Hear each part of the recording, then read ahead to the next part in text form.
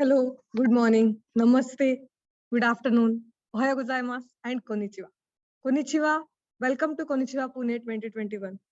I hope you have enjoyed these 2 days of Konnichiwa Pune, and we are on the last day of Konnichiwa Pune 2021. We are again going to have very interesting sessions for today, simultaneously on stage 1 and stage 2. I will briefly introduce to you our today's agenda. On stage 1, we are going to have a presentation by Mr. Yusuke Yamamoto at 10 a.m. Then it will be followed by lesson learned and cooperation to tackle the future pandemic by Shigeru Toyoda and Mari Nogami Ito. Then we are going to have a session at 11:30, very interesting session, Profoundness of India Discovered Through My Lecture, Tour on India-Japan Collaboration Animation Ramayana. Then it will be followed by a cultural experience, Geisha, at Fukuoka. Then in the afternoon session, we are going to have a author interview, Megha Wadhwa. Then we will forwardly going to have a fire chat with Miss Nupur Tiwari at 4 p.m. Then again going to have interesting fire chat with YouTube channeler, Japanese YouTube channel.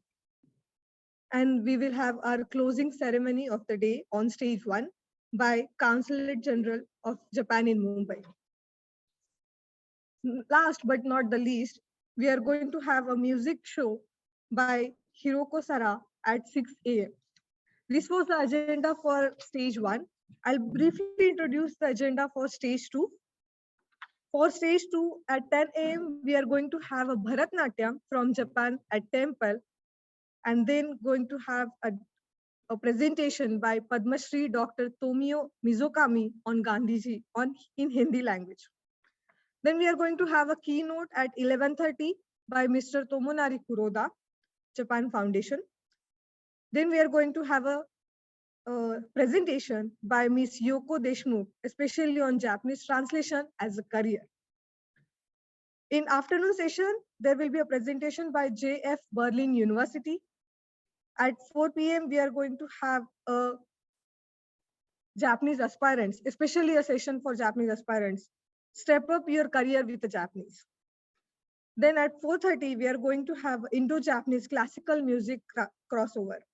And last session will be on the Mahabharata, 6 hours spectacle with the best articles from 6 Asian countries. I hope you would like our last day as well. And we will going to start our presentation again by 10 a.m. So please be with us. Thank you. I welcome you all with our first session for Konnichiwa Pune 2021. Our first keynote presentation will be by Mr. Yusuke Yamamoto, Executive Director of Japan National Tourism Organization. I will request Yusuke Yamamoto-san, please start with your presentation. The stage is yours. Yoshiko onegaishimasu. Thank you so much. Thank you for introduction. Can you hear my voice? すみませんが、声が聞こえてないです。ごめんなさい。Can you hear my voice? 私の声届けますか? Can you hear my voice? I can hear you, Yamamoto-san, but Dhanashri-san cannot hear you. Oh, just a moment, please.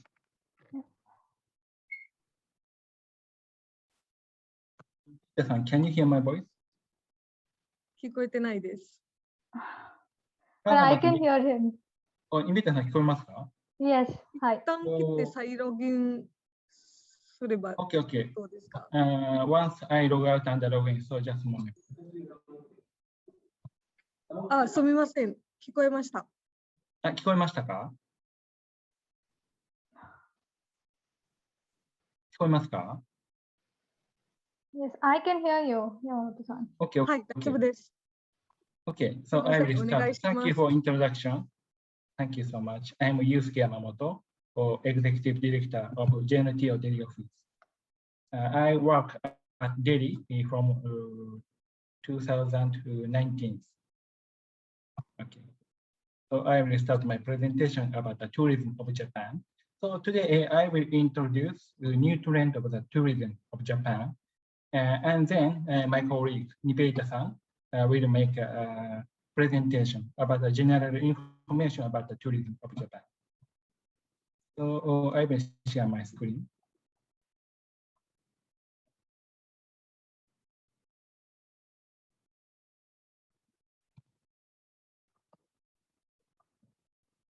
Can you see my presentation?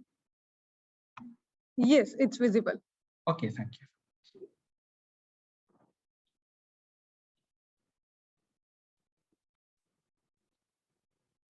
Okay, so today I will introduce new trend of the tourism after pandemic. So this is today's agenda. I will talk about the 5 topics according to this 5 topics agenda. So first, this is basic information about the direct flight between Japan and India. So before pandemic,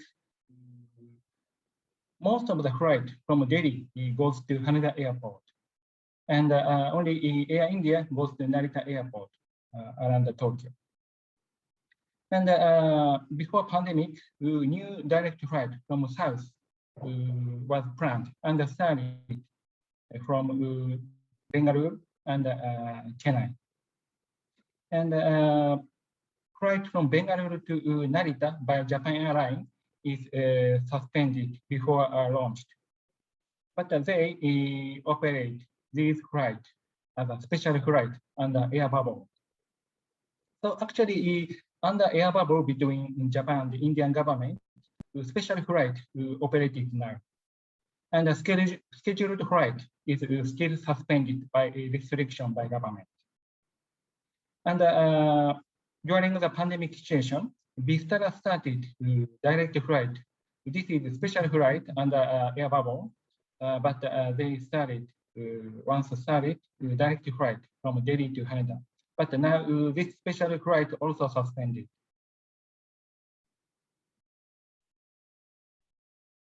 And this is trend of the visitor from India to Japan. Left side graph is outbound number from India to overseas. This is total number of outbound visitors from India. So this is including not only tourists, but also the worker or some other purpose. And this trend is very high, almost 10% increase by year. And the right side is the visitor from India to Japan. So outbound number is very steeply increased, but visitor from India to Japan also very steep, extremely increased. This is about 15% per year. But unfortunately, as you know, because of this pandemic situation, number of visitors rapidly decreased. But I believe after pandemic, many Indian people visit overseas destination, and many Indian friends will visit Japan too. So this is the monthly figure of visitors from India to Japan. So this there is a 2 peak season in India. First one is a school holiday season from March to May, and the second one is the Diwali season. So this is from September to November. So most of the Indian visitors visit Japan in this peak season, especially school holiday season. It is good for the, observing the sakura, cherry blossom. So it is beautiful season. And the autumn season is very good for enjoy autumn leaves. So later, my colleague Nibeita-san will introduce beautiful pictures and the destination information for you. So I would like to introduce current situation in Japan. Now, situation of Japan regarding the pandemic, COVID-19 is very good. And daily fresh cases is very low, For example, in Tokyo, it is almost under 20% per day in Tokyo.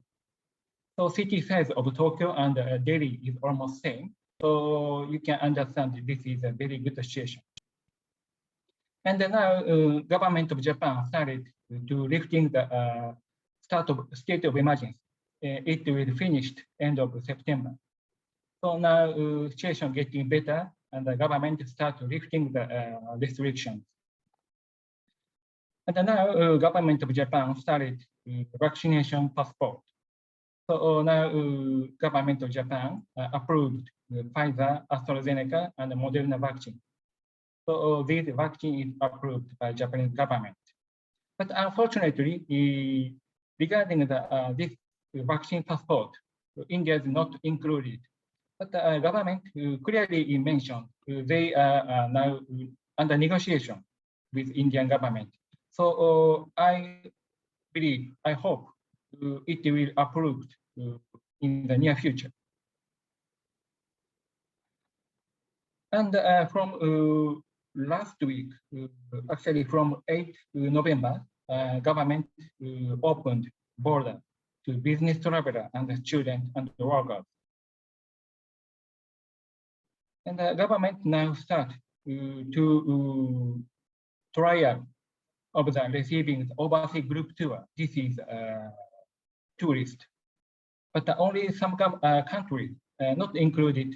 India is not included, but in some countries from that countries we started to receive group tour. So after this trial session, the government will consider how to receive the traveler. So next is a new trend of travel from India. So left side is annual trend of the domestic passenger in India. So from now 2016 to 2019, this domestic passenger increased. And after 2020, because of the pandemic, passenger decreased. And the right side is a month by month figure of domestic passenger. So this red colored space is pandemic in India, first wave and second wave. So after first wave, the domestic passenger increased steadily. And after second wave, domestic passenger increased again. So it means people would like to travel, go out for another state for travel. So there is a big demand for travel in India. But most of the country, except some countries, have a restriction to receive the traveler. So many people enjoy domestic travel in this situation. So this is a survey by Thomas Cook and SOTC Holidays. So by this survey, the upside question is, do you want to resume travel? Of course, many people want to resume travel. So right side is June 2021. So almost before half a year. So most of the people want to resume travel. It's including the domestic and overseas. And below question is when do we want to resume travel? So before half a year, about 70% people would like to resume travel within 6 months. So it passed 6 months. So many people started to go out for travel. And this is the same survey. The first question upside is in where do you want to travel, in India or overseas? So over half of the customers would like to travel overseas. And below one question is with whom do you want to travel with? So about 80% people would like to single, couple, family with friends. So it means many people would like to avoid group tour with people not known.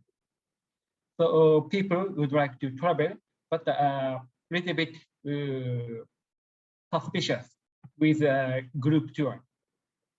So new trend is a small group and FIT, free individual travel. So for your information, this is access ranking to our Facebook account. Actually, we have a Facebook and a website. Name is Visit Japan from India. So later, please check out. So almost every day, we post Facebook content to Facebook account, and this is ranking. Below is 2019. So number 1 and number 3 is content regarding city tour. So first one is a Tokyo tour in Asakusa. Number 3 is a Tokyo tour in Marunouchi. Marunouchi is in front of the Tokyo station. So center of the CBD area in Tokyo. But please see upside. This is 2020. Number 1 is an image movie to please wait this situation, and we will welcome after pandemic to people. And please see number 3 and number 4. This is outdoor. So from this trend, people try to avoid city tour, crowded area, and try to go to more quiet and area with nature and outdoor. And number 2 is art, post about art and pottery. So this is not outside, but can enjoy quietly. So this trend indicates people avoid city and prefer to go to outdoor or nature. So after Konnichiwa Pune, please visit our Facebook, Visit Japan from India. So we post many information in this Facebook account, especially in outdoor and nature. So before pandemic, many Indian people visited Japan, especially Golden Route. Golden Route is Tokyo, Mount Fuji, Kyoto, Osaka, and Hiroshima. This is so-called Golden Route. So this is a major content in Japan. But Japan is not only this Golden Route. So we try to introduce other destinations in Japan.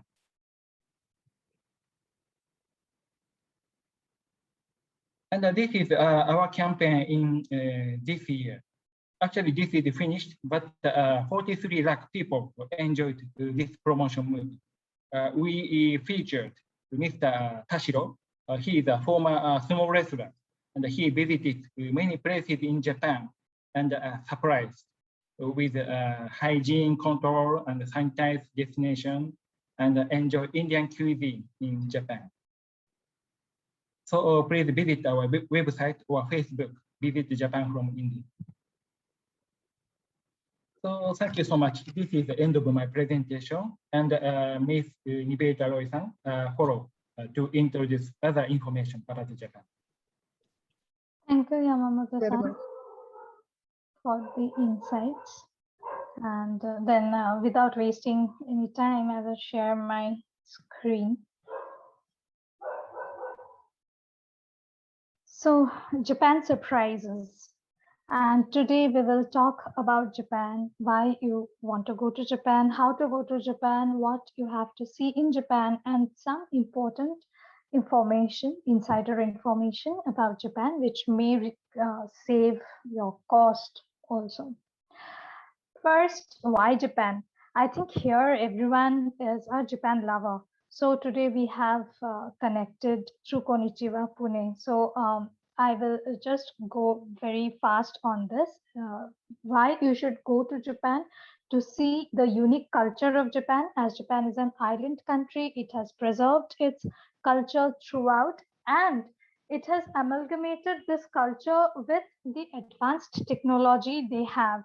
Everywhere you will see the advancement of technology in the trains, in the hotels. You can see automatic checkouts, and then you can see a robo.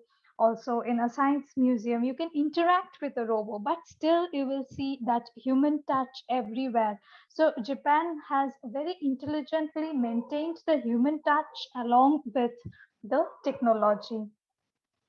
Then we have around 23 World Heritage Site in Japan, and their food, which is called washoku, is also honored as UNESCO Heritage Property Intangible. Then the landscape of Japan, it's the varied landscape of Japan. They have these volcanoes, forests, rivers, and then these whirlpools. So you can enjoy a varied landscape in Japan. Where is Japan? Japan is in the East Asia. All of you know it's called the land of the rising sun, and it contains 4 main islands. One is Hokkaido, then Honshu, Kyushu, and Shikoku. These are the main 4 islands. Some basic facts about Japan. Japan is around 3.5 hours ahead of India. Currency is yen, which is like 1 yen will be around 0.63 INR. They have major holidays during Golden Week and Obon Week. Golden Week comes in May and Obon Week comes in August. So a lot of domestic tourism happens during this time. So the cost of the hotels and restaurants increase during this time. So would request you to avoid travel during this time. Then another big holiday is in New Year and Christmas, but you can visit Japan in New Year and Christmas to enjoy the illumination festival. They decorate their countries with LED lights and Japanese technology, and you can enjoy them free of cost at any parks. You can go to Japan by Japan Airlines, All Nippon Airways, and Air India. They have direct flights. Japan Airlines have direct flights from Delhi, and they are about to start from Bangalore also. ANA flies from Delhi, Mumbai, and Chennai. The flight from Delhi lands at Narita, and the flights from Mumbai and South India lands at, the flight from Delhi lands at Haneda, which is in the city center. And the flight from Mumbai and South India lands at Narita, which is near the Disneyland, Tokyo Disneyland. We call it Tokyo Disneyland, but it is actually in Narita in Chiba Prefecture. And from Narita, it's around 70 minutes limousine drive. Also trains are available. But if you are carrying luggage, it is preferable that you go by limousine bus from Narita to Tokyo city center. From Haneda, the city center is just around 30 minutes. And you can always take train or bus. Japan has 4 distinct seasons: spring, summer, autumn, and winter. Spring, all of you know about sakura. Spring is popular for cherry blossom, and you can enjoy cherry blossom anywhere in the country, in the city. I mean, they have these parks and they have planted a lot of cherry trees in these parks to enjoy the seasonal beauty. So you can visit any park, and I will mention some of the places, and you can enjoy these beautiful flowers. You can have picnic under these cherry trees. In the evening, they lit the cherry trees to enhance the beauty. Now, cherry blossom, like you can see, it starts from the southern part of the country and moves to the northern part of the country. So in Okinawa, the southernmost islands of Japan, cherry blossom happens in January. Which it's like around 6th January to 10th January. You can see cherry blossom in Okinawa, and during the same time, you can do whale watching also in Okinawa. So what happens during this January month? The whales give birth to babies, and they come to the warmer sea of Okinawa to nourish their children. So you nourish their kids. So you can see whales during January as well as cherry blossom if you go to Okinawa in January. And then you can, as you can see that as you move upwards, the cherry blossom is later. Like in Hokkaido, you can see it's in May. Then the next peak season is autumn foliage, which coincides with our holiday, Diwali holiday season. So all the country will be like red, brown, golden during this autumn foliage. So you can see like the country becomes gorgeous during these times. The maple trees change the color of their leaves. So if you want to enjoy autumn foliage, in Tokyo, you will have to go to like early to late November, like our Diwali time. And then actually cherry blossom is very famous in Kyoto. So you can also enjoy the autumn foliage in Kyoto during this time. So these are some famous spots in Tokyo where you can enjoy autumn foliage like Yoyogi Park, Ichonamiki. As I was telling you that they plant these maple trees and cherry trees in the parks so that they can enjoy each season. So during autumn, these parks turn into red or yellow according to the variety of the maple trees, and you can really enjoy this view, this vibrant beautiful colors. And in Japan the themes change according to the season. So if you go during cherry blossom, you will see everything pink. The gift wrappers are pink, the gift items, the food, the pasta will be cherry blossom shaped. And if you go during this autumn foliage time, everything will be golden or red or yellow. So they try to they try to like match all the colors of the things with the season to make it more beautiful. And in Kyoto, you can enjoy in Kiyomizu-dera, which is a must-visit spot on the Golden Route. So at the same time, you can see the temple as well as you can enjoy the autumn foliage. So Japan is a country where you can visit like throughout the year. You have activities throughout the year. In January, you can enjoy snow activity like skiing, snowboarding. Snowboarding does not need any skill. Anyone can enjoy that. You can like ride a gondola and you can see the beautiful scenery and snow below. And snow can be enjoyed in the northern part of Japan, mostly in Hokkaido. So you can enjoy it over there. Even like celebrities go to Hokkaido during winters from India. Like Amir Khan once went to Hokkaido to enjoy skiing, and also people from Europe and Australia come to Japan to do skiing. We go to their country and they come to Japan to enjoy. So definitely you can go to Japan for skiing, and if you are a novice, they will also teach you how to do it. So you can take a session of around 1 hour and then try your hands on skiing. In February, we have the snow festival in Hokkaido. March and April, you can enjoy the cherry blossom. In May, you can enjoy definitely the alpine route. Also, you can enjoy these flowers, the wisteria flowers in Ashikaga Flower Park, which is around 1 hour from Tokyo. And you can enjoy an excursion over here. Also, you can have your meals over here. We have a lot of restaurants over here. They can serve you vegetarian food also if you let them know some days ahead of your travel. In June, you can enjoy the hydrangea flowers.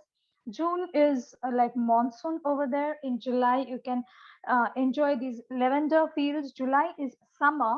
And but again, if you go to Hokkaido, the northern part of Japan, there temperature is very soothing during July. In the summer, it will be around 15 degree to 20 degrees centigrade. So you can enjoy over there. In August, you can enjoy the fireworks festival. So it is free of cost, and you can see these beautiful fireworks, which are particularly perfectly round and made with Japanese technology. So you can take a cruise along the Sumida River and you can enjoy this fireworks festival. The cruise will cost you some money, but This will not, if you just stand along the river and see the fireworks, it will cost you nothing. September, we have a number of festivals. In October and November, you can again enjoy the autumn foliage. In December, you can enjoy the illumination festival, as I told you. Uh, Definitely, we have this UNESCO World Heritage Washoku in Japan. Apart from that, we have around 2,100 Indian restaurants in Japan, and some of them serve pure vegetarian food also.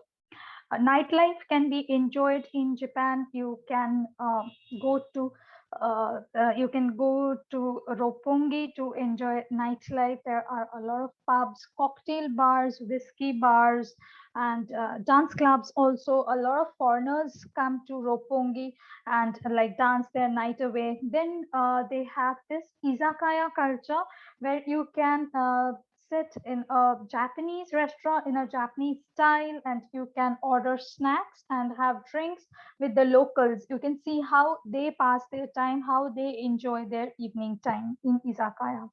We have unique hotels in Japan, like Capsule Hotel, as you can see on the left hand side, the big picture. It's very economic, but you get this small capsules to sleep inside. And the washroom and luggage storerooms are common, but you get a locker where you can like secure your luggages. And this is like very comfortable, but very cheap. And like for one night, sometimes like it happens, if someone is like really drunk and they have missed the last train, then they can like come and sleep over here. Very safe also. Then we have ryokan on the right hand side, topmost picture. This is Japanese style inn.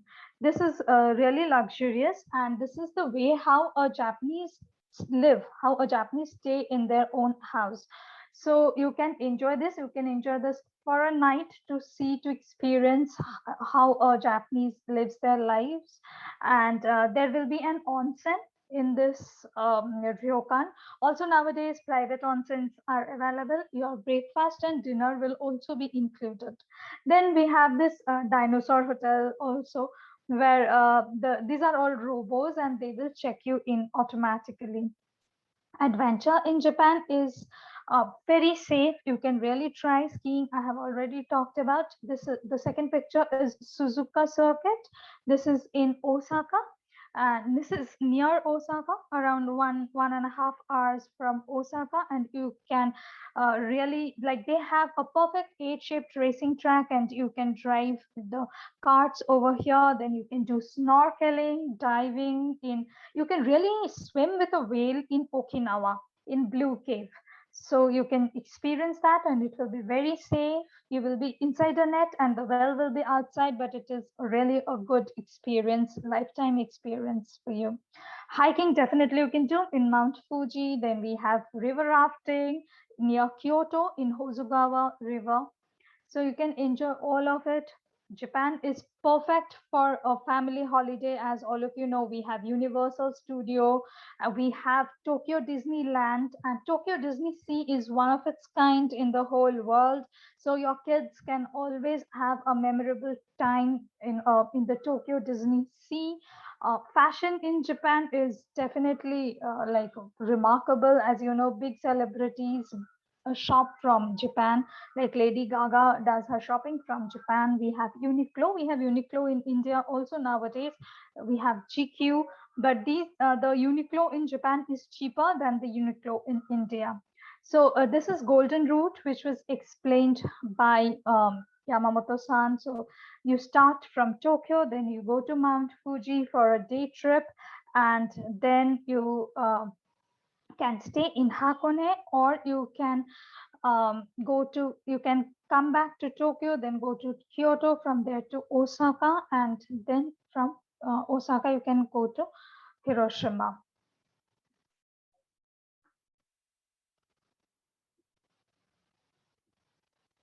So this is the night view of Tokyo with Tokyo Tower. You can go to Asakusa, which Yamamoto-san showed you in a picture.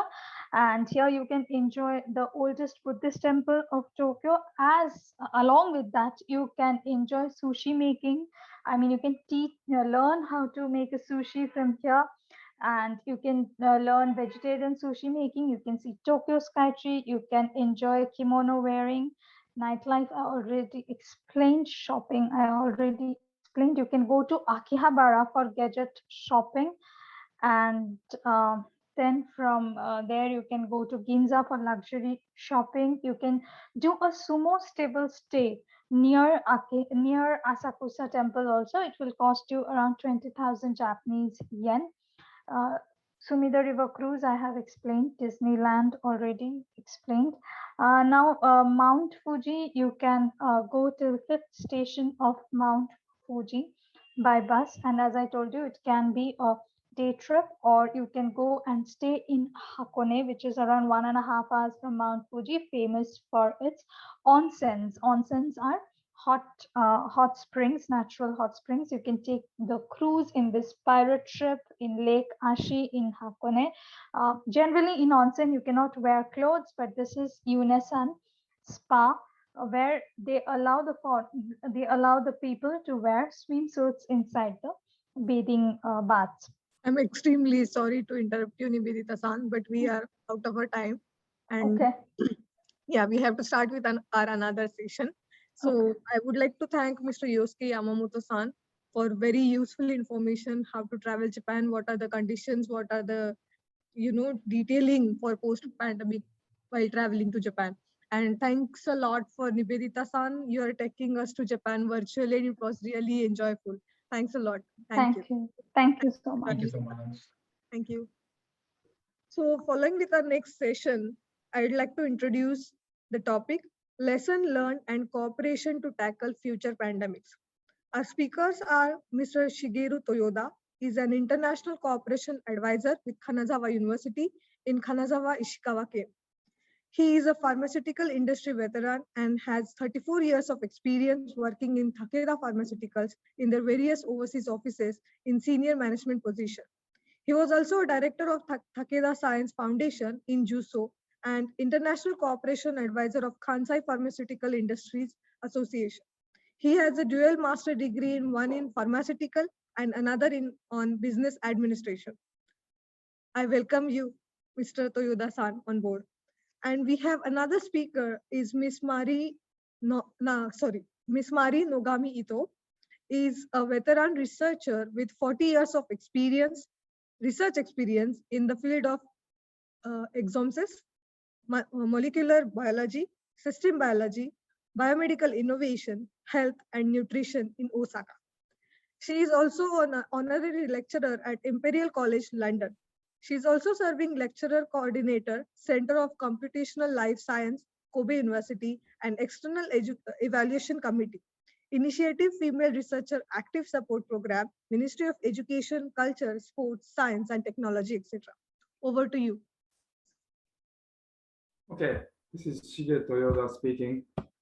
Can you hear me? And I'll share my presentation. Yes, we can hear you.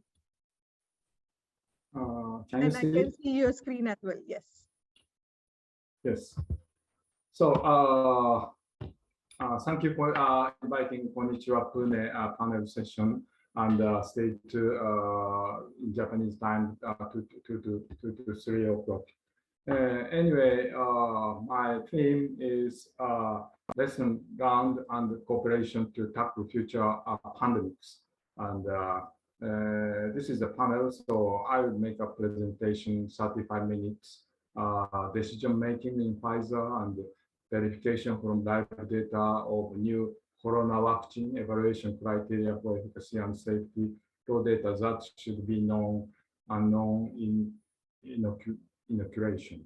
And then as MCA introduced, Dr. Mari Ito, 10 minutes to avoid infection, medical treatment, and therapeutic target against COVID-19 and future AI and other cooperation with India. And then we'd like to discuss some 10 minutes discussion. Okay? Okay, may I speak to my presentation. Anyway, my name is Shigeru Toyoda, not Toyota car. But I have 34 years Takeda Pharmaceutical Company, that is the largest pharmaceutical company in Japan. And I also lived in Taiwan 3 years and Tianjin, China 2 years for the Japanese Takeda's activity. So this is my personal history. I retired when I was 60 years old, and actually I was born in 1949, October 2nd. I was born in Osaka, and I graduated Thunderbird School Phoenix in the United States, and then fully I retired in 2019, and I'm just international cooperation advisor of Kanazawa University in Kanazawa. So, what I would like to say, do you know some Indian people here seeing my presentation? This is in front of New Delhi station. So, as shown in 5-night stay cottage, yes please, 900 rupees per loading. And it was some chaos and mess, but it's energy of India, I believe. So when I was 60 years old, retired backpacker of 11 cities in India. I visited 11 cities backpacker, and only past 2-3 days attendance of conference, life science conclave. It is some my previous pharmaceutical experience, but it was at New Delhi Hotel Taj Mahal. So this is the about 300 attendees, including FDA country directors, because FDA sent 7 representatives in India. I was so astonished and appreciate FDA's such an action, because almost 50% of American generic is made in India. So FDA is necessary to keep their inspection constantly. So, this is me. Sleeping train, large journey to New Delhi, 2009, September 23rd. So according to my 31 days experience, India was an incredible country. And at that time, 1.16 billion people in India, and 6% increase GDP, and everybody speak English. And according to some, statistic, in 2035, the GDP of India will over the United States. And India has a nuclear weapon.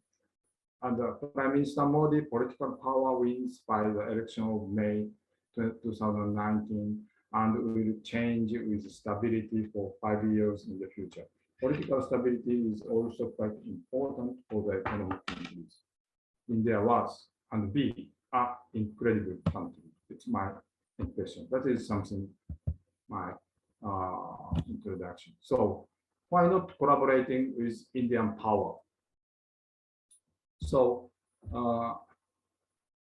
today's session is I'm going to talk about the corona vaccine. So I would like, according to my experience in Takeda Pharmaceutical Company, I was always communicated with the FDA. So I search real raw data that should be known by inoculation. So my content is as follows. My totally private opinion about a world crisis of COVID-19, and Pfizer's Bura big decision. I mean, he's an excellent guy in last year. he is a great guy, 2020. US and China, US and India deaths and infected people and the monthly change of the number of people. And why is the vaccine now? And not yet finalized COVID-19. And the efficacy and safety data of Pfizer vaccine. From my point of view, I surveyed the FDA homepage and get the real raw data to see. And this of advantage of vaccination, efficacy and safety of AstraZeneca. As you know, in India, almost 30% is AstraZeneca's vaccine. You are in vaccination. Efficacy and safety and Moderna is the second Pfizer's vaccine and summary. So what I would like to say this context. So see, it's a historical fact incomparable to the World War III. World War III. Why? Why? The World War II in Japan lose World War II, and 3.1 million people died in Japan. And please note, 260,000 in the United States died. And there are 200,000 in South Korea and 30,000 in Taiwan. But you see right now, the world death toll in Corona was 4.12 million, and in the United States is 770,000, surpassing Vietnam and World War II death. So, but according to the published data, China is only 4,632 death. So, what I would like to say that is, it's almost World War III. The death toll and moreover some political balance. So it is the battle between totalitarian nations such as China, North Korea, and domestic nations such as the United States, as European Union countries. So the key weapon of previous war was submarine. But the key weapon of this World War III is vaccine. Vaccine is what the country has. How to approve this vaccine, how to produce this vaccine is in order to win the World War III. It is my personal opinion. But I really point out one important thing. This is a guy. This you see this guy. This guy is Turkish guy. Alberto Bura. He is a Pfizer CEO. Please note at the Pfizer's meeting in March 2020. 2020 March is just spreading the coronavirus from China to world. Dr. Brewer said at the board meeting, don't worry about the money. Let's develop multiple vaccines, several vaccines, messenger RNA vaccine and other mechanism action vaccine together at the same time, and consider establishing a production system. Production system is also important in order to conduct the clinical trial, phase 3, before getting approval. If it fails to be put into the practical use, he said, but that's all I have to worry about. I am just losing billions of dollars. There is a huge investment in the production system. Invested this time, Dr. Bura, $2 billion in a venture company to get the messenger RNA patent and over $1 million for clinical trials. In order to conduct a clinical trial, according to the FDA guideline, it is necessary to make a precise production rate and same quality. So in Japan, there are so many public opinion program, NHK, that is the Pfizer, Moderna, and the efficacy rate is 59 or 66, but they do not see real figures, real raw data. So I want to show that one. And moreover, the case of the fatality rate is 2.1.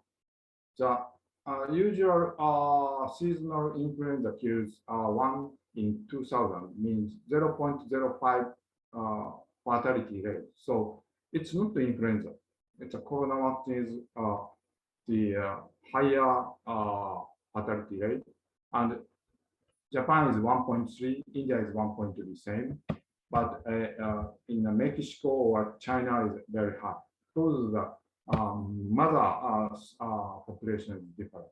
And see, United States, the people infected per 100,000 is the #1 in the world, is United States. So I checked November 17th, just 3 days ago.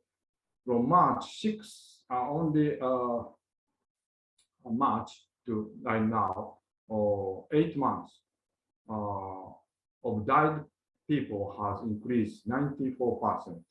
The deaths of total has risen from 2.63 million to 5.12 million as of the November 17th, with the case of fatality rate is 2.1. You see these figures, 5.21 million people died due to the coronavirus. So, in my opinion, not yet finalized COVID-19.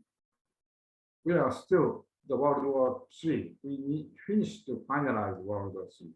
So, death of the November, India is 465,000. That's the #1 in the world. But according to the World Development Center announced, India death number is 10 times more than the government announced.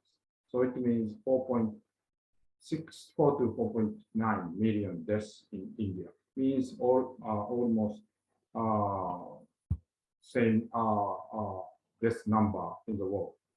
So deaths by November 17th, Japan is 18,338. So vaccination per population is still 28.3 in India, November 19th. So inoculation times unit is of course 1.1 billion in India, but 2 times in inoculation per population still 28. In Japan is already 76.3. So therefore, Japanese infected people is now decreasing. But I think India also much more accelerates vaccination. So maximum number of the infected people is 47.5 million in the United States, and 770,000 people died, this number. And 50 countries have more than 10,000 people died. So please note the infected people #2 in the world is India. And this rate in the world, of course, United States, the second is India. But according to the US Development Center's figures, India is more than this figure. So Spanish influenza happened in 1980, pandemic made it difficult to continue World War I. World War I stopped because the troops in a submarine or warship, if the Spanish pandemic happened, they cannot continue to do a war. So the total three waves killed about 50 million people in the world. That is a catastrophic pandemic until right now for the human being. So currently, mutants strains are not called by country. So beta, alpha, gamma, delta. But it continues to change every amino acid, every infections. So, but see, in what I would like to say in Japan, the compared to the US, UK, German, France, Italy, the death is different. The number of deaths will be the similar graph. The number of infected people per 100,000 population by country is from top to bottom is the United States, Brazil, Italy. But Japan is quite low. This is Japan, and Japan has some waves, but infected people is 1/10 in the European or US. Now, I want to show you the Pfizer. That is the best vaccine in the world, and moreover, 70% of the Japanese people was inoculated by Pfizer vaccines. And it is, of course, the age 12 years old or older, but now the new data is accepted less than 12. And but a problem is because of the messenger RNA, the drug transferred minus 19 or 60 degrees. So because of the diffuser rate storage is not so easy one. So Pfizer, Moderna, AstraZeneca vaccine mechanism differences. Pfizer, Moderna is quite same because of the messenger RNA coated by lipid microsuper. But AstraZeneca's one carried adenovirus, so that is the difference. And later I will show the. This is the Pfizer, Moderna vaccines interval, and efficacy rate is different because of the phase 3 clinical trials. Okay. This is the topic is lesson learned. Lesson learned for all Japanese or me. In my point of view, only the FDA or EMA accepted, approved the AstraZeneca vaccine can announce a protocol and clinical phase 3 study plan, which FDA will review for the approval, guidance and criteria of new vaccine.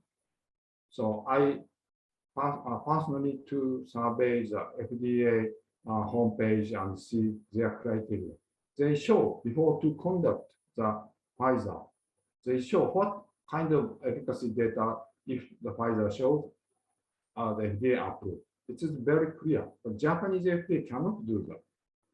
And other FDA also cannot do that. For example, China FDA or others, because the level of the FDA is a #1 and sophisticated government organization of ethical drug, food, and instrument in the world.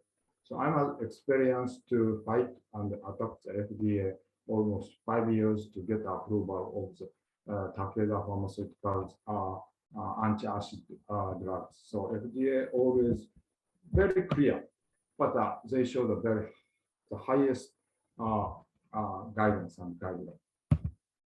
So overseas clinical trials, the Pfizer's one, you see 6 overseas, US, German, Turkey, Brazil, Argentina, South Africa. You can imagine the total number is 40,000 patients, and very clear protocol and clear primary endpoint after the certain period of time. This is phase 3 clinical trial, infected clinical trial, means placebo 20,000 and vaccination 20,000 and compare.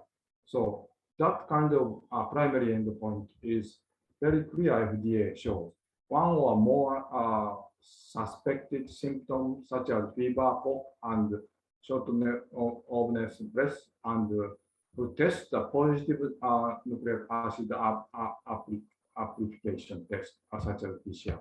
So not only PCR, but also the symptoms and PCR plus. Then this is infected. This is very important to make what is infected patient compared to placebo and vaccinated person.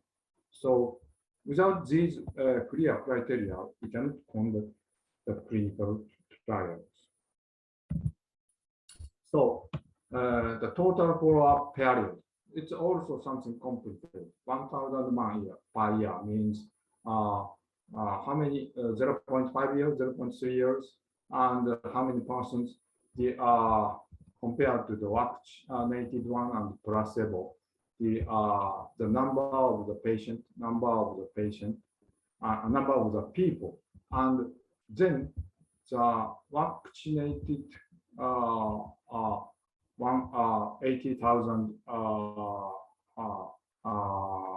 people, only 8 got the corona infection, but the placebo 162. So this suppression rate is 95%. So this kind of data the Pfizer gathered within 6 countries and submit to the FDA. So this is quite $1 billion investment and a very hard job to do so on some special period of time. But in Japan, this is only additional trial. Japan government get the FDA Pfizer's data and see how is Japanese people's control blind study by using placebo. Only 160 healthy Japanese adults. And then the 50% of the neutralizing antibody titer in serum. And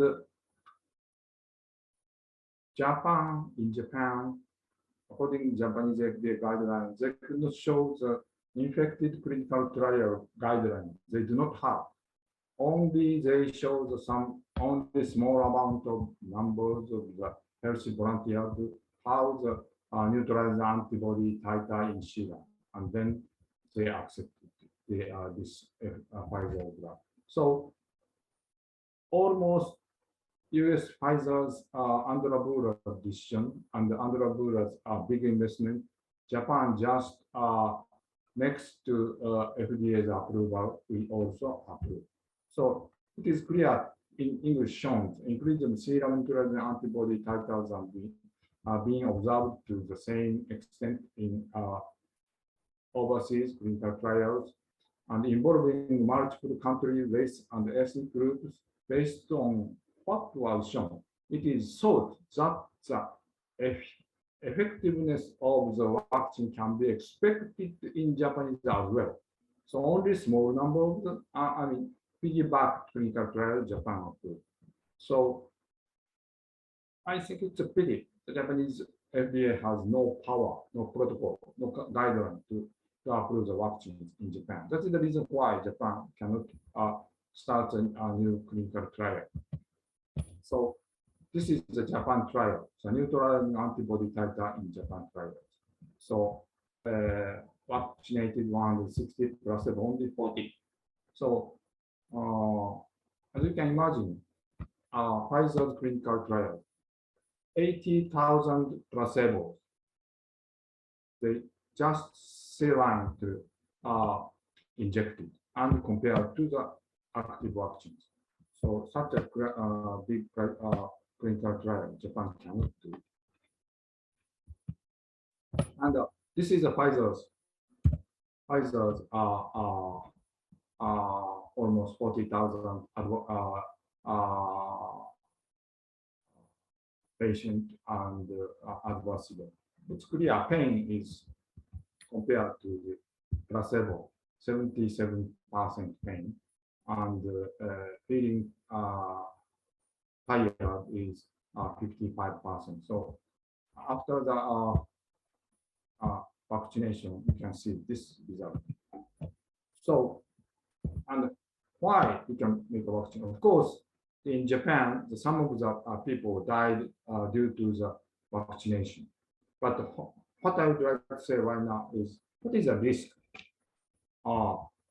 In Japan, 9.6 out of 1 million people died from vaccination. But this is high or low?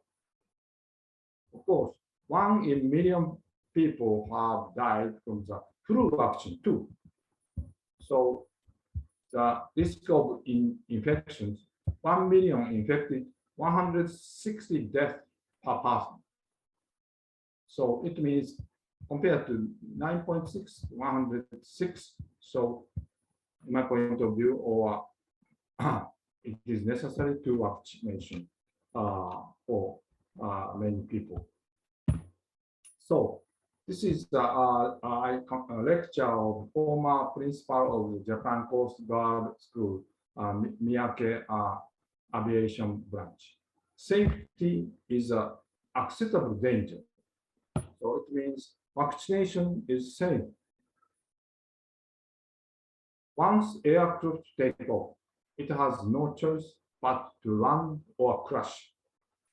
Probability of aircraft crash is 0.0009. You can see, as I told you, 1 million 9.6 people died due to the vaccination, but 10 accidents per million flight in the world. Do you fly? Do you use the aircraft? Anyway, this is the same thing. Safety is acceptable danger. So AstraZeneca's efficacy rate is a little bit different from Pfizer because due to the clinical trial difference, and included 70,178 participants. The number is different, and the criteria also different. 143 days, and from the second inoculation to the 83 days, they see the primary endpoint, infected or not. So the efficacy rate is different, 66.7. And the clinical trial of AstraZeneca different. UK, Brazil, South Africa, and so on. And one phase 1 to 2 or 1/2 they conducted and in several countries. So this is something, the criteria difference between US FDA and EMA. So Moderna is quite almost same criteria of the primary endpoint, but a little bit different, and 100% carried out overseas means all US, not 6 countries, US. Moderna is the second US developed one, and total number is 30,000 subjects. So this is what I would like to say is almost same as after Pfizer's vaccine. So, but clinical trial of Moderna is same. Only 200 healthy volunteers, and also see the is believed that the effectiveness of the vaccine can be expected. Expected means in Japan, Japanese government do not show the guideline of infected clinical trial, only just piggyback piggyback clinical trial, small number, 300. In Japan, it is not so easy to conduct the real clinical phase 3 trial because of the placebo injection is some religious reason or ethical reason. It's not so easy to do. So, summary. This is the lesson learned from the COVID-19. But in my point of view, still, we are fighting to the coronavirus because are not yet finalized in India too. The difference between Japan and the United States, where there is no military emergency in Japan. In other words, influential vaccine manufacturers such as United States, Britain, Germany, France, China, and Russia are owned by the military. The vaccine change to prepare to infectious disease when dispatching overseas troops, navies, and have become important strategic supply for war. So Russia developed Sputnik. It's a Russian military. Japan has only 4 influenza vaccine manufacturers. Takeda withdrew 20 years ago. And Japan do not have a solid guideline for vaccine clinical trial like FDA and EMA. There was no basis in Japan to administer half of placebo, as I told you, and see the infectious rate. In fact, that it has been approved in such a study of about 200 Japanese followers of Pfizer, Moderna, and AstraZeneca approach.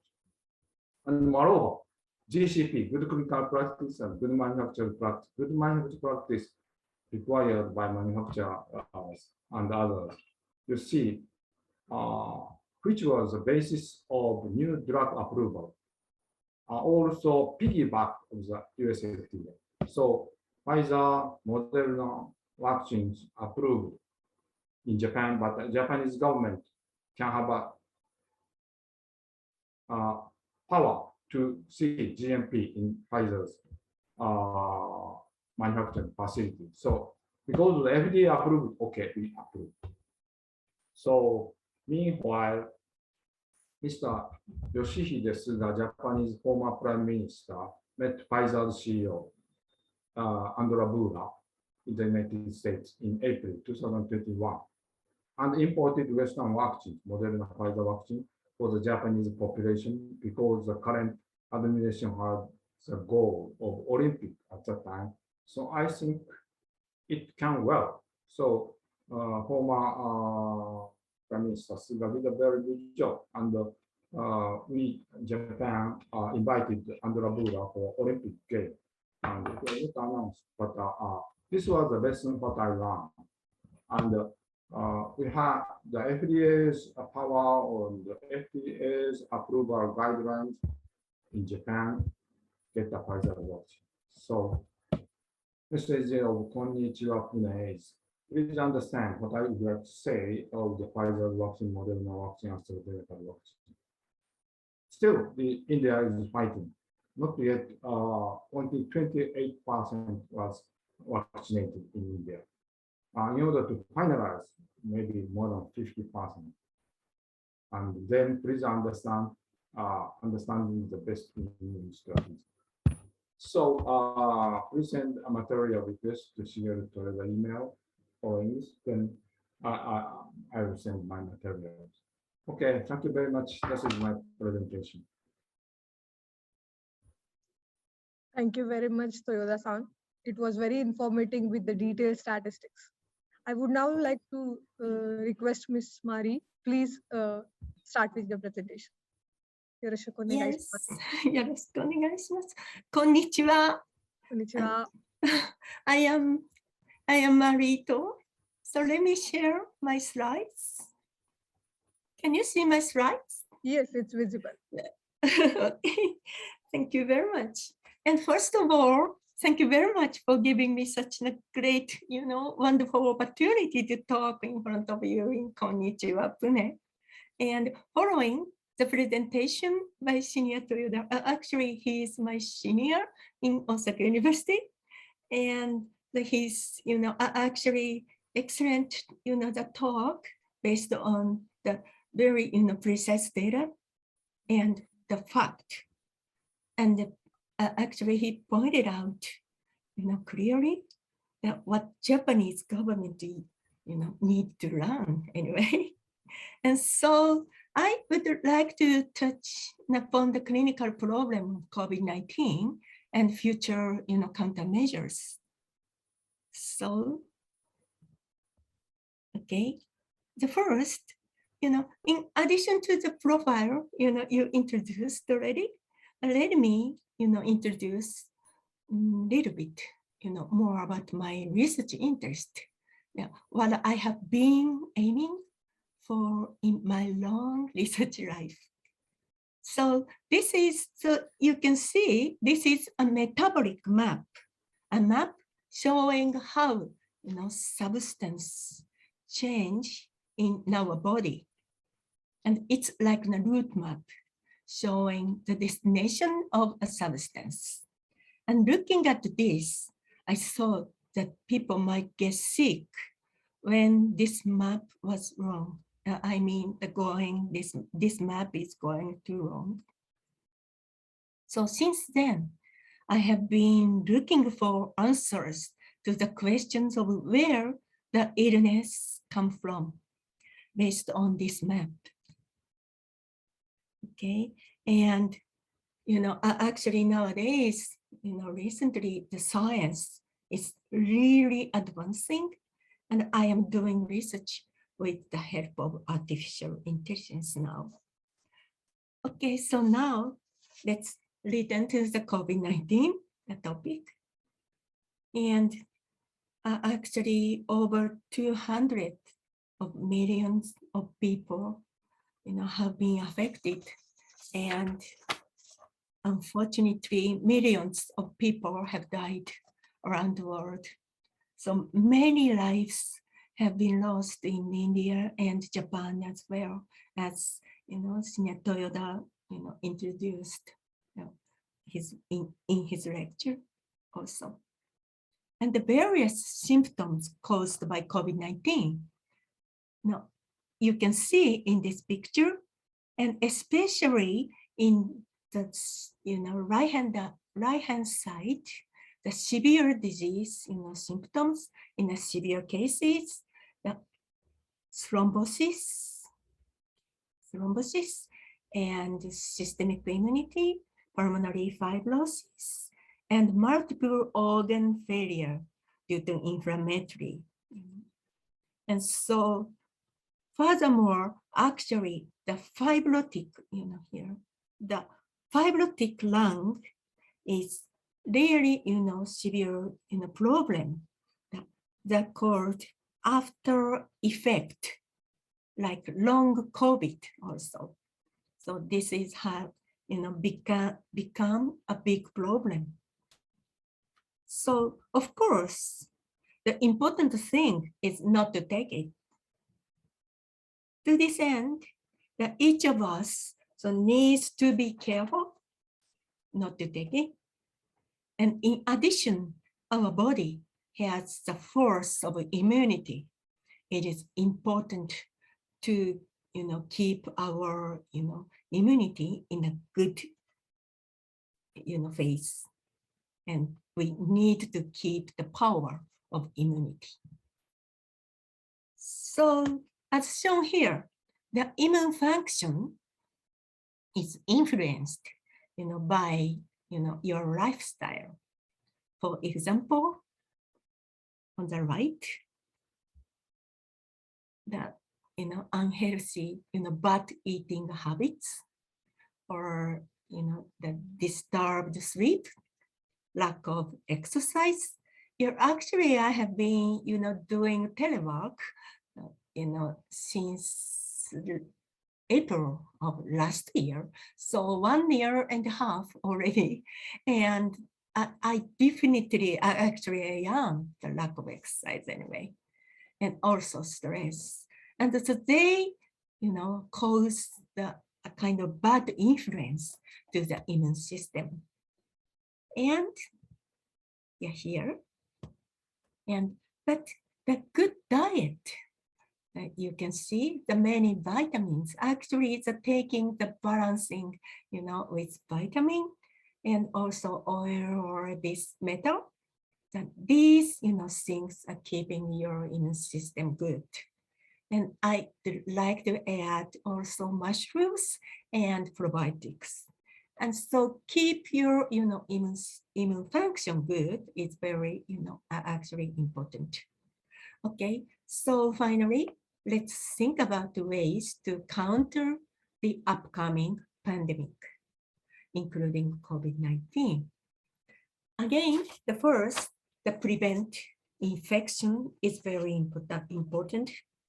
And also the vaccination is also very important.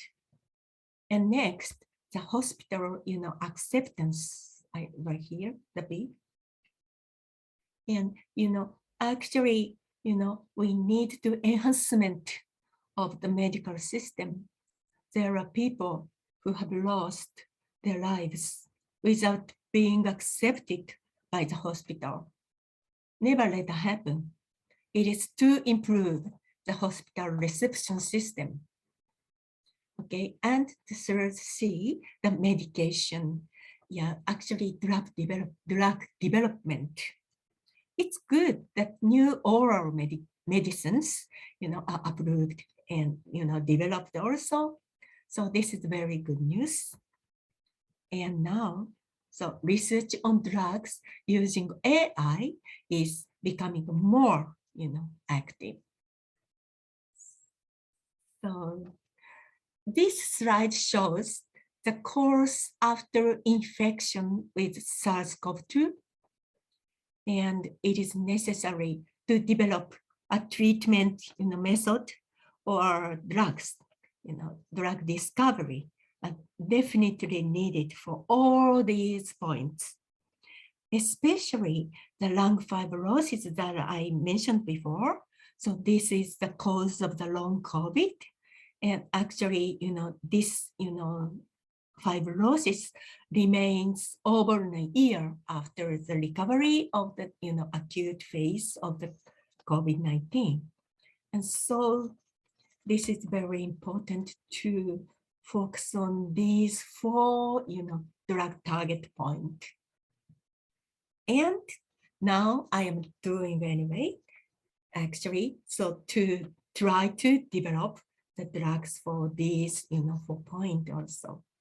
And I'm collaborating with many Indians I have been, and especially a lot of work related to AI and COVID-19 fibrosis with Professor Chandra Ahmad in Jawaharlal Nehru University and Dr. Rakesh Tripathi in Tsukuba in Japan, and also many members of Accelera company in AI development. And we actually published together so many papers about the fibrosis and also in artificial intelligence analysis. Okay, so finally, this is the last slide of mine. So in this way, I believe that joint research will connect India and Japan to tackle many medical problems, including COVID-19. So thank you for your attention. So in my short talk, thank you very much. Thank you very much, Marisa. Thank you. It was really informative and useful information Thank you very much. for challenges for future pandemic situations and how to improve it. How can we improve in ourselves? It was really useful. Thanks a lot. Thank you very much. To Miss 豊田さん、何か追加のコメントとかありますか？なんか、誰か、それとも、サントさんから僕と伊藤さんのプレゼンについてでも質問もらった方がいいかなと思いますけど。はい。わかりました。I'll just check our YouTube channel if there are any comments or any questions for you, and I'll get back to you. Okay. 伊藤さん、このインドの人、the Indian researchers, you find in some internet or just to direct to connect to Ito-san's group of AI workshops? Yeah. Actually, they, came to Japan to collaborate with our, research field, the bioinformatics and AI, and as a postdoc at that time. And then they, actually Dr. Chandra, Professor Chandra, came back to India and developed his, research field in India. And so the very, the first point, so they actually sent a proposal for the collaboration with us.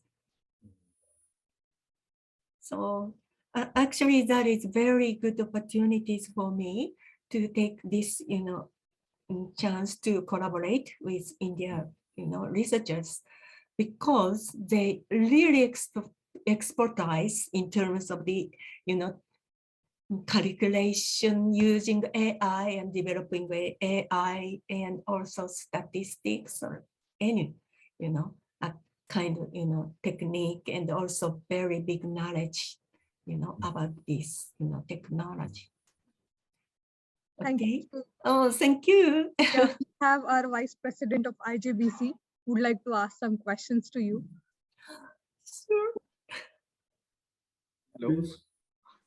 First of all, thank you very much to both Toyoda-san and Ito-san. It was really nice to know so many interesting facts, both from statistical side and also from the immune response point of view. I have one question, and that both of you can choose who wants to answer this. But all your discussion and everything we have seen, if you see the vaccine response from the India side, and India have a large population, and you can get a lot of statistics out of what is happening, what are the effects, how the immune system is responding, and all that. For both Covaxin and Covishield, those are the two vaccines that India produces. Covishield definitely with AstraZeneca technologies from AstraZeneca, and we are producing it here. And also Bharat Biotech is producing this Covaxin. So any comments on these two vaccines and how India has responded? Do you want to make any comments on this?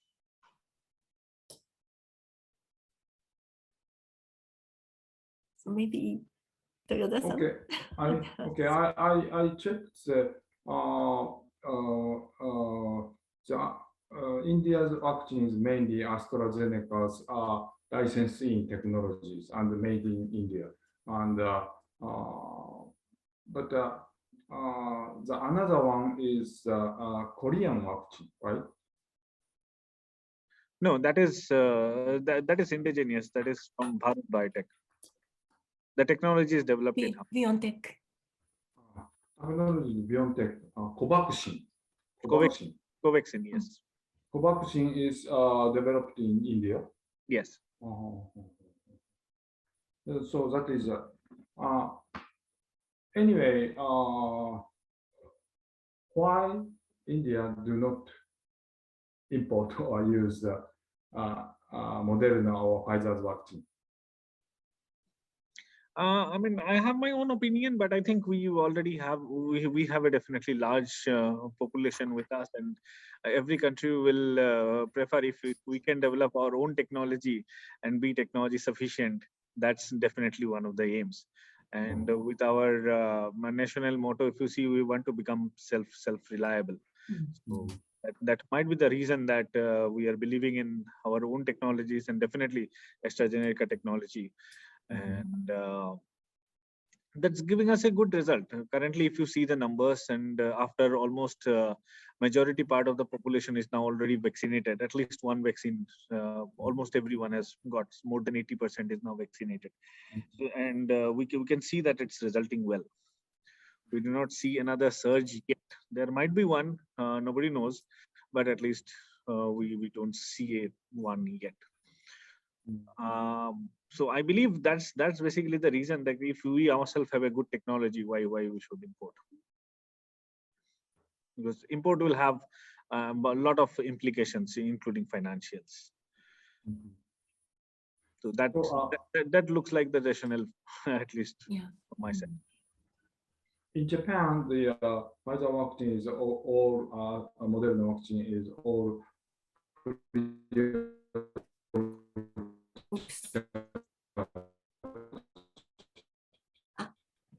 The Toyoda-san's Wi-Fi is no good now. Oops. Extremely sorry, Toyoda-san, but we are not able to hear you. So maybe the the Wi-Fi is not so good, but I think I guess what he wanted to say is that actually in Japan, the Pfizer, both Pfizer and Moderna, that also imported, and so imported, and so it is vaccine and Covishield. Right. Imported, and so as you said, that really important to produce in your own country is actually very important thing, because the next pandemic and the next pandemic we have to prepare anyway. So and the vaccination is the all the people needs all over the world, and so actually Japanese people are really afraid. Okay, Toyoda-san, come back. Okay, please. Okay, thank you. Thank you so much. So Toyoda-san, I really I actually guessed so what you wanted to say about the vaccine, vaccination, and so the Pfizer and Moderna is in Japan, the all imported, and so actually very important to produce our own country, and actually provide ourselves is very, very important.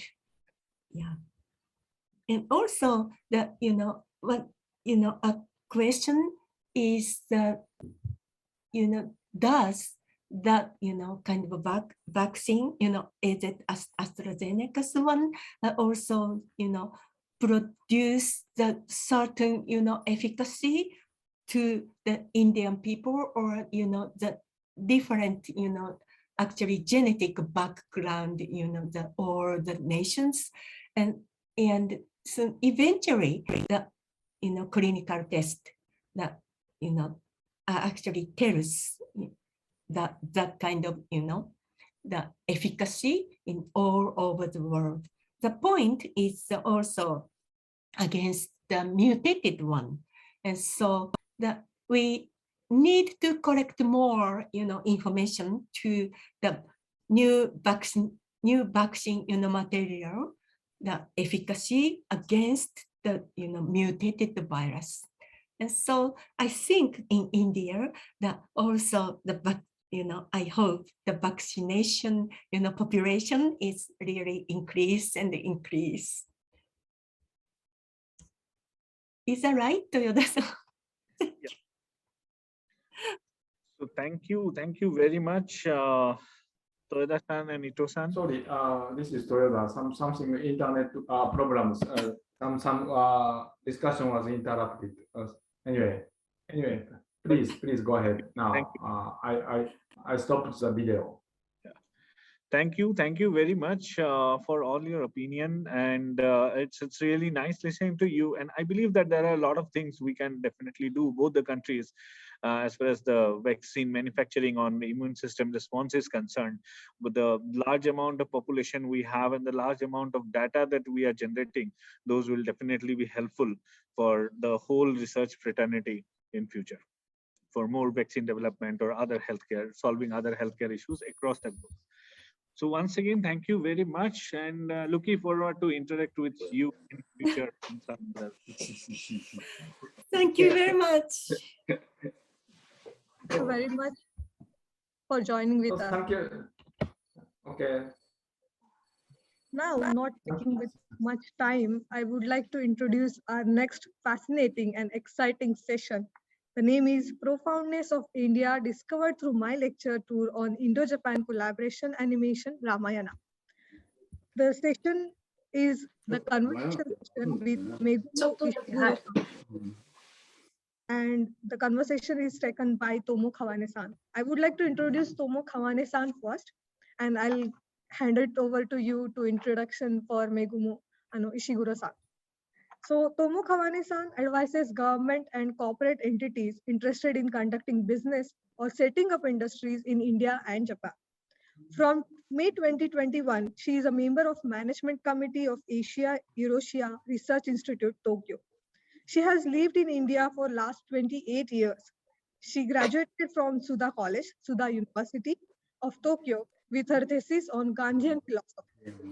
She got selected an ICTR scholar at MA in International Studies at Jawaharlal Nehru University, New Delhi, 1992 and 93. Post Gujarat earthquake of 2001, she assisted JICA in Gujarat in coordinating Japan Disaster Relief (JDR) team sent by Government of Japan.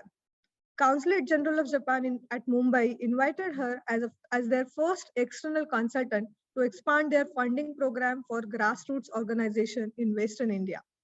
Proficient in Hindi, Gujarati, English, French, and German, and has studied Urdu, Punjabi, Bengali.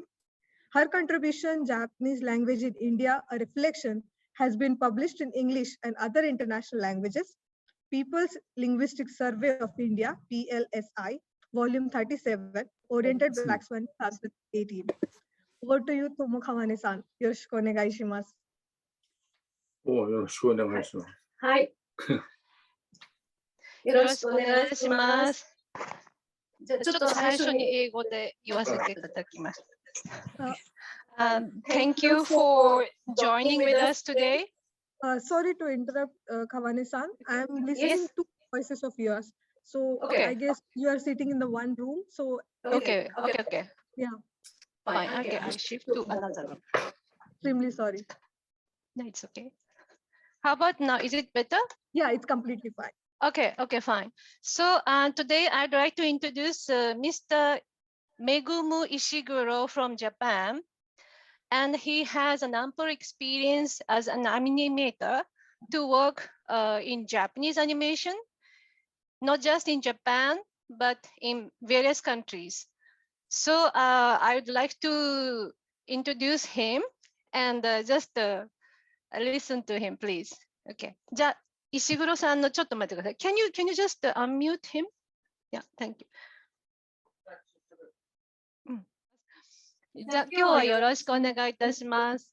よろしくお願いします。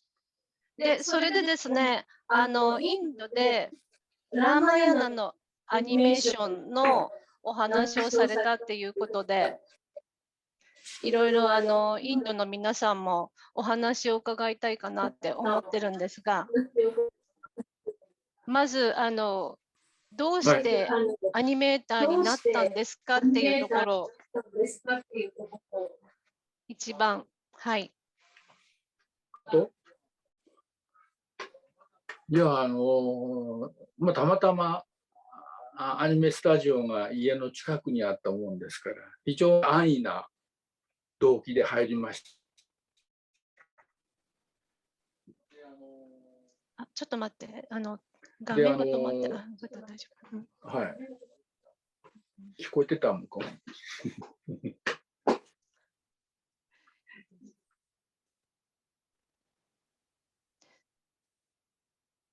大丈夫です。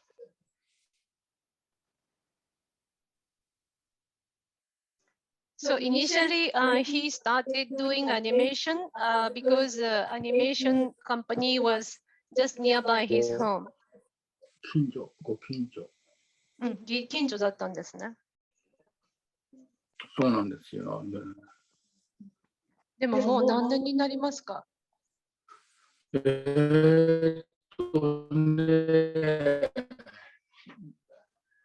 55年ぐらい前かな。半世紀以上経ちますね。So it's already more than 50 years, around 55 years. 日本のアニメーションがね、テレビアニメーションが始まった、4作目ぐらいからアニメーション書いてますね。日本のアニメーションのともにやってきたって感じですね。So he said that his life has actually evolved along with the animation world in Japan. So he's being engaged with Japanese animation of the fourth most popular works onwards. 第4作目ぐらいからっていうことで、大体どういう作品が一番記憶に残ってらっしゃいますか？一番最初、黄金バットですよ。黄金バット。黄金バットってみんな知ってるかしら？知らない。知らない世代もいますね。千葉哲也さんのハリスの風なんていうのもやってましたね。ハリスの風、千葉哲也also, and 黄金バット。知ってるのは、ゲゲの鬼太郎の最初の白黒のやつとかやってましたよね。So ゲゲゲの鬼太郎 in black and white also he worked for? なるほど。で、それでインドに関わるまでに、なんかこう、日本のアニメの中で、自分でこう、経験して、一番こう、楽しかったことって何ですか？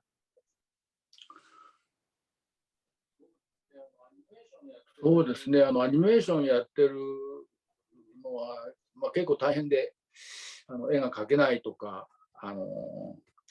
時間があまりないとか、ということがたくさんあったので、楽しいっていうか、10年以上経ってから楽しさが少し分かってきましたね。So I just asked him what was the most memorable and also enjoyable moment in working for Japanese animation, and he said that initially it was a series of struggles, and there were moments when I could not even pen the animations.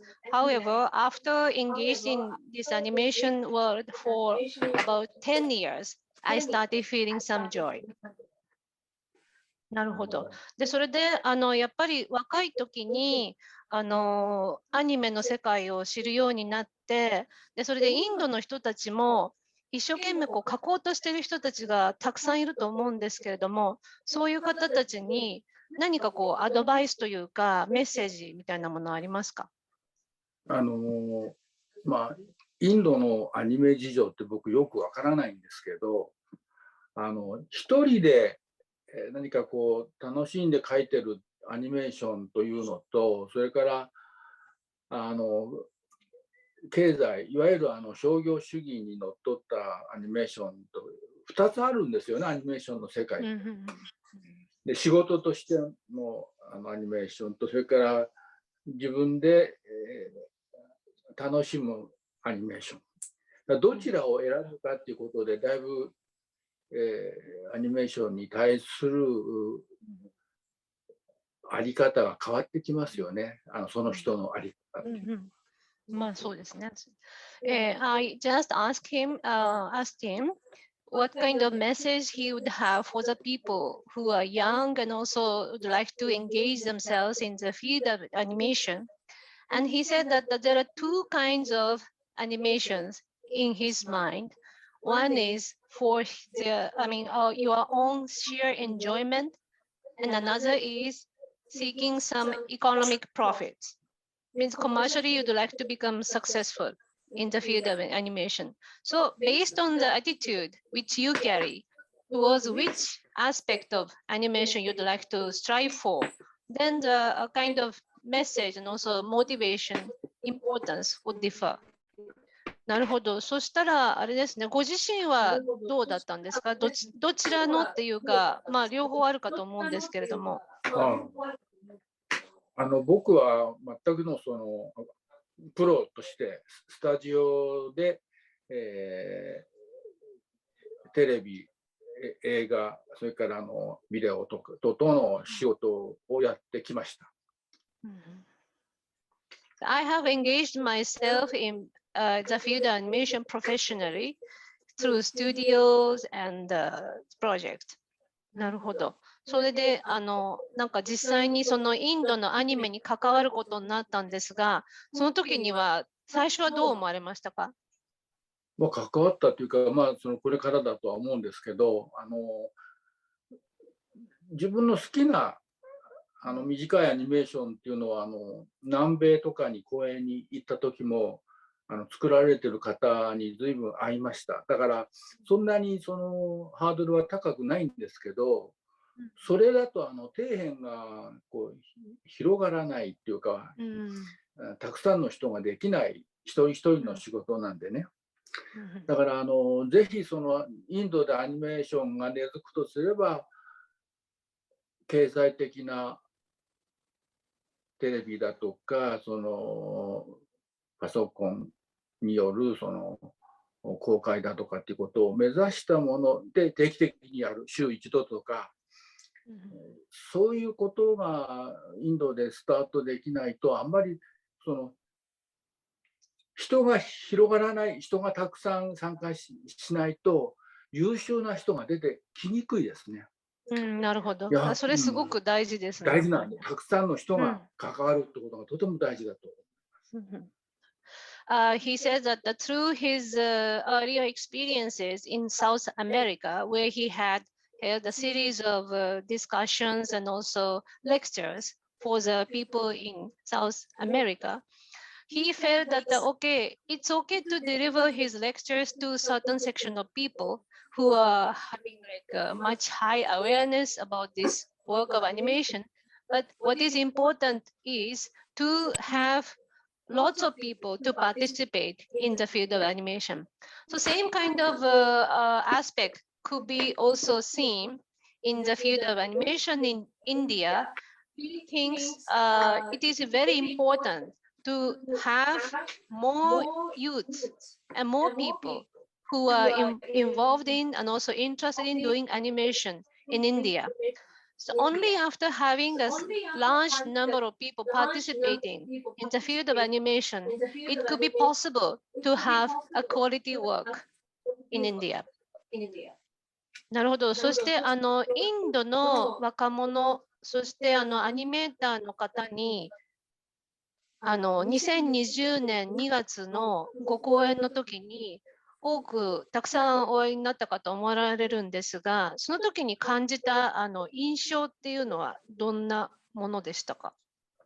学生さんとか、それから専門学、アニメーションのね、専門学の人とかが多かったんですけど、当然そのアニメーションを勉強しようと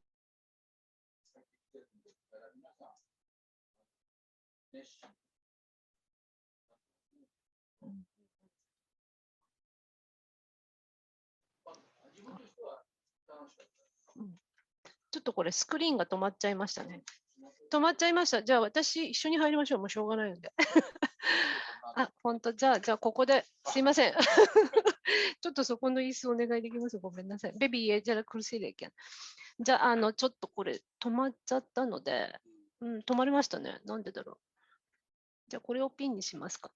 これでいきます。じゃあ、can you just すいません。じゃあ続きいきます。スクリーンが止まってしまったので、隣でお伺いします。で、それで、インドのその若者と実際にディスカッションしてて、どういうふうに思われましたか？もうすごく書きたいものがあるけれども、何かインドだから足りないものがあるとか、日本と比べて、そういうものありますか？いや、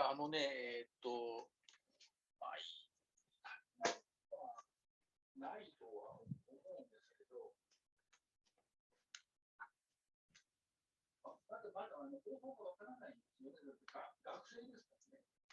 なるほど。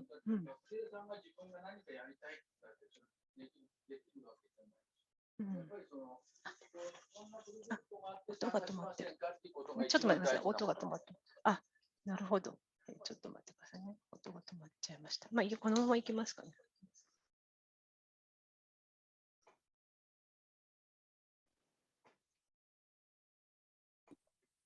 どうぞ。はい、すいません。大丈夫です。はい。ですから、その気持ちはあっても、なかなかプロジェクトが進まないとかね、できないとかっていうことがたくさんあると思うんですけど、やっぱり学生さんはね、自分の書きたいもの、作りたいものを書いたり、まとめたりして、どんどんプレゼンテーションしていくことが大事だと思いますよ。その先生だとか、それから知り合いのスタジオの人たちとかって、そういうやっぱり地道な努力をね、まあ大変でしょうけど、まあアルバイトしながらでしょうけどね。So he said that he would like to suggest Indian animators, young Indian animators, to try to keep on working on their works, and also at the same time, they can get maximum advices from the teachers and those who are engaged in that field. で、実際にその若者とお話をしたときに、日本のアニメに対する思いっていうか、そういうものはどう感じられましたか？僕がどうやってそのアニメーションを勉強したんだとか、そういう質問って結構あったんですね。でそれはやっぱり日本でどうやって作られてるんだろうっていうことだと思うんですけどね。そういうなんでどうしてっていうそのことが一番大事なことであってね。でまあその時にそのアニメーションってお芝居だけど自分がなりきってお芝居するわけですよね。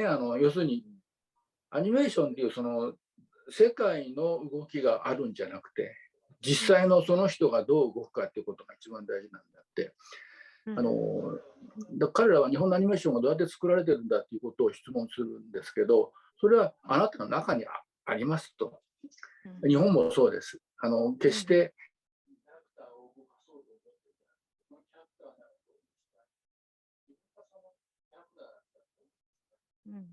止まってますね。なるほど。これ止まりますね。じゃあこっちにしましょう。やっぱりこれちょっと一回止めます。Excuse us. Just a second. 止まりますね。これね。まあいいや。ちょっとこれで。じゃあピンを変えますね。変な顔で止まる。変な顔で止まるとか言って。かっこいい顔で止めてくれって言ってます。変な顔じゃないですから、全然大丈夫です。大丈夫だって、かっこいい、変な顔じゃないから大丈夫ですって言われてます。おかしい。そう、じゃあちょっと、あれ、石黒さんがいなくなった。一つのパソコンでやった方が一番楽じゃない？そうですね。じゃあ分かりました。じゃあ一つのパソコンでいきます。オッケー。じゃあちょっとこれを止めます。すいません、皆さん。退出。はい。そうです。すいません。これでいきます。で、そうですね。So I go back to earlier comments from Ishiguro-san. So what he said was basically the young people should keep on working and also try to get advice from the people who are engaged in this animation field. And at the same time, その後何ておっしゃってましたっけ、さっき。だから自分自身が芝居するんであってね。そうだ。人から教えられて芝居するわけじゃないんで。And one has to remember that you yourselves as animators are performing and also acting and making real actions to work. And not just there is a kind of animation already existing and you're watching and you're getting into it. It's not like that. You have to create by yourself. まあ、自分が主人公っていうかアニメーターとしてちゃんと作っていかなきゃいけないってことですよね。そうですね。うん。なるほどなるほど。だ芝居は面白いですよね。人に教えられるもんじゃなくて、その個性が出るから、そのキャラクターもね、結構自分が出るんですよね。だから絵を見てると、これ誰が描いたんだって結構分かったりします。So he compares animation to a theater, and he considers theaters are very interesting. So it actually represents the individuality of the person. そうですか。そしたらなんかすごくかなり重いテーマがいっぱいあるんですけど、ご自身は小さかった時ってどんな子供だったんですか？ I'm just asking about his childhood. What kind of child he was? なんか、まあ、私の母が言ってたんですけど、この人おかしな子で、なんかみんなこう自分でなんかこう、溜め込まないでね、みんなにこうあげちゃうみたいな子供だったみたいですよ。His mother used to tell him, "You are such a strange child. Whatever you receive from others, you just keep on giving to other people. You're not keeping anything to yourself." なるほど。ずっとね、その生き方でやってきましたからね。まあ、そのうちのかみさんには随分苦労かけたんだけど、食べようなんて全然思ってなかった。So this was my principle, and I must have harassed my wife so long and so much because I have never thought of saving for myself or to use something for myself. でもそれって私が思うにインド的なその考え方に結構つながるところがあると思いますけどね。I think there are some kind of commonalities and some similar points which we can say that, safely say that what India has, maybe Ishiguro-san also has. そのインド的なものって今言いましたけれども、例えば自分が持っているものを、他の人に与えるっていうことがちょっと当たり前の世界、シェアしていくっていうか、でそういうことが多分なんだろう、自分の生まれた時から一つのミッションになってるっていうか、そういうふうにこうやるようなものっていうか。自分一人ではなんかこう抱え込んでるとあんま楽しくないっていうか、分かち合いたいというような気持ちがあんまりなかったんだけど、なんかその方が自分は楽しかったですね。He said that I told him that maybe because what India believes in is like one can offer whatever you have to others, something to you, other people, or share what you have with others. Is this kind of spirit is so prevalent and common in India. So I just told him that maybe he also has that kind of spirit. And he said that it is, basically for my enjoyment, my pleasure to share what I have with others. So that was the main thing which was particular about me. それでそのお母様がじゃあそういうことをご覧になって、でアニメーターとして実際にこういろいろその人に喜びを与えるっていう仕事をこうアニメの世界でやるようになったかなと思うんですけれども、それであれですね、やっぱ作ってる時にすごい大変なこともあったけれども、それでも良かったって思うことって何でしょう？アニメーションっていうのは、総合芸術なんで一人ではできないとは言いながら、やっぱり仕事をするのは個人なんですよね。だから僕がやらなければ完成しないとか、とかいうことが結構責任感も生じるし、やりがいも出てくるし、辛かった、大変だったけど楽しかったのかなと思いますね。So he said that it was a huge responsibility to work in the field of animation, and that was also because it is a very comprehensive art where you cannot work on your own. You have to work in a team. So, but working through this comprehensive team, I have been benefited, and I think it was a good experience for me. なるほど。じゃあちょっとここでですね、なんかラーマヤナのオフィシャルサイトがありますので、それをちょっとシェアさせていただきたいと思います。これですね。はい。で、これですね、ちょっと待ってくださいね。これがアニメラーマヤナの、オフィシャルサイトですね。で、これはラーマヤナ -anime.net で見れるんですけれども。So this is the official Ramayana anime site which you can search on net and also have a look at it. So this was the animation Mr. Ishiguro also got engaged. And here is a trailer. You can have a look at it later. And here are the synopsis. で、この、アニメの中で、なんか、ここに代表的なページがいくつかあるんですけれども、この中で、これっていうのありますか？どれだろう？この辺僕が書いたとこ。これですね。なんか自分が書いたとこはなんか覚えてますよ。アタックオンラワナスアーミー。なるほど。ハヌマンとかね。ハヌマンとかありましたね。So he particularly remembers this slide number 12 and also this Hanuman. こんな感じですね。で、それで、これですね。今日の、テーマって感じなんですけど、で、これで、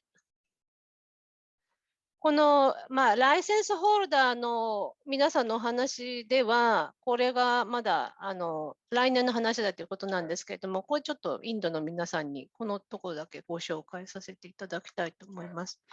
So this Ramayana, the legend of Prince Rama is going to be shown in India. The license holder is working to roll out a digitally remastered version in India and Japan in 2022 as the 17th anniversary of the establishment of diplomatic relations between Japan and India. So this is the official site and you can please have a look. で、これで、なんか来年は日印の、国交樹立70周年記念だということで、デジタルリマスターバージョンをですね、インドでも、そして日本でも公開したいっていうことで、皆さん努力していらっしゃるそうです。はい。それでですね、あとは何だろうかな。その学生さんで、私自身も講演の時にグジャラートで一緒にご一緒させていただいたんですけれども、町で会った学生さんたちと村で会った子どもたちっていましたよね。So now I'd like to ask about what kind of feeling he had towards the people whom he met in urban area and also in rural area. What kind of difference he felt and what sort of impression he had for India. どう思われました？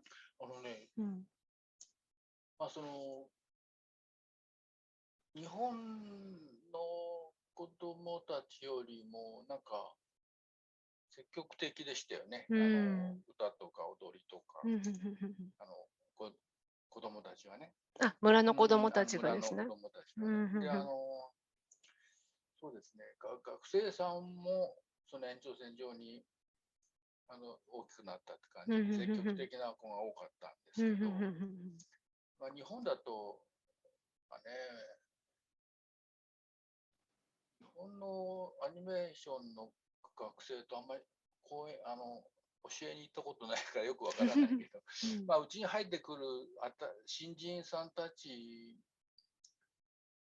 もその上手になる子があんまなかなか上手にならない子とか、たくさん教えてきましたから。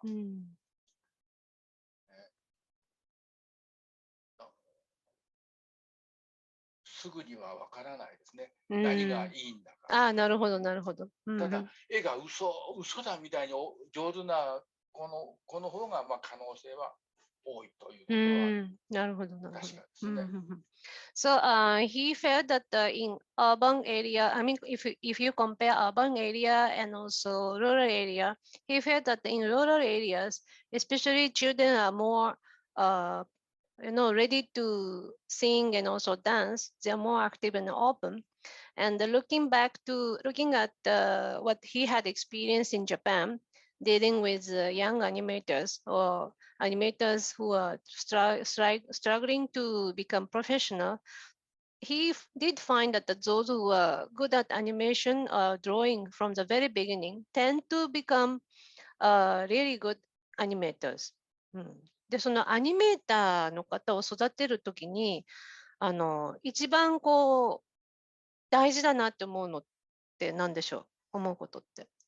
もう最初のうちはともかく、専門学校を出たり、それから芸術大学を出たり、アニメーターの場合はですね、そういう子が多かったんで、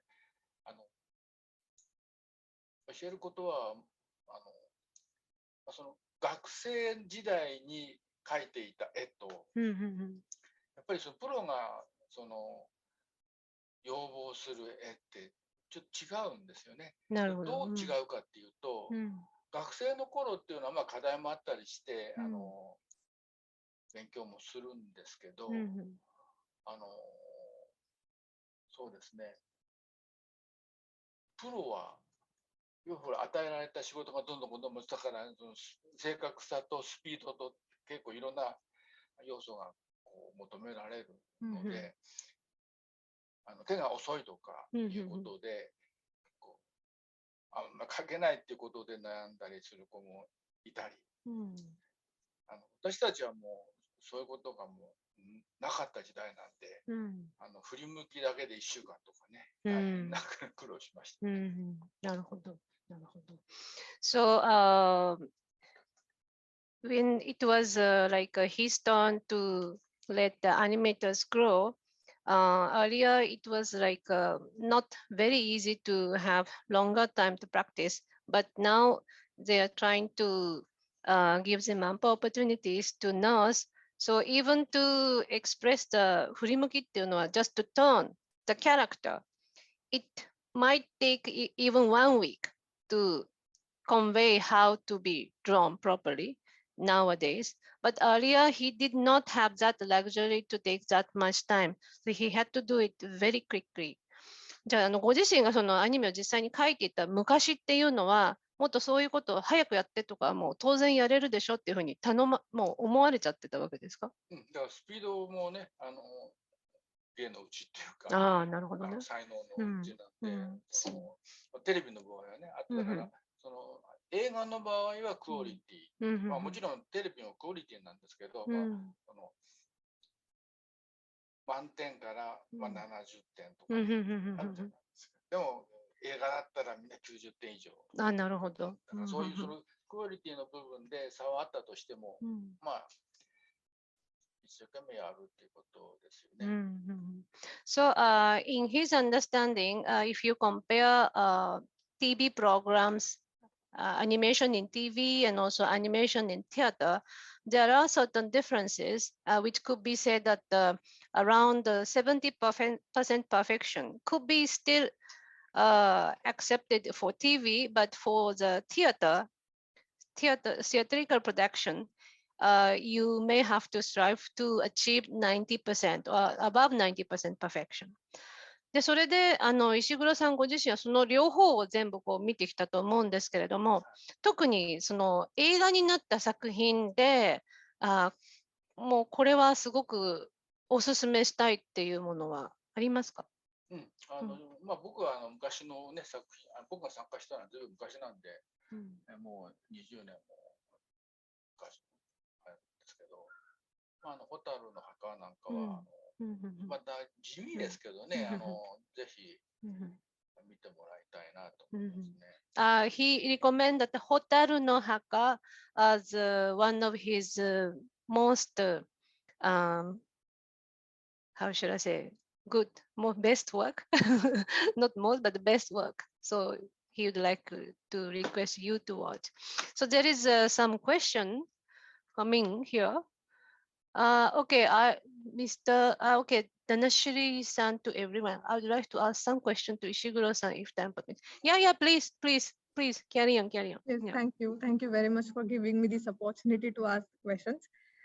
I would like to ask 3 questions to Ishiguro-san.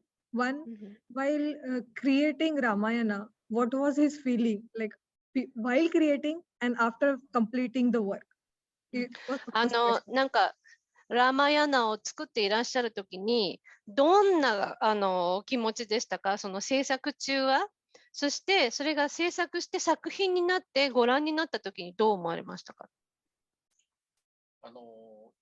僕たちアニメ作品というのはやっぱりね、もっともっとということを感じるんですよ。もっともっと。だから、わあ、幸せな作品ができたっていうんじゃなくて、あそこもこうしたらよかった、もうここだったらもう一回時間があったらこうしたいとかっていうことが結構多かったんで、後で喜びが湧くかもしれないけど、その時はまだもう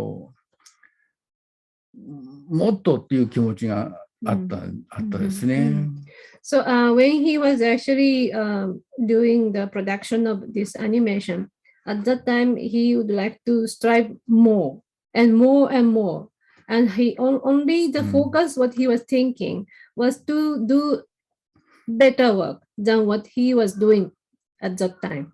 なるほど。で、それを完成して実際にご覧になってからどう思われましたか。まあこれがインドで公開されるんだと思うと、みんな見てくれるかなっていうふうには思ってたんですけど、なかなか国の事情が違ったり、あんまり日本ではなかなか公開もできなかったんです。いろんな事情がありましてね、主に政治的なち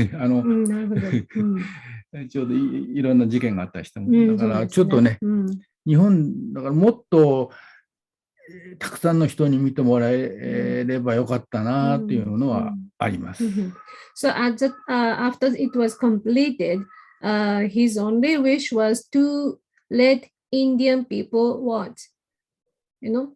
So, but because of some political situation at that time, it was not really easy to advertise for the Japanese side in India. So it was the only regret he has, and he does wish even today that this Ramayana should be known to more Indian people. Definitely. Thank you very much. My next question is, what were the challenges he faced while creating Ramayana? なんかラーマヤナを作っていらっしゃるときに、どんななんでしょうね、チャレンジを感じましたか。何が大変だったですか。普通の映画とか、当時のね、当時のレベルでは当然やらないっていうモブシーンとかね。モブシーンですね。たくさん人が出てくるっていうのはもう一番僕たち書くのが大変なんで、なるほど。それを平気でやってましたから、すごいなと思いましたね。So there were some scenes where you see lots of people, lots of creatures on the screen.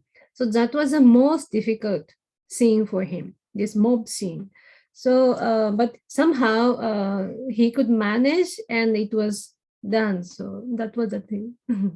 Yes, thank you very much. And my last question I would like to ask is, after knowing Ramayana, do you feel any changes in your personality or day-to-day life, or any add-on knowledge you can say or comment on? Okay. なんかラーマヤナの作品を作って、ラーマヤナというものの存在を知ることによって、ご自身が何か変わったとか、そういうものは感じられますか。インドに行きたかった。My only wish after creating Ramayana was to come to India. So that was the impact. Yeah, you can still come to India and visit all the places where Ramayana happened, and you can, actually see it. Yeah. So actually, thanks to Japan Foundation and also the people who have created the platform to support his visit to India to talk about Ramayana creation. His visit happened in the month of February 2020. 2020年の2月に実際にね、皆さんのご協力で石黒さんのそのインドでの講演っていうのが可能になったんですけれども、and at that time, he did visit various places of India. So now I'd like to ask him about that trip. どこに行かれたんでしたっけ？アーメダバードをはじめ、6都市。6 cities he visited. アーメダバード、最初ムンバイでしたっけ？今出してる。いいですよ、どうぞ。ムンバイから入って、アーメダバード、それからずっと南の方の。ムンバイ、アーメダバード、あとナグプールでした。そうですね。たくさん。いいですよ、開けても。行きましたね。ここに行きましたね。これ。こんな感じで。He has complete record. And Wow, he has not. that's amazing. Yeah, let me have a look. Delhi, Ahmedabad, and Mumbai, Nagpur, Bangalore, Chennai, Varanasi, and these are the 1, 2, 3, 4, 5, 6, 7 ですよ。7 cities. 7 cities. So it was a very long trip. どこ、なんか特に思い出に残ってるの？アメダバードのね、子供たちは面白かったんで、あと、ずっと滞在してたのがナグプールかな、ガンガーなんで。あそこが、インドで初めてフリーの時間がたくさん取れたんで、楽しかったですね。So Nagpur, he remembers very well. 多分バラナシも良かったっておっしゃってました。なんか。はい。ワラナシだっけ？ワラナシ。そうそう、なんかヨガをされたところ。そうだ。ヨガやったところね、あそこも結構思い出、とても優しい子供たちがいて。He has very good memory about Varanasi, where he found very kind children. なるほど。じゃあこれからあれですね、インドにもし行けるとしたら、パンデミックで大変なんですけど、今ね、もうだんだん落ち着いてきたので、インドに行って何をしたいですか？どこ見たいですか？どんな人に会いたいですか？そうですね。この前行って会った、人、どこだっけな、すごい個性的なおっちゃんいたんですよ。個性的なおっちゃん。おっちゃんに会いたいなと思って。So I'm asking that which kind of place he'd like to visit once he gets an opportunity to visit India again. And he said there was one gentleman who was very unique and also interesting. That person I'd like to meet. で、それでもしあれですね、またアニメーションのことでお話をしてくださいって言われたら、どんなお話をされたいですか？やっぱり学生さんっていうかね、遊びに来られる方がね、自分はこんなの作りたいんだっていう、そのプロジェクト、そういうコンテンツを聞きたいですね。So I asked him that when he comes to India next time, what kind of things he'd like to do. Then he said that any Indian creator who has his or her own project that can be, shown to me, then I would like to have a look at it. なるほど。で、その時に、前に、2020年の2月に、そのご講演をされた時に、やっぱりあれですかね、アニメーションをやってる学生が中心に来た。そうですね。そういう、ところが多かったですね。So last time when he visited in 2020 February, there were many students who were majoring animation. で、その時に、そのアニメーションやってる方、アニメーションの学生さんがいろんなことを聞いたかと思うんですけども、どんな質問が多かったですか？ What kind of question he received at that time? I'm asking. どうやったらアニメーターになれるんだとかね。さっきも言ったみたいに、もう自分で書いて、パラパラ漫画じゃないですけど、誰でもできるアニメーションがあって、あとは商業ベースのアニメーションがあって、どのスタイルのアニメーターになりたいかってことですよね。だからそれは本人が決めることであって、で、もし、日本に行ってアニメーションを描きたいみたいなことってありますよね。あります。だからそれにはどうしたらいいんだっていうことじゃな、ことなんだけど、じゃあそれは日本じゃなくてインド。もしインドでアニメーターになるにはどうしたらいいんだってことはさっきからずっと言ってるように、まず仕事がなきゃダメですよね。ですよね。So mainly those students asking that how one can become animator. And for that, as we earlier explained to the viewers here, that there are two kinds of the field of animation. One is commercial, another is purely for the enjoyment of oneself. So he did feel that for the country like India to have more quality, more high-level animators, it is very important to have proper jobs, occupations in the field of animations. で、そのインドの、今仕事ってお話になったんですけど、やはり若い人たちがなかなか仕事に就けないっていうことは、アニメだけじゃなくて、もういろんな分野で、一つの、大きな課題になっていると思うんですけど、インドっていう大きい国で。それを変えるためには、どうしたらいいんでしょうね。日本でもそうだと思うんですけど、今ある仕事のスタイルがあったとしますよね。で、そうじゃなくて、同じことを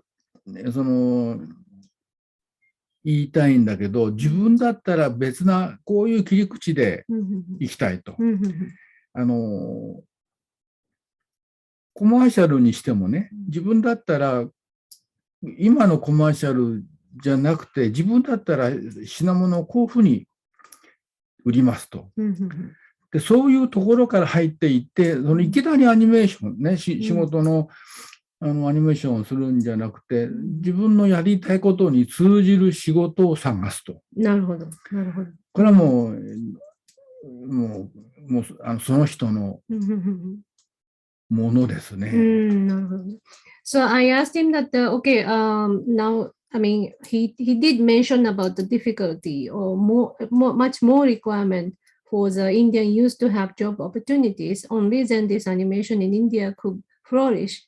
Then I asked him that right now India is having a task to increase opportunities for the youth to work, to be able to utilize their skills and also talent.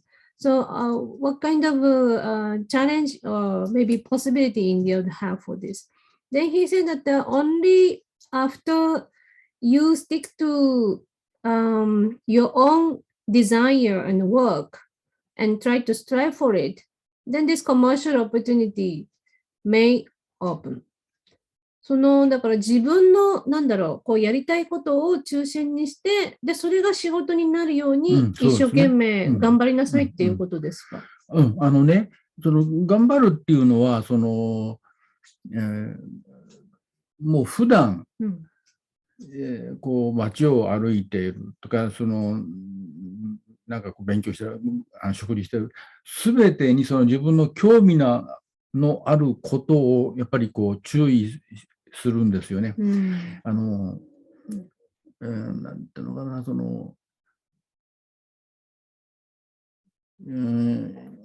才能っていうのはね、どれだけ自分を表現できるかと。表現することが才能。自分を表現するにはどうしたらいいんだ。それにいつもその自分を表現したいことを、自分が表現したいことを注意すると。いつもね。普段。だからその机に座ってさあ考えましょうっていうことじゃなくて、もう自分がという存在そのものがその全てにいろんなアンテナを張って、どうしたらいいんだろう。何を、これを、例えば何かを売るフィルムを作るにはどうしたらいいんだろうとかね。とにかく考えるんです、たくさん。なるほど。So he suggests that the Indian animators, young animators should try to have many antennas of one's own. And it is not the animation is not starting when you sit at the desk and now you say that, okay, now I start drawing or I start making animation. It's not like that. You have to have a spirit and also preparation and also kind of readiness in yourself to think about your work, your animation continuously. Then you try to have many antennas and try to get inspirations or some learnings. Only then you will be able to create something which would satisfy you. で、それでそのアンテナを張って、例えば、なんか自分の書いたものがすごくいいなと思ったとしますよね。自分ではね。でもそれを見せたときに、その他の人とか、あるいはその自分がプロだと認める方に、それダメだよって言われて多分、落ち込む方もいるんじゃないかなと思うんです。普通ダメだって言われるんですよね。普通そういうこと言われる。だからそれはね、だからって諦める。諦めちゃいけない。ちょっと言い方変えましょう。つまり僕の若い頃にね、その将来アニメーションを作りたい。でね、不動産屋になった子がいるんですよ。あ、そうなんですか。だからその全くそのお金持ちになって、自分は作れないけど人に作らせるとかね。だからその、今ある、例えばその自分の仕事をすごいその、自分なりに工夫して、その仕事で成功して、後でアニメーションを自分のお金で作らせるとかね。なるほどね。そういうのも一つの関わり方ってことですね。関わり方なんで。So I asked him that, okay, what will happen if the animator, I mean, young animator is trying to have, his or her own work, but after showing the work that could not have been accepted by the people or not be valued so much. Then he said there is one example. One of my student, a young animator, who did become property dealer rather than becoming animator. So after earning a good amount of money, then that person could make other people to create animation of his or her liking. So it was like that. So it is not like the last chance if you are rejected, and you should not just give up, and you should think that how one can be able to create. なんか質問が来てるみたいなんですが。Yeah, please. Danashri san, please, you can unmute yourself and ask if there is any question. Yeah, I guess you received that message once again. I have asked the questions, so. Okay, fine. That's the same answer. Okay. なるほど。じゃあ、あと5分ぐらいなんですけど、特に石黒さんの方から、インドの方にこれだけは言いたいなっていうことはありますか？だから、今やってる仕事、もしね、その学生だったら学生さん、何かのそのアニメに関係ない仕事でも何でもいいんですけど、それを一生懸命やると。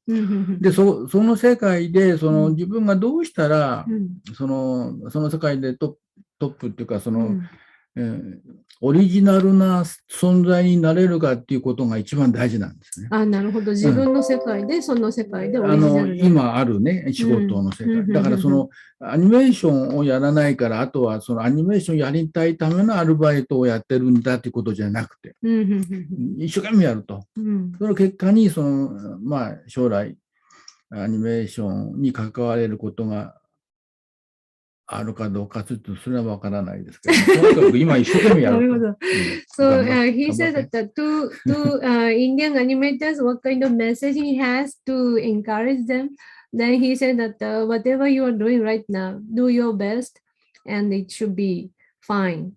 And that is my message. But he did that, and I don't know what could be the outcome. But still, you have to do your best. Like that. Yes, definitely. Like whatever and wherever we are, if we have given our 100%, then definitely we will be on the top. But yeah, thank you very much, Ishiguro-san, for joining with us. The great message you have given, the great information you have given, and the very impressive word was like the animator shows his character by his own animation. That was really impressive one. Thank you very much for joining with us. And I believe that the aspirant animator who wants to go to Japan would have loved your speak and conversation. Thank you. どうもありがとうございました。はい、ありがとうございます。Thank you. Thank you. Thank you. So, by the way, next is Sayuki-san, right? Yes, that's correct. Yes, Sayuki-san, I have especially pleaded her to come on this occasion. Wow, thank you so much. Yeah, thanks a lot. 深川の芸者さんの方です。そうです。So, I just want to have a little bit of interaction using this 2 to 3 minutes with her. Yeah, so first I'll just speak about her yes. event you have and the topic, okay. and then I can give it to you to introduce her. No, it's okay. It's okay. Fine. You have the introduction, right? So, Sayuki-san, thank you so much for coming, and I'm very pleased that you have taken a very variable time for this occasion, and I'm very happy to see you. Thank you. Thank you. Thank you. Thank you for having me. Thanks a lot, and we are going forward with our most awaited event. That the name is Geisha at Fukugawa, an anthropologist inside the flower and below world of geisha of Japan, by Sayuki, Dr. Fiona Graham. So, Okay. would you like to introduce her?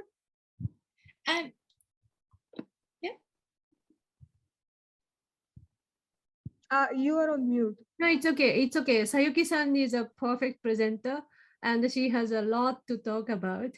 And she's a professional geisha, as well as she has nursed geishas, and also she has protected our culture. And I feel very honored to see her on this screen. Thank you so much. Please carry on. Yeah, thank you. So I would like to give a brief about Miss Sayuki. Dr. Fiona Graham is an Oxford-trained anthropologist who was the first white woman to formally debut as a geisha, and currently works as a geisha and geisha mother in Fukugawa district of Tokyo. She was trained as a geisha in Asakusa before moving to Fukugawa, Japan's oldest geisha district and the site where the first female geisha appeared. Sayuki took her doctorate in social anthropology at the University of Oxford, and she is an anthropological filmmaker specializing in Japanese society. She has spent half of her life in Japan, went through Japanese schools, and was the first white woman to graduate from Keio University. She has lectured at a number of universities around the world, has published extensively on Japanese culture, and is also an anthropological film director with production credits on a range of international broadcasts. So, Sayuki Fukugawa-san, yoroshiku onegai shimasu. The stage is yours. Okay, thank you. Is it okay in English? Yeah, completely fine. Okay, I was going to show some slides in the background, but I don't know if I can put up both my screen, your screen definitely and the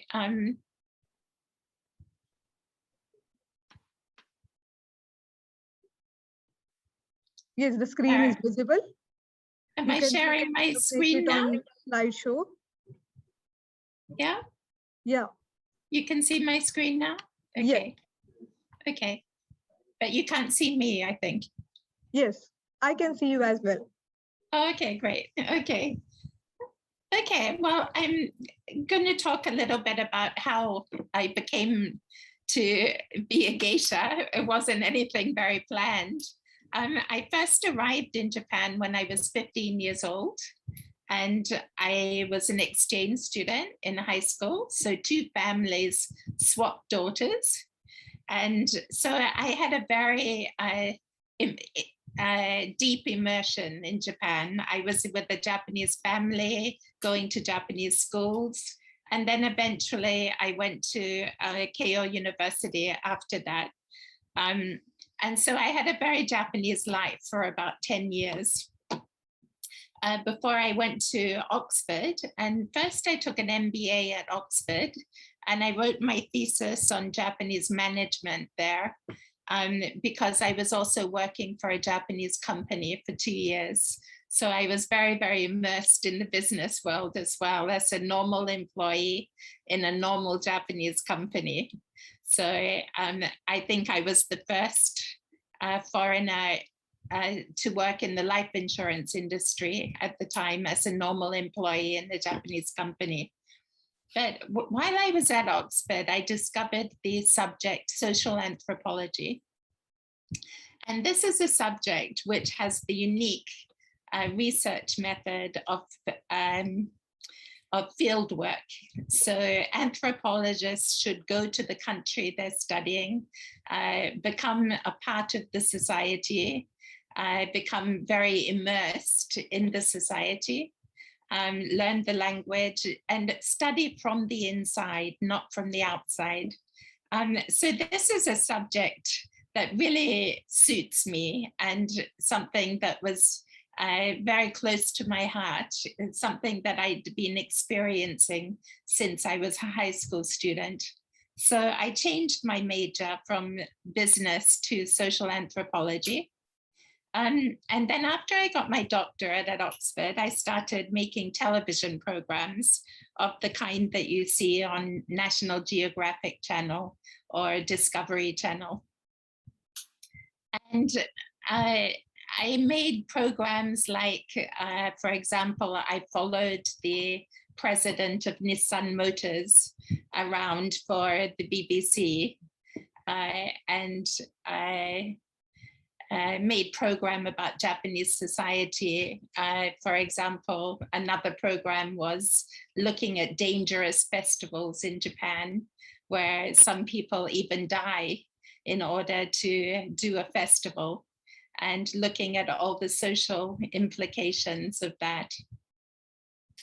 And so when you're a program maker and you go to a broadcaster to get a program sold, because I was freelance, you get about 2 minutes to sell your ideas to the broadcaster. So at the time I was lecturing in Japanese studies at the National University of Singapore, and I was making these programs, and I went for a meeting with National Geographic Channel, and I had a whole lot of different ideas on that day, but one of the ideas was to make a documentary about geisha about the same time that the movie Memoirs of a Geisha came out. And I told them that I thought it was going to be a very big movie, and maybe it would be a good idea to have a documentary about geisha at the same time. And they weren't looking very excited about that. And so I let slip and said, I'll be the geisha in training over the course of a year, and we can film my training. And it'll be a program about a foreigner becoming a geisha. And then they got interested. And I walked out of the room and said, oh my God, what have I done now? But that was the start of the whole project. Then I went back to Japan from Singapore and started to research the geisha world. And at first, you know, the average Japanese doesn't know very much about geisha at all these days. Most people have never met a geisha. Most people have no idea where geisha are. And most people think that geisha are only in Kyoto. But actually there's about 50 or 60 geisha districts still in Japan, and they're all over Japan, from the very north in Hokkaido all the way down to Nagasaki. But at the time that I was researching, and trying to find a geisha district to join. None of the geisha districts had websites. I think I was the first geisha to have a website. So I just had to ask people one after the other, get introduced one after the other, and find somebody who actually knew a geisha. And eventually I got introduced to the Atami Geisha District. Atami is a hot springs resort 1 hour south of Tokyo. And there's many different kinds of geisha districts. Some are in towns and they're usually higher class.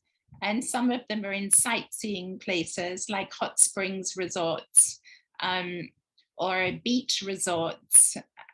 Some of them are on major transport hubs, like along major highways. There used to be 52 geisha districts in between Tokyo and Kyoto. Now there's only a few of them left. But the first geisha district I was able to meet up with was Atami. And I was lucky to be able to go to a geisha banquet with some of the geisha from Atami. So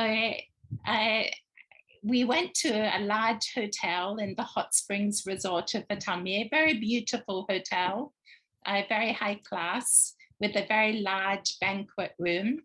And a busload of tourists arrived, about 30 or 40 tourists, and they'd been stuck in a traffic jam. And they came into the room and they were very tired, and they finally got to the hotel and they were a little bit tired. But then the geisha came into the room and sat down and started talking to the customers, and they were so beautiful. And in 5 minutes, the atmosphere in that room changed amazingly. And all of a sudden, all the people were happy and they were smiling. They were excited to talk to the geisha. And as an anthropologist, it was absolutely amazing to me. Until then, I was always thinking about what geisha looked like. You know, it's such a distinct, special look. But after I saw the geisha actually working, then I became interested what it is that geisha actually do. Geisha are entertainers. Geisha means artist, and all geisha are artists in music or dance. But they're also entertainers who can entertain any kind of people at any time, in any way that those people would like to be entertained. And that's the skill of a geisha that goes beyond the look of a geisha and goes beyond the art of a geisha. I think that's the special part of the geisha job. So then I was really hooked on studying about geisha, and I took a step back and decided that I wanted to do my study in Tokyo. Everybody thinks that geisha are only in Kyoto, but there are actually 9 geisha districts in Tokyo alone. And nobody knew anything about the Tokyo districts at the time. Remember, nobody had websites at the time either. So eventually I got the Asakusa district to let me in. And actually, knowing what I know now about the geisha world, I think it's truly amazing that they let me in at all. I was the first foreigner in Japanese history to formally debut as a geisha. It's a very, very conservative world. And it really is amazing that they let me in. But my geisha, to join a geisha district, you have to join a geisha house and become attached to a geisha mother. And you have to follow her around like a little chick follows a hen around, and learn everything from her one-on-one directly. It's a very apprentice kind of training in a very old-fashioned way. And my geisha mother was 65 when she let me in. And many geisha houses are actually single geisha houses. So most geisha never take in apprentices. It's only some of them that take in apprentices. So my geisha mother had never had an apprentice before, so I was the first one. And so I got, rather unluckily, the exact same training that she had had some 60 years before, because she started at 5 years old. So I had a very, very old-fashioned training indeed. When you join the geisha house, you start taking lessons at the geisha office.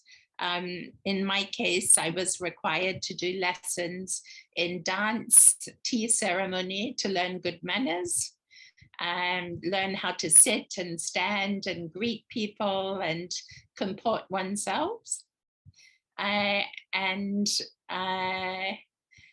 My own personal interest was in flute, because I had played Western flute since I was a child. So I also learned the flute. So a lot of each day is taken up with doing lessons. But at the same time, you're learning one-on-one from your geisha mother about the community, you're greeting people, you're learning how geisha behave. It's a very strict hierarchy, a little bit like joining the army. You have to be very polite to your older sisters. And you have to comport yourself as a geisha. It takes a while for a new trainee to become geisha-like. So I did that for 11 months. It was a rather long apprenticeship. Apprenticeships these days are getting shorter and shorter. And now some girls go out to a banquet in only a couple of months.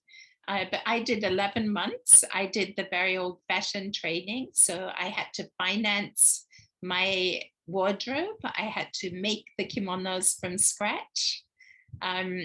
When geisha go out, they're wearing about $10,000 worth of kimono and accessories. And if you self-finance that, it's a lot of money. So I think I had spent $50,000 before I went to my first day of work. And obviously nowadays you can't do that anymore. This picture now that you're seeing, this was the day of my debut. So I was wearing a kimono worth $10,000 of my geisha mother, just for the kimono. And one of the big questions now in the geisha world is how to finance the training of the young geisha until the day that they debut and they can start earning their own money. And in the old days, you were contracted, so you went heavily into debt like I did. And then you slowly paid it off over years and years. But these days you can't do that. Girls can work very easily at any place and earn wages already, and they don't necessarily keep their contracts either. So you can invest very heavily into girls these days, but they may not start working. And then the geisha house would be very heavily in debt. So the world has changed a lot, including because of Corona. And girls nowadays are getting a different training to the training that I had. But once you start working as a geisha, when you debut, you have a special ceremony. You go all around the whole of the district to everybody that you're going to be indebted to in your career as a geisha. You give them a special towel with your geisha name printed on it. And they give you packets of money in return, which partially offsets some of the debt that you've incurred. And then afterwards, you start your life as a geisha. So in the daytime, you'll still be doing a lot of lessons. But then you start participating in community events like festivals, like the slide we're seeing now. And then you start working as well. So anybody can call a geisha. Usually the tea house, the restaurants where geisha entertain, like the one we're seeing here, they call geisha, or customers can also call geisha directly. So in my case, I had a lot of customers who would call me directly, and I would organize the banquets for them. So our main work is geisha banquets, and that is a meal at a high-class Japanese restaurant. It's usually about 2 hours long, and the geisha sit together with the customers. And then at some stage during the meal, they give a performance of music and dance. And this is the highlight of the geisha meal. If you can imagine, every country now has opera singers and ballet dancers and traditional musicians, but most of them perform on the big stage. But geisha entertainment started around the same time as Bach and Mozart were composing their music. And if you think about it, they didn't perform their music in large venues like theaters. They performed privately at the houses of nobles or at the palace of kings and queens.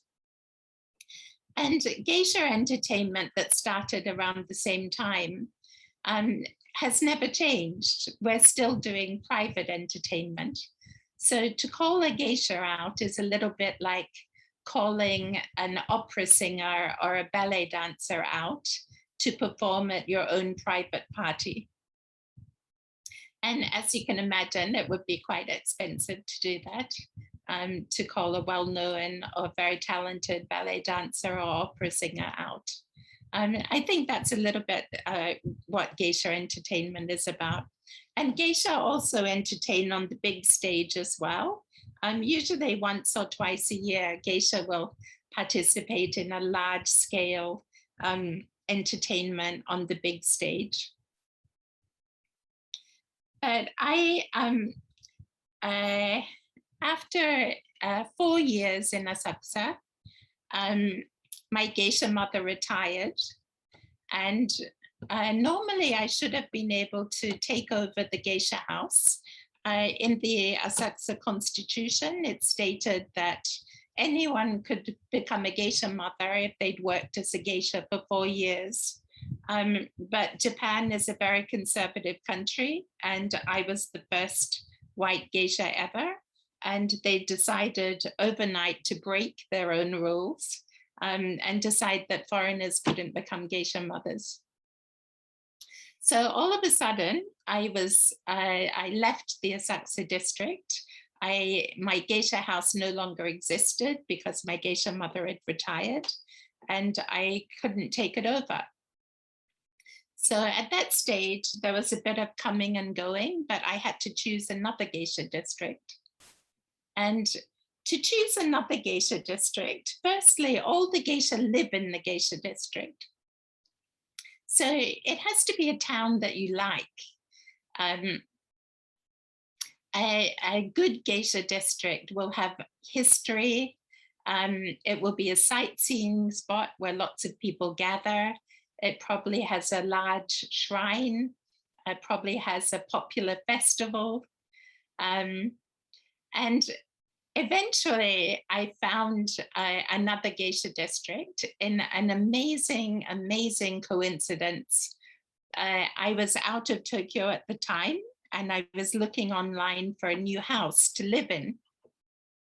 And I found a very old, traditional style Japanese house along a river lined with cherry blossoms for 2 kilometers. And the little house overlooked the river, and you could see nothing but cherry blossoms from the window. And I quickly called up the real estate agent and said, I want to take the house. And they said, well, you haven't seen the house. And I said, I just have a really strong feeling about this. I'm going to take it. And I took the house unseen. And then when I arrived at the house to see it for the first time, that's for the first time I realized that I was in the middle of the historic Fukagawa Geisha District, which is actually the oldest geisha district in all of Japan, and the place where the first female geisha appeared. So in the old days, actually, all the geisha were men. And they were a little bit like jesters at the time of Henry VIII. They entertained customers who were waiting in the entertainment districts in Japan, who were waiting to have dinner with girls. And so they were all men in the beginning. And it's only when a very talented shamisen player in my district now of Fukagawa decided that she was going to become a geisha too. She must have been a very radical, very strong-minded young woman to pioneer and be the first female geisha. But it took about 60 years after that until the majority of geisha were women. And to this day, there's a few male geisha still left in Japan, descendants of the original male geisha. But most of the geisha, of course, now are female. So I discovered that I was already living in the historic district of Fukagawa. And I realized there were other geisha around in their 60s and 70s and 80s. And they started working again after I arrived in the district. And then we decided to revive the district. So the geisha office had been closed some 25 years before. But the older geisha agreed that they wanted to revive it. And so I started collecting young girls who wanted to become geisha, and became a geisha mother in the Fukagawa district. And of course, as I said before, it's a very different experience these days to get young girls and turn them into geisha. Firstly, you have to separate them from their mobile phones, which is not very easy. And it takes a lot of training for them to become geisha-like.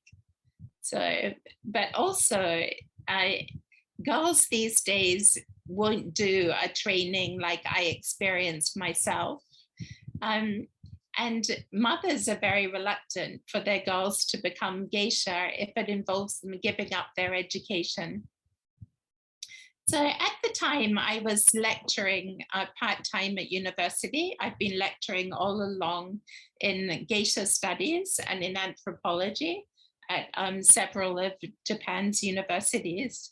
And so one issue for me was, while I was working part-time as a university lecturer, why couldn't girls who want to become geisha also study? Why did they have to give up their education? So one of the radical changes that I made was allowing girls to continue their high school education or to continue their university education while they trained as geisha. And I think to keep tradition, in the end, if you change everything about traditional culture, then it ceases to exist. But if you don't change anything about traditional culture, then it's going to die. So you have to take a middle ground somewhere. So the most important thing in reviving and keeping traditional culture alive is to decide what you're going to keep and what you're going to throw away.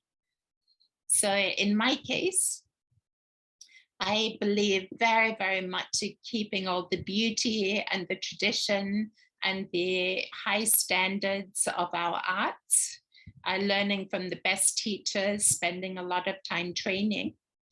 And especially with the kimono, there's about 40 craftsmen behind what we wear, behind our ornaments, our bags, our obi belts, the kimono itself, everything that we carry and wear and use. And if we don't keep those standards high, then the craftsmen are all going to disappear as well. So I believe very much in keeping that side of tradition. But I don't believe in keeping some of the traditions on the business side of the geisha world. In particular, they had a policy of turning first-time customers away. And this doesn't allow any new customers to arrive in the geisha world, or it impedes new customers being able to join. So one of the things that was important to me was to have websites. And as I said, I think I was the first geisha to have a website, to allow bookings online, to do geisha banquets online during Corona period, and to accept young customers at much cheaper banquets than usual. We do one thing where young customers can come and have a casual drink with a young geisha without having the full banquet. And we also started traveling overseas. I think you've seen some of our slides where we've been traveling overseas. And I think that's a wonderful way to introduce geisha culture to the world. And actually in 2019, before Corona started, we traveled to 9 different countries. So I love India, and I travel to India often privately, but we haven't been to India's geisha yet. But I would certainly love to go to India. When we did travel overseas, we do lots of different things. I do talks at university, like I'm doing now. Sometimes we do photo exhibitions of geisha at museums or cultural centers. Sometimes we work in Japanese restaurants. Sometimes we participate in Japan-related festivals. And sometimes we just do a tour from town to town to different venues, or sometimes we go to trade shows to help advertise Japanese products abroad. But we love traveling overseas. I think for young girls who face all the hardship and the hard training that it takes to become geisha, I think it's really important that they enjoy the same things about modern life that their friends are enjoying as well. So for me, it's very important that they have a modern side of life as well. But Corona has been devastating for geisha. I think a lot of geisha will have quit at the end of this period, and some entire districts will probably go under. I know that some of the tea houses have certainly gone under. Traditionally, geisha often had a sponsor, an individual. Sometimes it was relationship. Most often it was only a financial way of supporting geisha and encouraging geisha in their careers. But usually, traditionally, it was an individual person who supported a young geisha. These days, we have crowdfunding, and we have patreon.com/geisha, which is our way in Fukagawa, where we're trying to get support for the young geisha, not just from one individual sponsor, but spreading it out among a lot of sponsors. So we're trying to find a new way to fund and help encourage the young geisha in their new careers. And of course, in our dreams for the immediate future, we would love to visit India early next year. We're already due to travel to Europe in spring and also in summer. So we welcome any invitations that may come from India as well. But maybe I'll leave it there, and maybe if anyone has any questions, I can answer them. Thank you. Thank you very much, Sayuki-san, for sharing an extraordinary experience with us. It was amazing to know your life, and the more you talk, I felt like I want to be with you and know more about your life and know more about the geisha. The true meaning of geisha you have taught us is really nice. Even I knew about geisha was in Tokyo as a Japanese learner, but even in geishas are available even in Tokyo was really a knowing new part, new information. Thanks a lot for joining with us, and we are really honored to welcome you in India.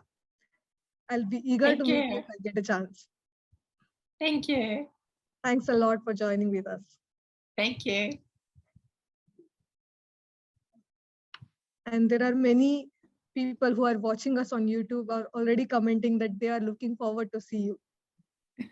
Great.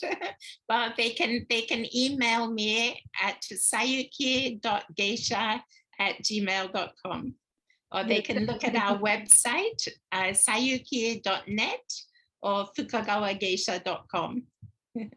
Sure. Okay. Thanks a lot. Or if you can mail or send your email address in chat box of Zoom, I can share it on YouTube channel as well. Okay, I'll do that. Thank you. Yeah, thanks a lot. Thanks a lot.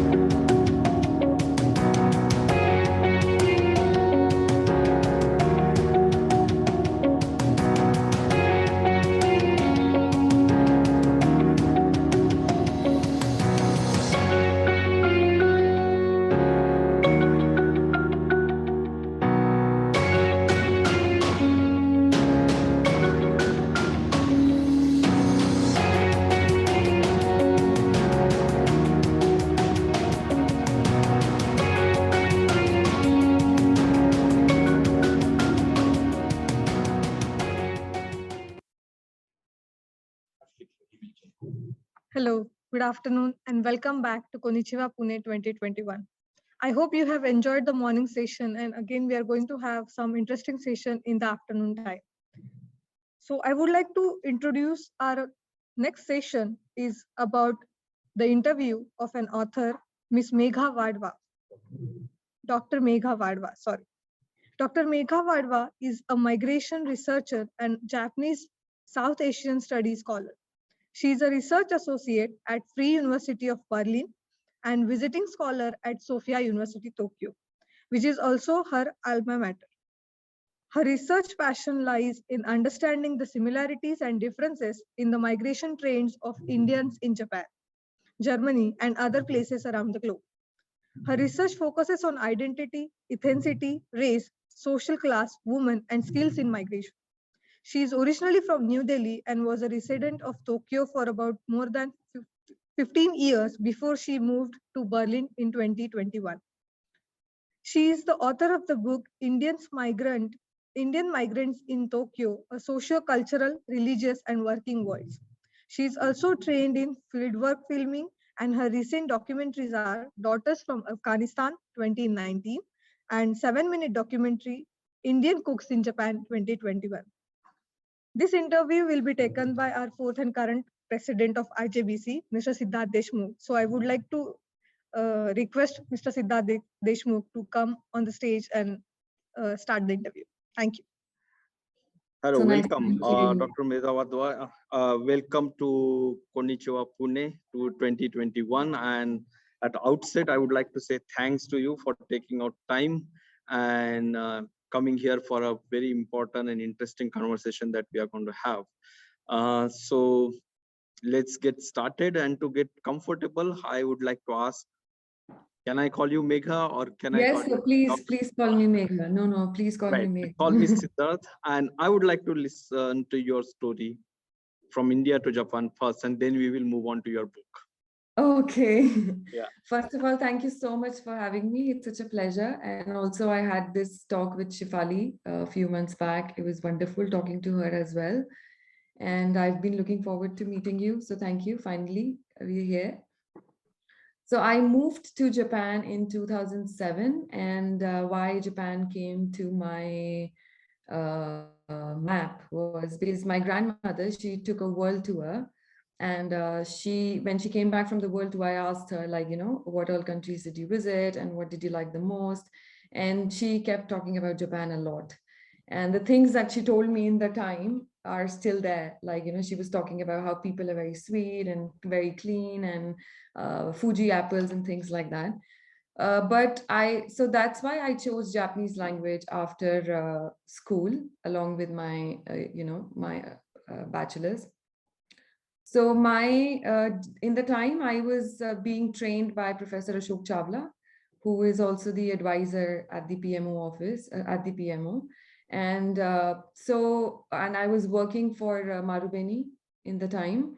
And then I was looking for further education and I wanted to go to Australia. But Professor Chawla advised me that I should go to Japan because it was going to be my first trip alone and I was young in the time. And he suggested that Japan would be a safe country. And because I have been in this field, learning the language and working for the Japanese company, it would make more sense to study in Japan rather than studying in Australia.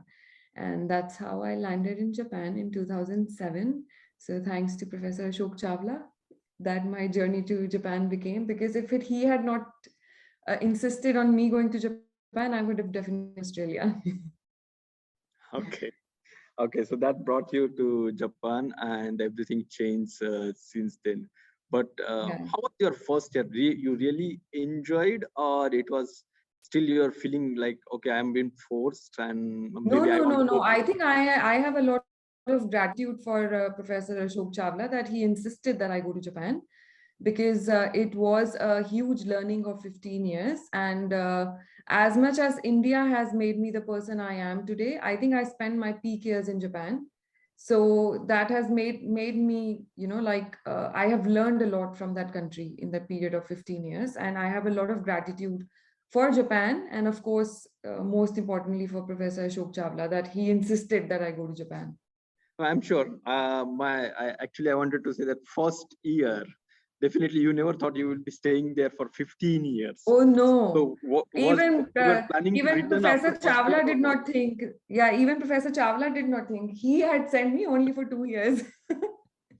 And he wanted me to come back and actually get into the, a different field, similar field as his, like do translation, interpretation and stuff like that. But I have no idea, like things just moved on in a different direction.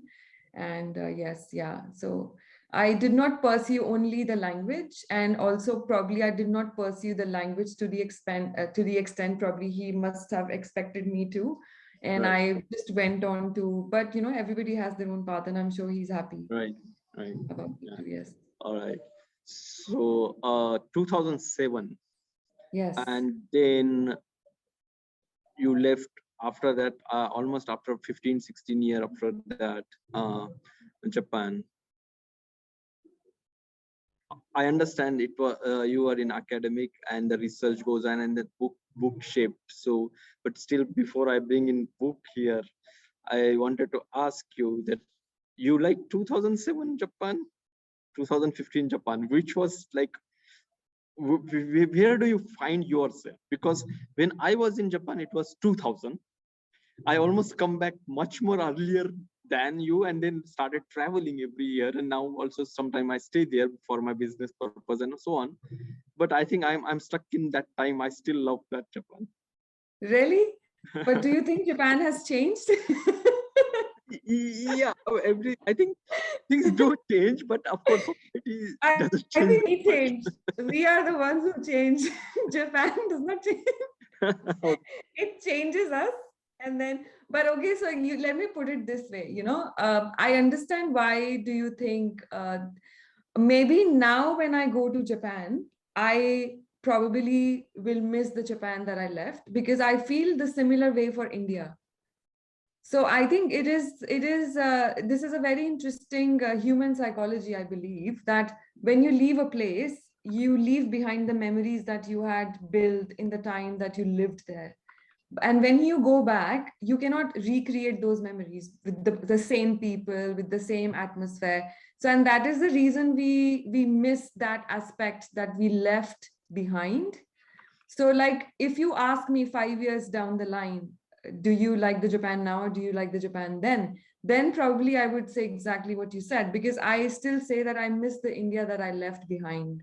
And I keep looking for that India every time I go back to India. But there are few spots and places where I can find that India, but mostly India has changed so much. But I think for Japan, I wouldn't say I see a lot of difference what it was in 2007, 2015. The only difference I saw was that it was easy for me to find Indian food there. It was easy to, get used to the things, but that was also because I was changing. In those 15 years, I was learning a lot. I was growing up. I was getting mature. I learned the language. I was able to understand the system. So definitely, I like the Japan later on more than I liked in my initial, 4-5 years, because especially after I joined Sophia University. And also, I also hated Japan more in the time, because in the first 5 years, you're actually either wearing pink glasses or you are absolutely in hatred with the country, or you are somewhere in the middle where you're just loving and hating, whatever. I think it depends on a personal perspective. But as you understand the country more, your love for the country grows stronger as much as your hatred, just for your own, like as it would for your own country, like people in India, they love India, but they also hate India at times, So yeah, I think that is more to do. If you ask me 5 years later, if I end up staying in Berlin and I'm not going back to Japan and it's just a to and fro thing, then I would feel exactly how you said that you missed the Japan that you left behind. So I would probably miss the Japan that I left behind, because I will not be able to recreate those 15 years of memories with the same sort of people or the same sort of workplace. So that change, yes. Perfectly. So now let's get back to your book, Indian Migrant in Tokyo. I read this book after reading the review. in Japan times, I think. Yeah, yeah. And fortunately, I had some good time because of this lockdown and all, and I was locked in Japan. And So you were so locked in Japan. yeah. Wow. Lucky So you. I was locked in Japan. I just returned India 2 weeks back or 3 weeks. I think 2 weeks back. So, it was really, really interesting book for me to read because when you live in Japan, I was not a researcher, right? So you don't know all those things, and then suddenly you feel, wow, I never knew, or I never looked at it that way. Or maybe some of the problems which you mentioned, maybe I never faced, or some of the problem which you mentioned exactly I face, but you never look at it like the way you were looking at it. So it was very interesting journey to go through your books. I think I read it, I will not say twice, 1.5 time, because once I read all and then I went back to all the chapters which I really want to pick and underline, and I'm planning to visit some of the places which you mentioned, which I never know about, like Gurudwara and all. I never visited those places. So yeah, you should definitely go to the Gurudwara. Of course, I knew because you mentioned that in a book that but our audience don't know. So I want you to tell us how do you plan this book, and do you call this book as the academic book, or everybody can read? Is it for everyone? Okay, very interesting question. Thank you for asking such a brilliant question. Yeah. First of all, how did I start this book? Again, I think I've been very blessed to have some wonderful professors or mentors in my life. And like my journey started with Professor Ashok Chawla. And then when I moved to Sophia University, when I started my research at Sophia University, I met Professor Cyril Villiers, who has himself been in Japan for 50 years. And I did my master's and I was reflecting on the life of Indian women in India after marriage. So I was in area studies and I was focusing on South Asia in the time, so my research was there. And in that time, I was attending seminars of a professor, Japanese professor, Professor Takefumi Derada, who became my mentor in my PhD. So his work was a big inspiration for me. He used to talk about his research focuses on Filipino community in Japan. And he used to do presentations in his seminar. And his work was very inspiring for me. And he used to reflect on the identity and other issues the Filipino community faces, like, how they maintain their, he was basically focusing on the Christianity aspect of the Filipinos. So that fascinated me. And then when I finished my master's, I wanted to do PhD as well. And because I was like, now I'm studying. And I always wanted to be, I enjoyed academia and I wanted to be in teaching line. And that was the reason why I went back to Sophia, because I had only done bachelor's in Japanese language and I further wanted to educate myself. And so I decided that I will educate myself further. So I was like, might as well do PhD because I was a mixed scholar. And in that time, I was thinking that I want to do, so before that, I had been teaching English in Japan.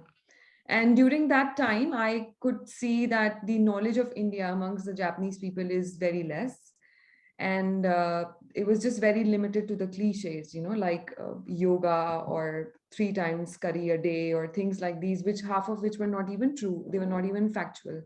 So that used to make me feel a little, I don't know what would be the right word, but it just used to create this kind of passion in me that I want people to know about India more. I want people to have more factual information about India, because there is more to India than just curry yoga. And yoga is, of course, beautiful. I'm glad people know about it. But yeah, there is just, in brief, like there is a lot more about India people need to know. And that's the reason why I thought that I would like to go and study more so that I can teach something just more than English and not just stick to English. And then his research inspired me. And then I was like, okay, so I think maybe for my PhD, I'm going to change the topic and I will focus on Indian migrants in Japan. And both of them were very supportive of me to do that. And in the time when I was writing in the time when I was doing my research, I was obviously reading a lot of academic books. And I felt that sometimes the academia just limits itself to academia, you know. We are not able to reach ourselves to a bigger audience. And see, my purpose of writing the book was not just the people who know English can read it. I was also targeting that the Japanese should also be able to read it. And in my belief, there are a lot of people in the Japanese community who can actually understand this level of English. And so that is the reason why I am in academia, so I did want to write a well-researched academic book. And so I chose to write an academic book with a style that can be reached to a larger audience. So, and thankfully, with God's grace, I have succeeded to some extent. And also the book they have brought down the prices, and I'm further negotiating with them to bring it down for India. So I hope I succeed in that as well. Because as of now, for the international market, the price is good, but for the Indian market, it still needs to go down. So, but I'm very glad that they brought down the price earlier than the planned time.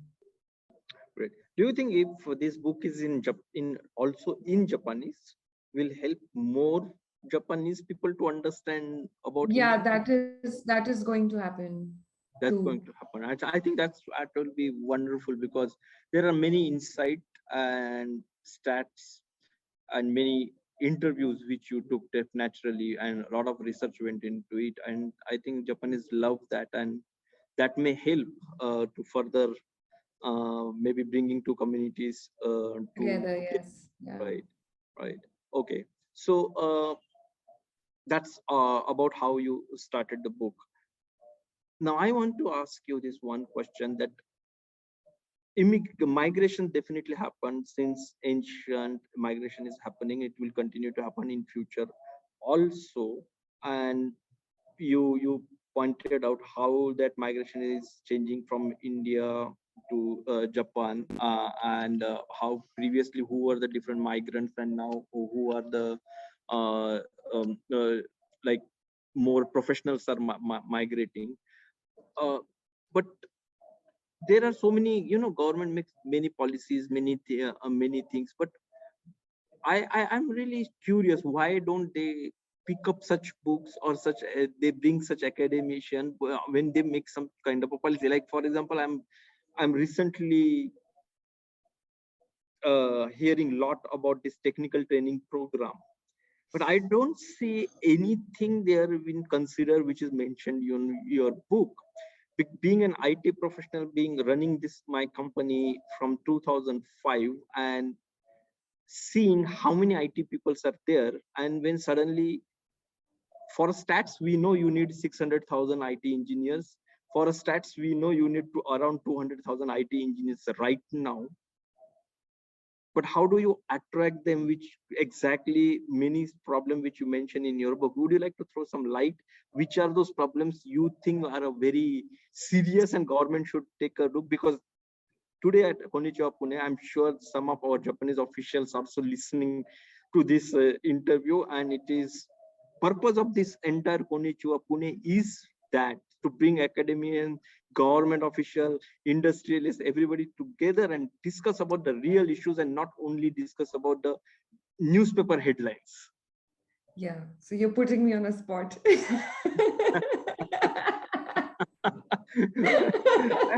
That's why I ask you, should I call you Mega? Because I want a real conversation today to happen. And I'm sure our friends in Japan and friends in India should listen to this. Yeah, okay. So I should say a little prayer first. Okay, so now that you've put me on the spot, I would like to say it in the best possible way so that I don't offend anybody. So I think, see, when I hear the conversations or when I read about the policies, I see that at the top level, people are definitely making an effort politically or in order to create a relationship with the other country, there have been, a lot of conversations happen. But what people don't look into is that what happens at the ground reality. Like something that I have tried to focus to my best capability in the book, in whatever best way I could, that we need to understand that, let me put it in another way, that, for example, I am just giving, like an example. I hope it would make people understand what I'm trying to say. For example, when in my initial years of Japan, I used to get a very bad cough every year. And I would take medicines and it will get all right. And then it used to come back again. So it became a pattern every year at this particular seasonal change, that this will come, I will take the medicine and then it heals. And I got tired of it, that why do I always have to take the medicines for it? And why am I falling in this trap? And then I studied deeper, and I felt that I need to get into the deeper cause of what is causing this cough. What is the trouble in my body that is bringing out this weakness in me and creating trouble for me again and again. And then I changed my whole lifestyle. I changed my food habits. I changed what I was doing, my exercises and everything. And then since 2011 till date, touch wood, I have not had that trouble again. So what I am trying to say is that on the surface, we are trying to put a patch and healing the things or making them show that they are fine, but we are not looking into the problems that are deep down there. And that is something which both the countries need to look into, not just Japan, but also India. What India needs to do is that they need to create a lot of awareness that people need to know the reason why are they going to Japan and what is waiting for them there. The other day I was giving a lecture at university in Philippines, and we were discussing about the Filipinos moving to Japan.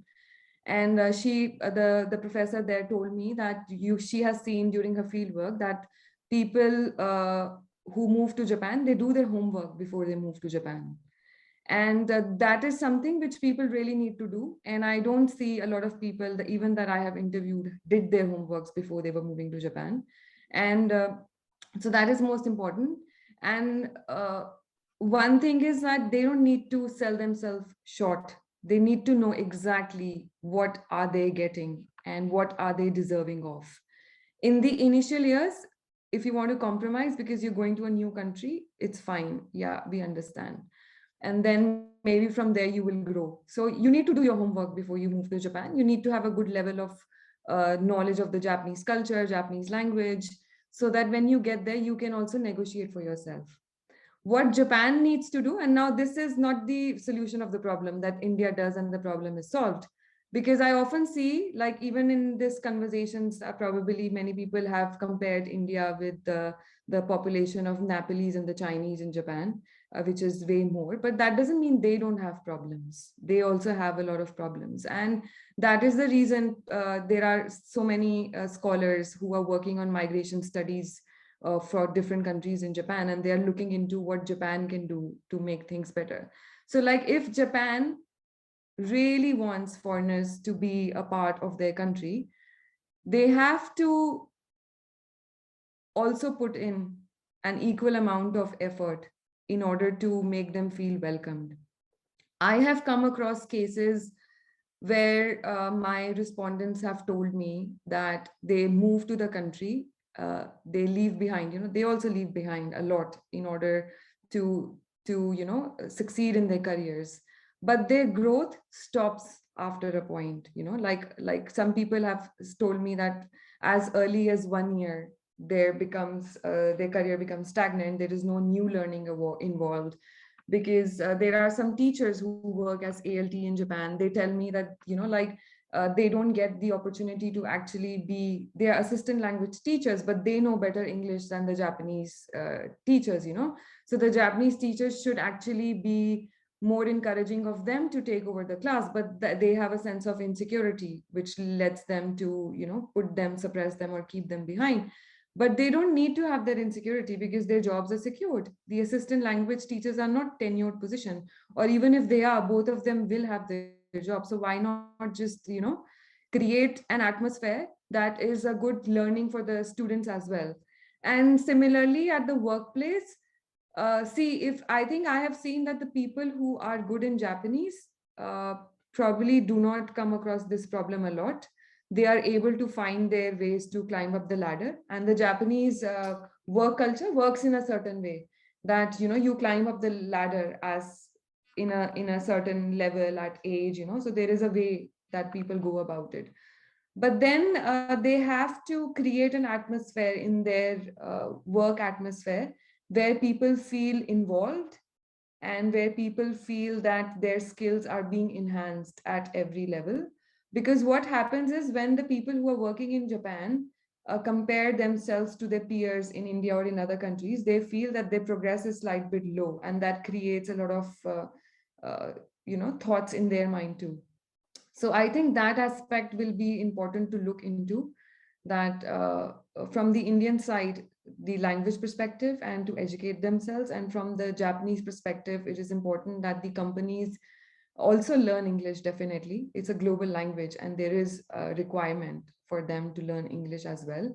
And there is a sense of inclusion at the workplace where people feel that they are also the part of the company, because many of the meetings, they happen in Japanese. So again, the point just keeps revolving around the language.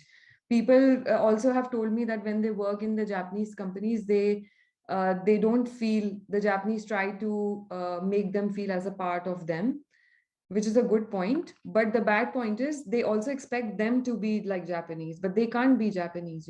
So the whole idea of diversity does not mean that you make a foreigner a Japanese. The idea of diversity is that you teach them what you have and you learn from them what they have.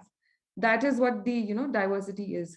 But what happens in the actual place is that they hire them and they try to be inclusive, but in the process of being inclusive, they put a lot of pressure on them to be like them.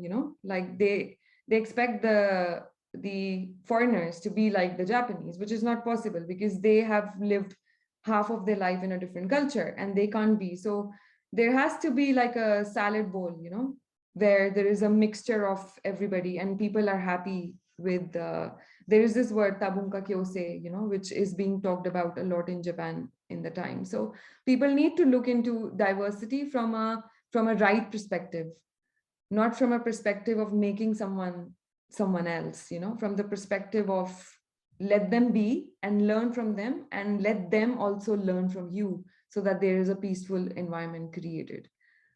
Which is also a part of, if you look deeper, it is a part of any human relationship as well, right? When you are in a marriage, if you expect your wife to be like you, it is not possible, then what's the whole meaning of the relationship when you cannot accept the other person like they are? But then you adapt to their lifestyle and they adapt to your lifestyle. And that is how things get into function and the relationship is long sustaining. But that is if they want a long sustaining relationship. The question is, does Japan want a long sustaining relationship with foreigners? Does that when answer you your mention question? foreigners, are you specifically talking about Asians, or are we including Western? No, I'm largely talking about everybody. So Asians more, of course. fundamental problem like diversity, inclusivity, growth, this is for all the foreigners, right? Of course, yeah, of course. Yeah. So are there any specific issues with Asians or Indians that you want to say?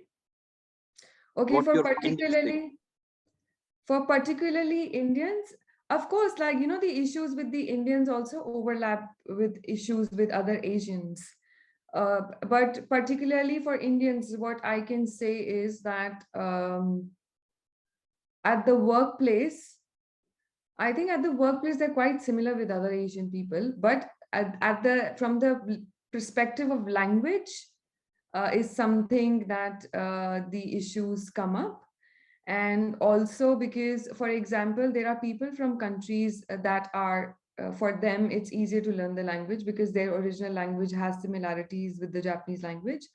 So it is easy for them to adapt in many ways, in a quicker way than it could be for an Indian. And from the other perspective, it is like the Indian culture, whether it is about food or whether it is about the attitude, the whole upbringing is a little different from the Japanese culture, you know. So that also creates a little bit of adaptability issues. Like, for example, in Japan, we have the nomikai culture, and many Indians don't drink or they don't eat non-veg. And so even though they say no to go to these places, or even if they go to these places, there is not like a full involvement. And that sometimes leads to you know, a slight bit of exclusion, because they are not, because nomikai is the place where all the connections or the conversations happen with your colleagues outside of work, you know. So that creates a connection with the people in your workplace. And if you are not able to go to that workplace because of your food or you know, drinking limitations, then you probably are not able to enjoy. The Japanese people in that sense are very accommodative. They do try to create, you know, make you feel comfortable and create an atmosphere where you can have the vegetarian food, or you can have the non-alcoholic drinks. But I think that creates a little bit of a distance between the two people. But I think it also differs from person to person. Like, you know, some people don't mind it, but largely this is a culture in Japan. So I'm not sure what would be the right solution for this. I think it would just be an acceptance, like, you know, that you feel confident about where you're coming from, and then you just do what you feel right. And the Japanese people can also create some kind of other activities rather than just nomikai, to create that inclusion for people who are, you know, not into a nomikai culture. Right. So I have completely understand. These are very tough questions, not only in Japan, but also in India, including diversity. And rest of the part, we know what's happening in other parts, like in Western countries, about the diversity and inclusion. So maybe these are little tough nuts to crack. But yes, if, as you mentioned, if Japanese need foreigners, they will have to think about it and take more opinions from people like you. What are the easy things that can be fixed or that are possible to fix, like schooling or so some of the day-to-day life things that which you mentioned, like what the problems Indian Indian international school face, or food problem, or some other day-to-day life which can be fixed very easily, and the life of foreigners, or in, to be specific, can be made easy. One of them, like for example, you mentioned that, like in Indian IT companies, people are used to see the 30 at minimum 30% growth every year in a salary. So that doesn't happen in Japan. So I don't say that that should happen in Japan, but they cannot just keep people 4 or 5 years on the same salary. So no IT engineer is going to work in Japan for sure, 100% for sure. And you cannot say that our company policy is like that. You will have to change that policy for Indians. So these are some of the maybe easy things to fix. What is I actually missed one very important point. I was also told in some of my interviews, like, for example, there were people who were not able to take time off from work. And so, like, if they did, for example, if they took a day off, the manager would be upset that, why did you take a day off? You shouldn't have taken day off. And they would be made to feel guilty about taking day off. So taking day off guilt has to be, you know, understood. Like, I mean, like, the foreigners, if they are in a Japanese setup, they have to go and meet their families, and they have a life of their own, which should be respected, which is very important, which is not a part of the Japanese culture. We understand. But then the foreigners have a family left behind, and they would want to go and see them. Or even if they don't want to go for the family, there is a holiday culture which needs to be respected. And also it's good for the mental health of the Japanese people themselves. They need to take regular breaks. So this taking off culture has to be given more importance. And secondly, I was also told, like, if they leave their workplace at 6:30, they would get, like, judgmental eyes from their colleagues, which should not be there. If you are choosing to work longer at your workplace, it's your personal choice. But you shouldn't judge the other person if they are leaving, if they want to give their personal life or their family priority, provided they have finished their work. So, and I think this is something I love about Germany. Initially, because I think I am a lot Japanized. I love working, but I will not judge anybody else who is not working as much as me. I want to stay at work as long as I can, and I don't care because I enjoy it.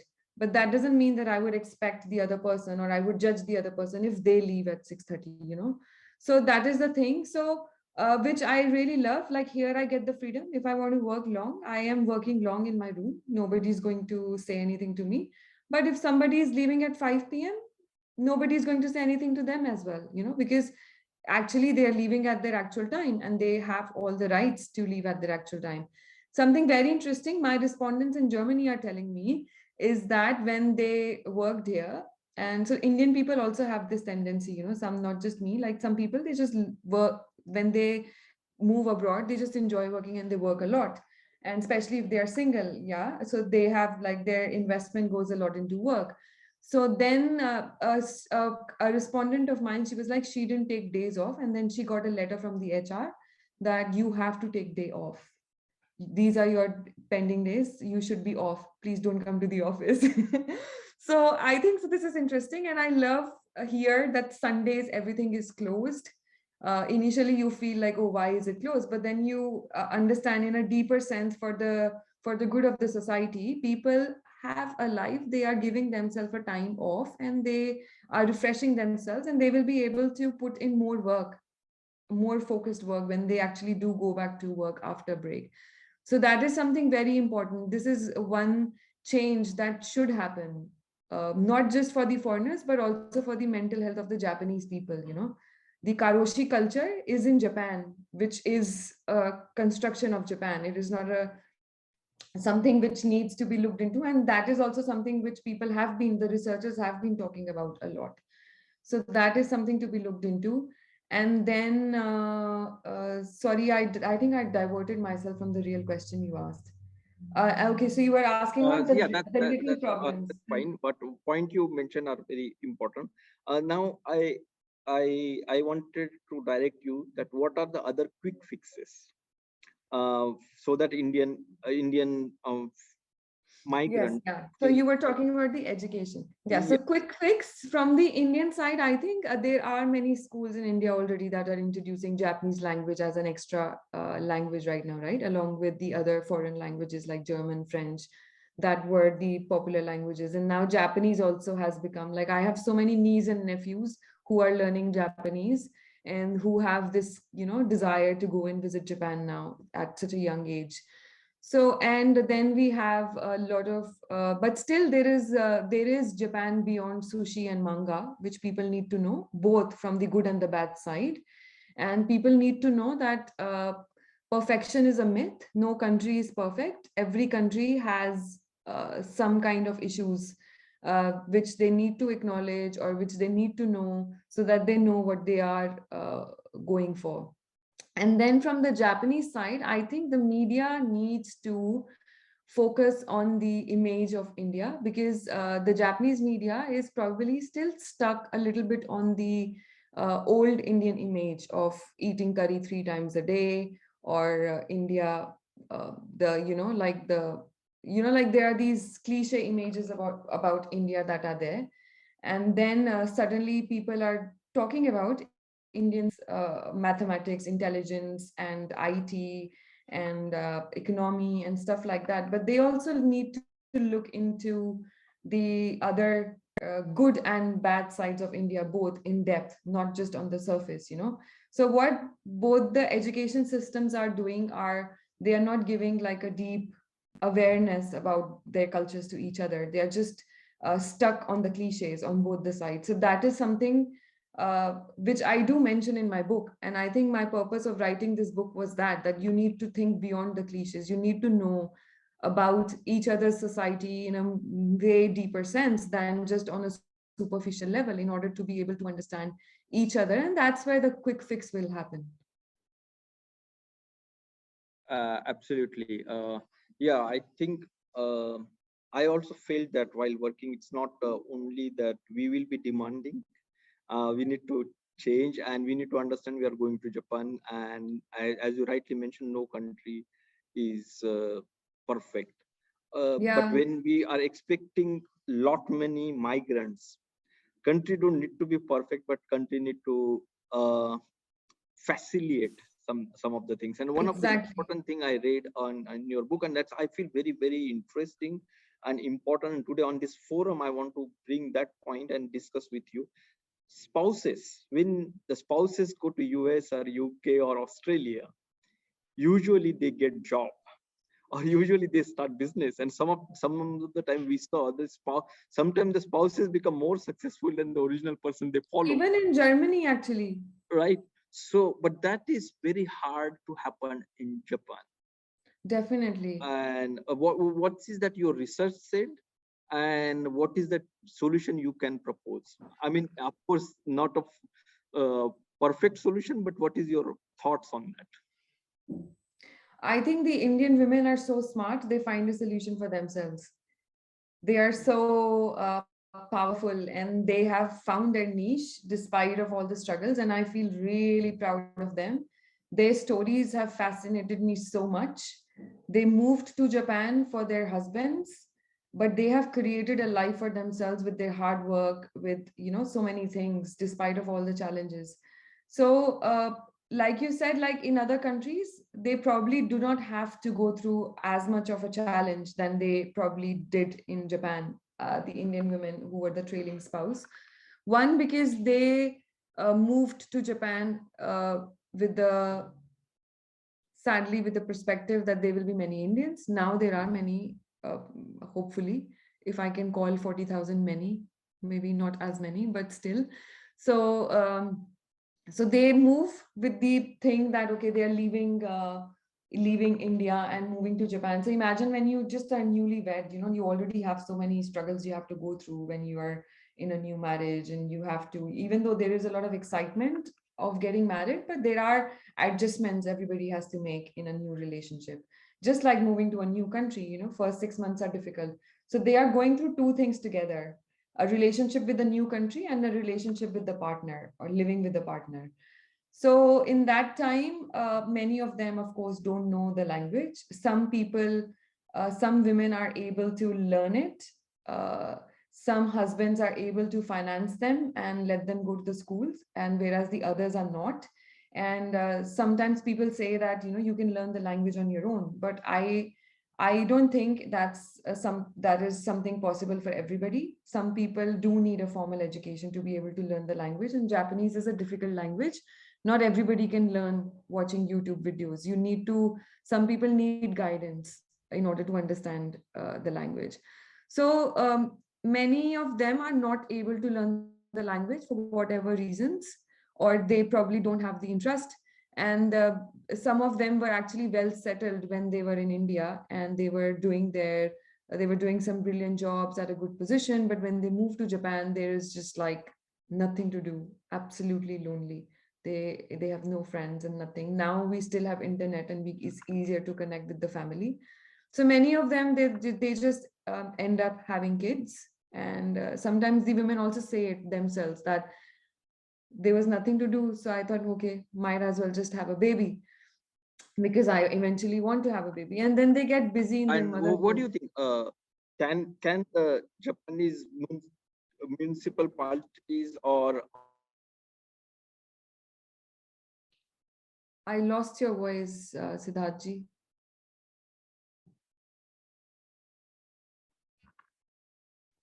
Hello, can you hear me, Siddharthji? Streaming room, yeah. I'm not getting you. Can you hear me? Yeah, I can now hear you. Can you hear me?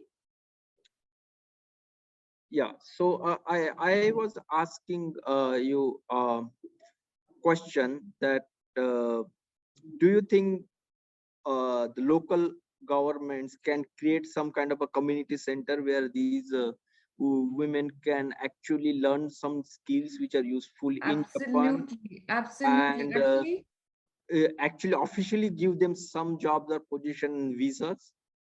so my documentary on daughters from Afghanistan actually reflects that. There is a group of this is a research of another professor at my university, and the documentary is based on her research. So they have started like the volunteers in Yotsukaido. They are retired Japanese people. It's a not because I have made the documentary I'm saying this, but I think it's a beautiful story in the documentary. And it's just a 30 minutes documentary that gives a very deep message and a very beautiful relationship between the old Japanese people and the Afghani women. So these Japanese volunteers are actually supporting the Afghan community at a community center to learn the language, and they go step forward in helping these Afghani women to adjust and adapt in the new atmosphere. Like they help them go shopping, they go sometimes bowling with them. So it's a very beautiful relationship that shows. And I was actually telling my professor that we need to show this documentary to a lot of people so that Japan can create such community centers at various places. And I think it is also good for because these old volunteer people that are working in Yotsukaido enjoy what they're doing in their old age, and they feel a connect with these foreigners, and they treat them as their daughters. So if we have, and I'm sure the Japanese people would love to do it as well in the retired age, because they get some support from the government as well, and then they also go beyond that support and help them in so many things. So I definitely think that is something that can be done by creating more inclusion from the Japanese locals, like it is happening in Yotsukaido, and create an atmosphere for these women.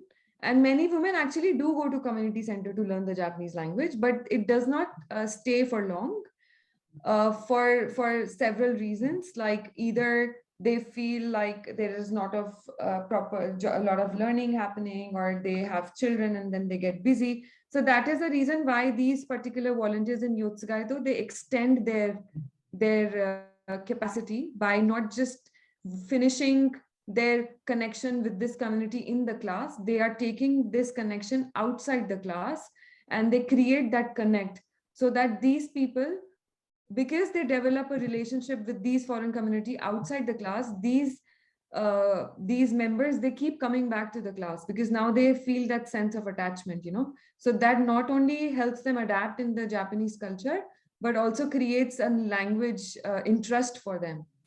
So I think, yes, that is a very good point that you brought up, and it is something that can be done very easily. Okay. So what else you found interesting about the Indian community during your research? Would you like to share that? I think the most interesting thing that I found about the Indian community is that they are, what's the word? Like in all my interviews, I did not have any Indian victimizing themselves. I think they have a lot of love for Japan, regardless of whatever challenges they come through.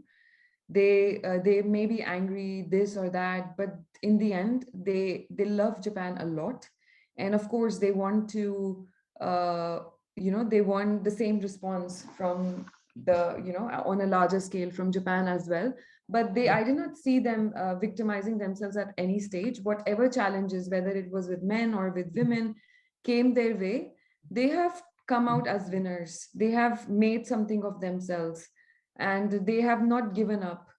And so that was something very beautiful that I see in the Indian migrants in Japan, which is very fascinating and inspiring for me as well.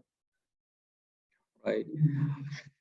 Now, some of the not wrapping up question, but something I would like to ask, which will lead us to the closure, because we have a time constraint. Unfortunately, this topic is so interesting and we can go on talking about it. But finally, I want to ask you this on the behalf of IJBC, Indo-Japan Business Council, because we have this mandate to bring this conversation to the surface and keep it moving forward.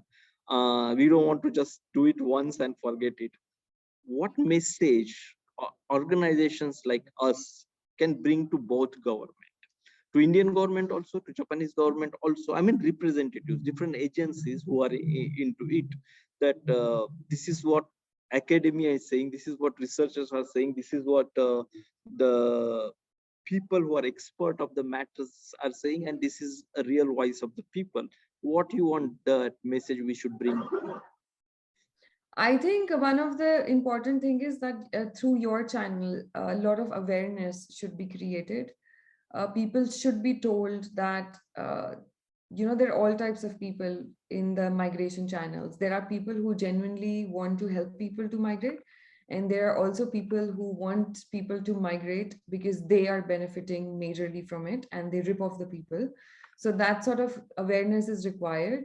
It would be nice if you, create again, it just comes back to education again and again, that a lot of awareness on both the ends, not just for the Japanese, but also not just for the Indians, but also for the Japanese, like awareness of both the countries in real sense, like not just about their cultures, but about their everyday lives. People need to know the other side of Japan and the other side of India. So like, for example, it's like Japan has like this perfect image and India has this poor image, which now is like, oh, okay, economy is booming, but still it is poor. This is that, or what is this? So that the other side of India needs to come out. And also like people need to know about the things they need to know before going to Japan.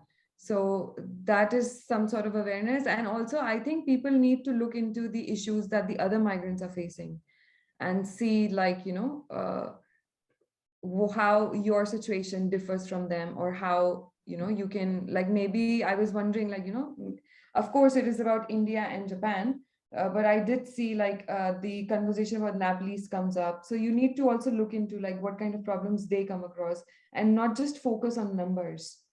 We need to look into the real stories of people that can give us the, lifelong learnings in order to make policies or to understand how things can get better in the future and help bridge the gap between the two countries. We are mostly lost in the, things that have been happening for ages, but what again things go on to like, are we listening to the stories? Are we listening to the people who are actually going through this trouble, So these things are important.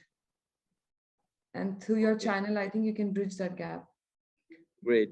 Thank you for that suggestion. I think that's what we at IGBC want to do, as you rightly mentioned, is awareness and a lot of information that is completely lacking, which I over and over again and again feel the same thing. I have a couple of two more interesting questions for you, but before that, I want to just check if there is any other question from audience, because we are streaming this on another channels as well. So Dhanashri, do we have a question?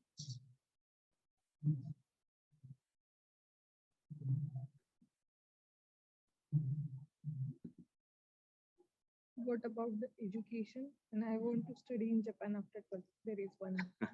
Okay, so it's about education. What about the education? And if I want to study after 12th, but okay, maybe you can answer this question. But to attach to that, maybe it is an individual question. How do I study after the 12th in Japan? But my question is attached to that. Really, is it a proper infrastructure right now available in Japan for the Indian children, or there should be something much more need to be done? And what are those critical points that we can do the quick fix? Maybe there are some very difficult point which may take some more time. Yeah, you mean in terms of education in school, right? Yeah, I think it's a personal school, choice. Yeah, like many mothers, they come and discuss with me because they are distressed. They don't know if they want to send their kids to the Japanese school, or if they want to send their kids to the international school. some people cannot genuinely afford international school, even Indian international school, and they either end up going back to India or they end up teaching their kids in Japan, in the Japanese schools. And then in the longer run, some of them are satisfied, but many of them feel worried. I also think like the Indian people also need to open up. It's okay if you are not able to teach your children, because the Japanese schools will take care of it, provided your kids are not being bullied. And if they are being bullied, then it is the Japanese side who needs to look into that issue to make sure that the foreign kids are not being bullied in their schools. So that is their job. But from the Indian side, what the parents need to do is like, it's fine if your kids are learning in Japanese schools, and even if you don't plan to stay longer, uh, your kid would acquire an extra language skill. So at least first 5 years, like Yochien, or the first 5 primary school, I don't think I would encourage parents to send their kids to Japanese school. And then if they want, and if their finances allow, they can send them to the international school or, somewhere. Even Japan has international private schools, which are cheaper than, again, like the international schools. But of course, there is a lot of fix we need to do, that again sums up to again the language issues, like, but in my personal opinion, I think it's a beautiful thing that your kid can learn Japanese language and can also learn English and can also learn their mother tongue. So the people also need to get out of that fear that they will not be able to talk to their grandparents because they will be speaking Japanese. When the kids grow up, they learn the languages, and it's a very right age for them to educate their children to go and learn the Japanese language, than just be very adamant about keeping them and protecting them or protecting their Indian identity. You can always teach them Indian things while they are at home, but they need to open up a little bit to the other culture. But at the same time, like I said, if any bully, because many times many bullying issues happens, that scares the parents. So that is something that the Japanese side needs to address. Right. Even if I say and insist parents to send their kids to Japanese school, and if something wrong goes up, then things come back to, to being sad. So these are very difficult issues which both side needs to work on. But more, if the Japanese schools are open to having the foreigners, they need to make sure that the kids are not bullied, and that is a diverse place in real sense. That is the most important thing. You can't expect a little kid to behave like a Japanese kid from day one or even in 5 years, because they are juggling between the two cultures. So that is something they need to create an awareness in the Japanese school, so that it can create an atmosphere for the foreign kids as well. So that is one of the major fix they can do for the foreign students, not just for the Indian students. Absolutely, absolutely. So everything comes down that acceptance of each other's cultures and accepting the diversity. That's the key of a migration, I think. And that goes back to the point where we started, awareness and education. Right, absolutely. And willingness. We have last 2 minutes. I want to hear you about your new project. What is next? What you're doing next? So at the moment, I am in Germany, and I am focusing on my main project. Actually is still based in Japan, where I am exclusively focusing on highly skilled labor market, and how to define skills and qualifications in the process of migration. Because what happens is, for example, if you come from a certain country or continent, and if you go to another country, your skills suddenly come down. In your country, like I have respondents who were in computer science and teaching computers in their countries, but when they started to apply for teaching jobs in Japan, they were not given that job because their skills came down, and then they had to compromise. They worked in factories, or they educated themselves further to come to at par with the qualifications that would accept them, that will be acceptable by the system.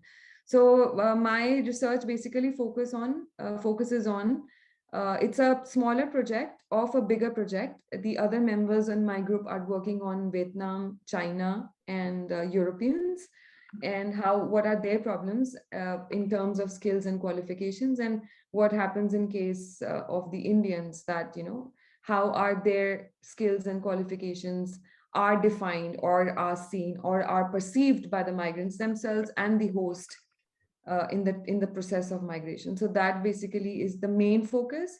And along with that, I am also following the same pattern for the Indian highly skilled in Germany. Okay. Okay. In That order would to be enhance interesting. Yeah. my understanding of Right. Japan. So, thank you very much for today. I would love to follow up with you on this your new research, and would love to have the data from that and learn from you, and put it forward as a association towards all the stakeholders whichever we can. But I definitely recommend all the viewers here that please watch this video again, because it's going to be on our channel, but at the same time read the book Indian Migrants in Tokyo. It's an amazing book. It's very much academic as well as non-academic book. You will feel interesting. It's written in such a fashion that you don't feel that you are not connected to it, even if you are not going to Japan, but still you will understand what are the things about Japan and the migration issues and the Indian peoples overseas. Thank you so much, Dr. Megha Wadhwa, for today taking out time and shedding light on different issues of migrations. And I would like to stay in touch with you in future also, and discuss many other issues. Thank you so much. Definitely. Thank you so much, Siddharthji, for having me. It was lovely talking to you and finally meeting you. And I think it's a beautiful and a wonderful and a very useful event that you have organized. And congratulations to IJBC. And thank you so much. I hope this results in some support to both the sides. Sure. Thank you. Thank you very much. Thank you so much. Bye-bye. Over to you.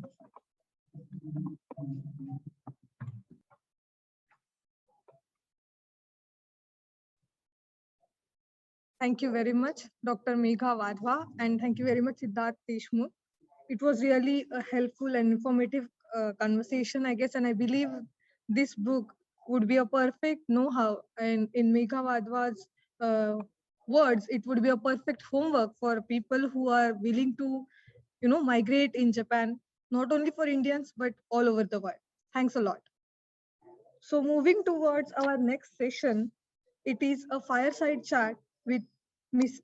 Shefali, and our guest is Ms. Nupur Tiwari, a motivational speaker, transformation and mindfulness coach. I would like to introduce Ms. Shefali first. Ms. Shefali works in Adore Digatron Private Limited, representing the purchase department of EV charges components. Her close introduction to Japan and its culture was happened in the year of 2015 while working in a Japanese company. Missing the Japanese environment, people, and culture, she joined IJBC as a volunteer member in 2019. And since then, her ties with IJBC is growing stronger. I request Shefali to start with the fireside chat. Thank you. Hello, everyone. We are back now, and Nupur also joined us. Sorry for the inconvenience, Nupur. You joined stage 2 instead of 1. Maybe some miscommunication or something.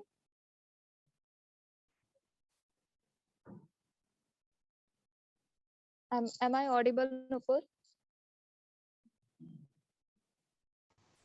Oh, yes, you are audible. Sorry, it was mute. Yeah, I went to stage 2. So yeah, apologies for misunderstanding.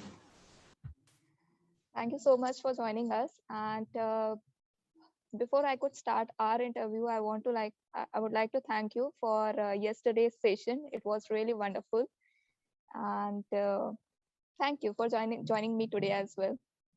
No problems. You're welcome, and thank you for having me, and thank you for organizing such a wonderful Konnichiwa Pune. And everyone, namaste and konnichiwa. Those who are watching, viewers, namaste and konnichiwa. I hope you're having a good Sunday, and definitely a lot of programs are going on. I'm sure you all are enjoying.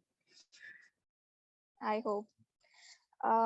Okay, so Nupur, my first question, I think everyone knows you, so there's no need of, telling more about you. Everyone knows through your channel, through your virtual event, the Nupur Tiwari show. So I would like to know what women empowerment means to you. My first question. Okay, so women empowerment is totally state of mind. You know, nobody can empower you if you don't want to be. And there is nothing called women empowerment. This is whole human race empowerment. Because without, when you have, if men are not empowered, then a woman cannot be empowered. So it is totally society. Society's upliftment. We have to just if you are not raised well by good parents, you cannot be empowered. If you are there, you're discriminated at home and between two children, and since you are a girl, or a lot of other things are, facilities and things are given to you, the boy child, then that boy child is not empowered, because he is thinking that he's superior to the girl child. So women empowerment, which is actually the people talking about, the subject is very much on the air. People everywhere, people are talking about women empowerment, but I don't believe in women empowerment. I believe in total the human empowerment. And this is totally the state of mind, I would say, because as I said, that I'm a follower of Swami Vivekananda, and Swami Vivekananda said that if one society, if women are lower than men in the society, that society cannot be developed. So we have to be equal, we have to be totally equal. And definitely, since we are not given that much opportunities which actually the women should have had. So I think we should given the more opportunities these days, the government side and from the families from everywhere, since we also believe that we can't.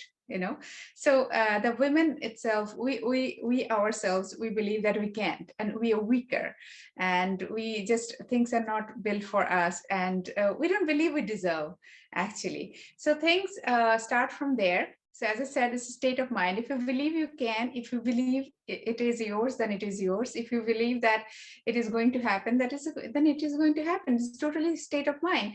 And it starts from the family. So it is totally the, it's our whole empowerment. It is not only women empowerment. It is, people really don't understand the meaning of empowerment. Empowerment is total. The first thing of empowerment is believing in yourself. Doesn't matter you're a man or you're a woman.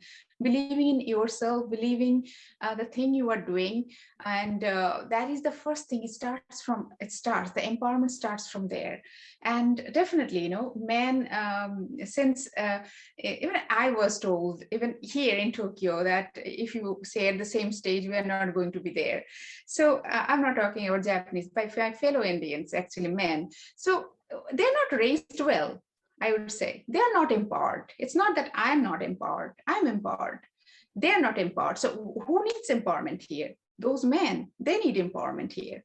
They need empowerment. They have to believe that we should be treated equally.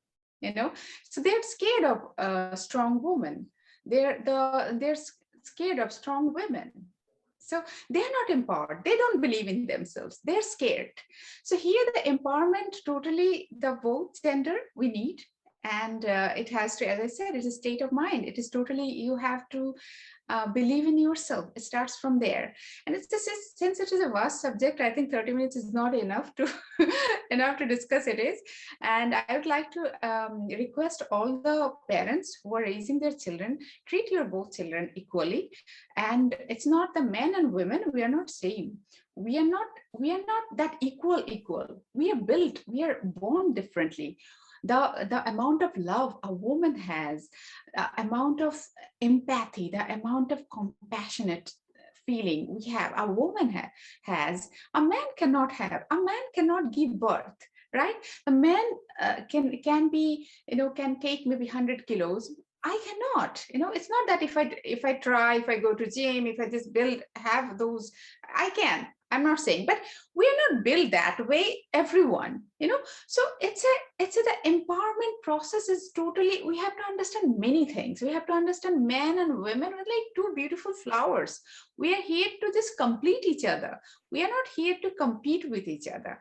We just coexistence. It matters, coexistence. But we just, it is totally, the subject is very very ugly these days. Some people, they're just taking advantage of women empowerment. There's only that word, that sentence, and some people even don't understand what is women empowerment is. And that's why I started with the empowerment should be total, at large, the society's empowerment. And it should start from there, because men are not empowered. The empowerment doesn't mean that you are earning, you got a job and you are earning well, that's why you are empowered. No, that is financial empowerment.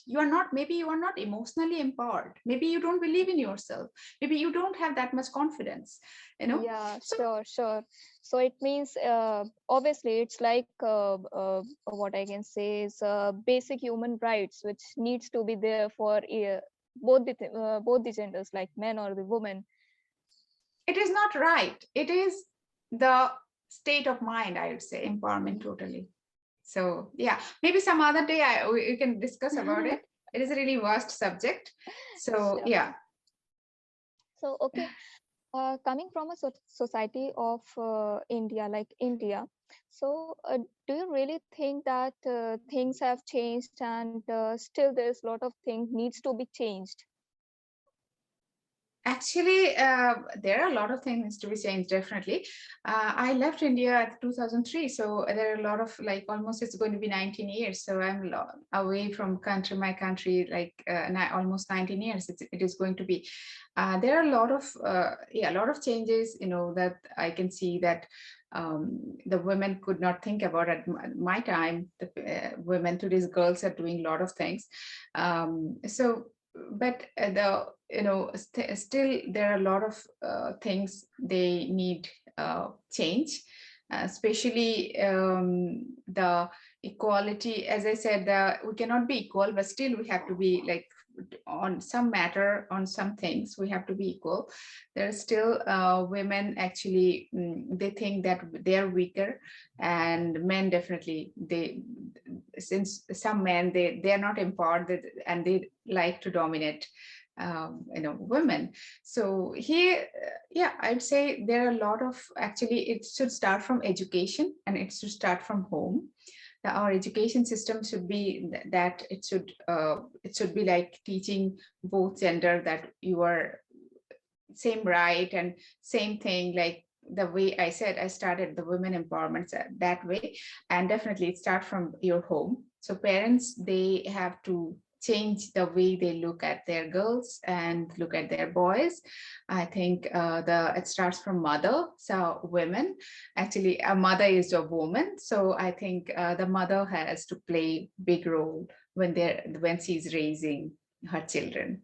So she needs to treat her children equally, definitely. And women are the biggest enemy of women. So that has to be changed in our society. So always women are trying to pull other women really down. So that really should be changed. Yeah, we need to work on that really seriously. Seriously, we need to work on that. So Nupur, if I talk about you belong to a very small town in India from West Bengal, I guess. How difficult it was for you coming from a small town, then reaching to some place which is very, well known, or how difficult it was for you to start from there? How difficult it was for you to right to education, and how things got changed for you? How you changed your situation? No, I was very lucky because I was born in a very good family, very traditional family, actually. My parents, actually, I'm from very traditional family. Like we used to read Gita, Vedas, Upanishad, and everything, like chanting mantras. We have our Kul Devta, so 3 times we do puja. So everything, and I feel like really blessed. I cannot ask for any other family. I really would love to be again and again with the same parents. So yeah, that way I'm very blessed, and I was treated equally in my family. I have my brother, but by my parents I was treated equally. Rather, I would say they pampered me more. And yes, so this is that, those way I'm very lucky. And that is the reason maybe I had the courage to leave home. But again, yeah, a lot of things I did not have. I'm from a very small village, and I did not have good school. I did not have the connection with the rest of the world. And there are my community, I'd say, like my place, the girls used to get married when they're like totally very 16, 17 or before that. But as I said, I really am blessed to be in, I was born in a really wonderful family. So my parents never thought like getting rid of me at that age. Definitely they always had a bigger plan for me, but I don't know what plan they had, but I had my plan for myself. So yeah, so it's a like education always was priority in my house, definitely. But it was not, as I said, facility was not there, no facilities. We didn't have, and only one government school we had. And it was very far, like almost 4 kilometers from our house, and it was Bengali medium. So I had my education in Bengali medium. So starting from there, then the things changed. Things changed means, I mean, like my family, nobody ever worked outside of my house. So either they started their business, or we're quite well-off family. So a lot of things we had. So I would say, yeah, breaking all the norms, breaking everything, and going against the relatives and everyone, and leaving home. That was really big step. Long time ago, I would say 19 years ago. It was really big, and nobody had that courage going from my, I would say, I don't think anybody would have had that courage, but I had to leave my home. I had to just explore the world. That was my plan for myself. So I never thought anything. And my mother was always supportive.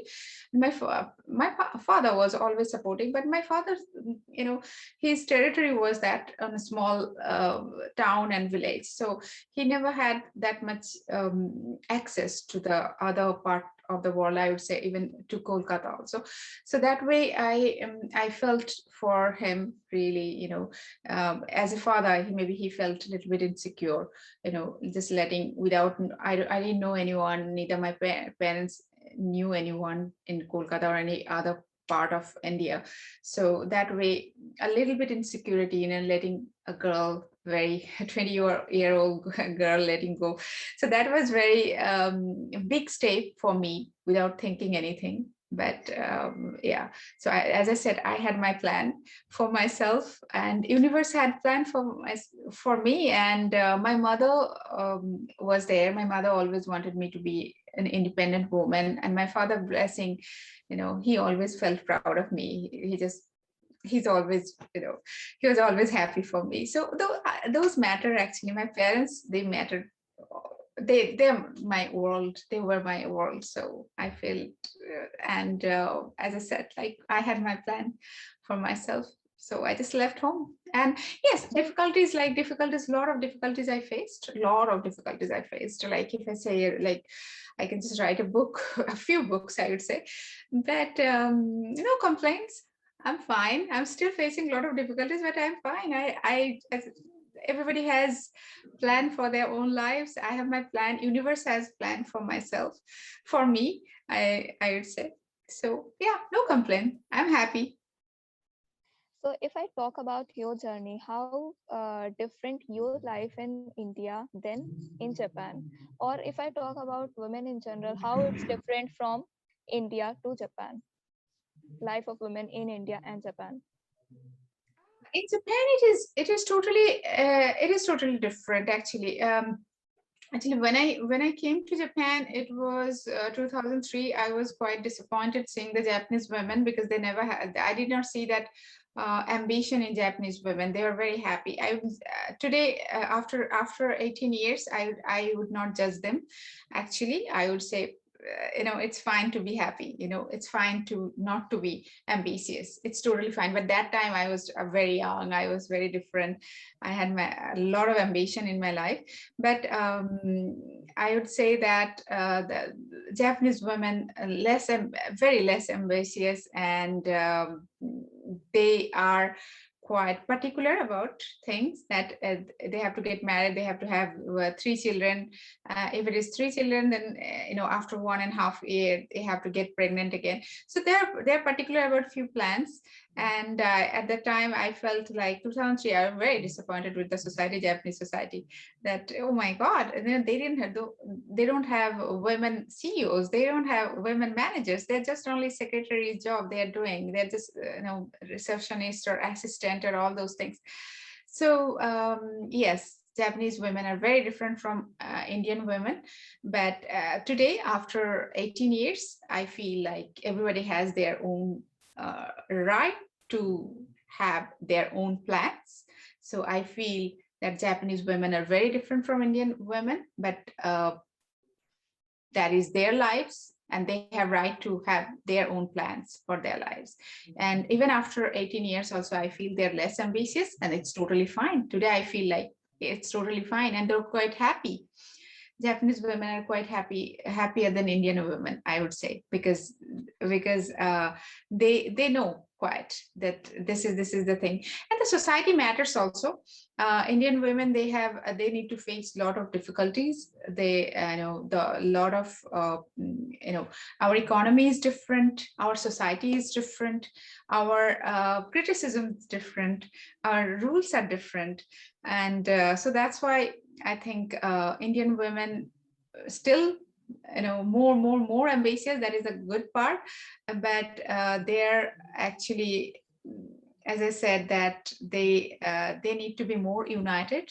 Indian women, I think there are a lot of more leg pulling things are in India. So I think anywhere in the world, but India is very visible actually. So yeah, the 2 countries, women are very different, but both are beautiful. Women are, I admire women actually. Women are so beautiful, so beautiful. Anything they do it beautifully. And Japanese women, actually, they're more productive in a way, I would say, like anything, they're more artistic. Anything they do, they just make it really beautiful. But back home, we see things differently. Here, people see things differently. But I'd like to conclude saying that women are beautiful anywhere they are.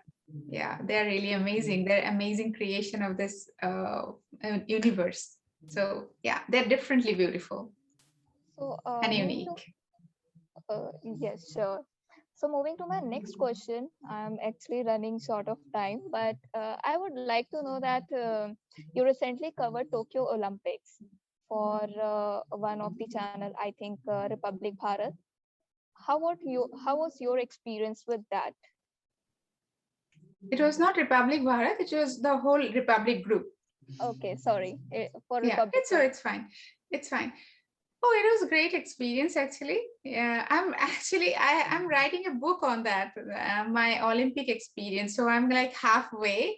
My book would be congratulations for that. Thank you. So it was a fantastic experience, because I'm not a sports person, but all of a sudden I had to just I had to cover Olympic, and I had to address and chasing all the champions. And yeah, it was a really great experience, because most of our Indian athletes, they could not win, and that disappointment. And I needed the interview, because I was kind of like determined that people really go for the champions, like who are winning.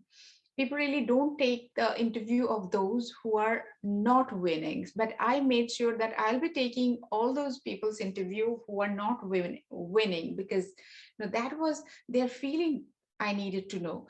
So I had to do a little bit healing there. They are not ready to give interview. They're really down with their emotions. So I had to call, I had to just make them feel better. I had to talk to them, I had to do counseling. Then after that, when they agreed, then I took their interview. So it was a long process. The counseling process was very, very different than other reporter, I would say. This reporter just, they're very bluntly, they just take interviews. It was, my process was totally different. I did counseling, I talked to them, minutes, sometimes, really long minutes. So like 10 minutes, 20 minutes. Then after that, we decided to take interviews. So yeah, it was really wonderful, talking to all the athletes and their coaches, making calls, and those who won, like, it was really difficult to chase them for interview because everyone wanted their interviews. But yeah, it was really interesting. My last question to you, Nupur, that you, in your virtual this YouTube channel, the Nupur Tiwari Show, you talk a lot on any of the topic. Means you have covered a lot of topics which can be on women, which can be on politics. And recently, I'm witnessing that you are also participating in debates for different channels. So, in near future, I can see Nupur Tiwari as a full-time journalist. I don't know yet, but yeah, maybe. Or I have a lot of plans between India and Japan. So yes, maybe you can see full-time journalist. So actually, I haven't planned my life that way ever, but it's like someone else had planned for me. I just followed that. If someone else is having, the universe is having planned for me that plan, then definitely, okay, I'll follow that. So yes, maybe you might. We would love to see you as a journalist as well, Nupur. And I would like to have you once again for my fireside chat sometime later, because still I have a lot of questions for you to be asked from you. And thank you for joining me for fireside chat with Shefali for Konnichiwa Pune 2021. It was pleasure talking to you. Thank you so much, Sefali. Thank you so much for having me, and everyone, thank you so much for listening to me. And you have a lovely evening wherever you are. Thank you. And namaste, arigatou gozaimasu. Thank you. Thank you, Shefali, and thank you, Mr. Nupur Tiwari. It was a wonderful and motivative talk, and the perfect definition given for women empowerment. Thank you very much. So, following towards the next session, we are going to have again a fireside chat with Ms. Shefali. But this is going to be more interesting because we have all 4 YouTube channel member, Ms. Fumiko Takahashi, Mr. Rain Suzuki. I'll also read the YouTube channel. Ms. Fumiko Takahashi run Mahara Japan YouTube channel. Mr. Rain Suzuki run Mahara Japan YouTube channel. Then Mr. Jai Mori and Hiro Mori runs Low Key Japan YouTube channel. And Mr. Pavan Lohmud, Rom Ji YouTube channel. I would like to request again Shefali to take this to fireside chat. Thank you. Minasan yoroshiku onegaishimasu. Once again with very beautiful, or I can say very interesting people with me on fireside chat with Shefali. I would request everyone to please be online. Please unmute your video.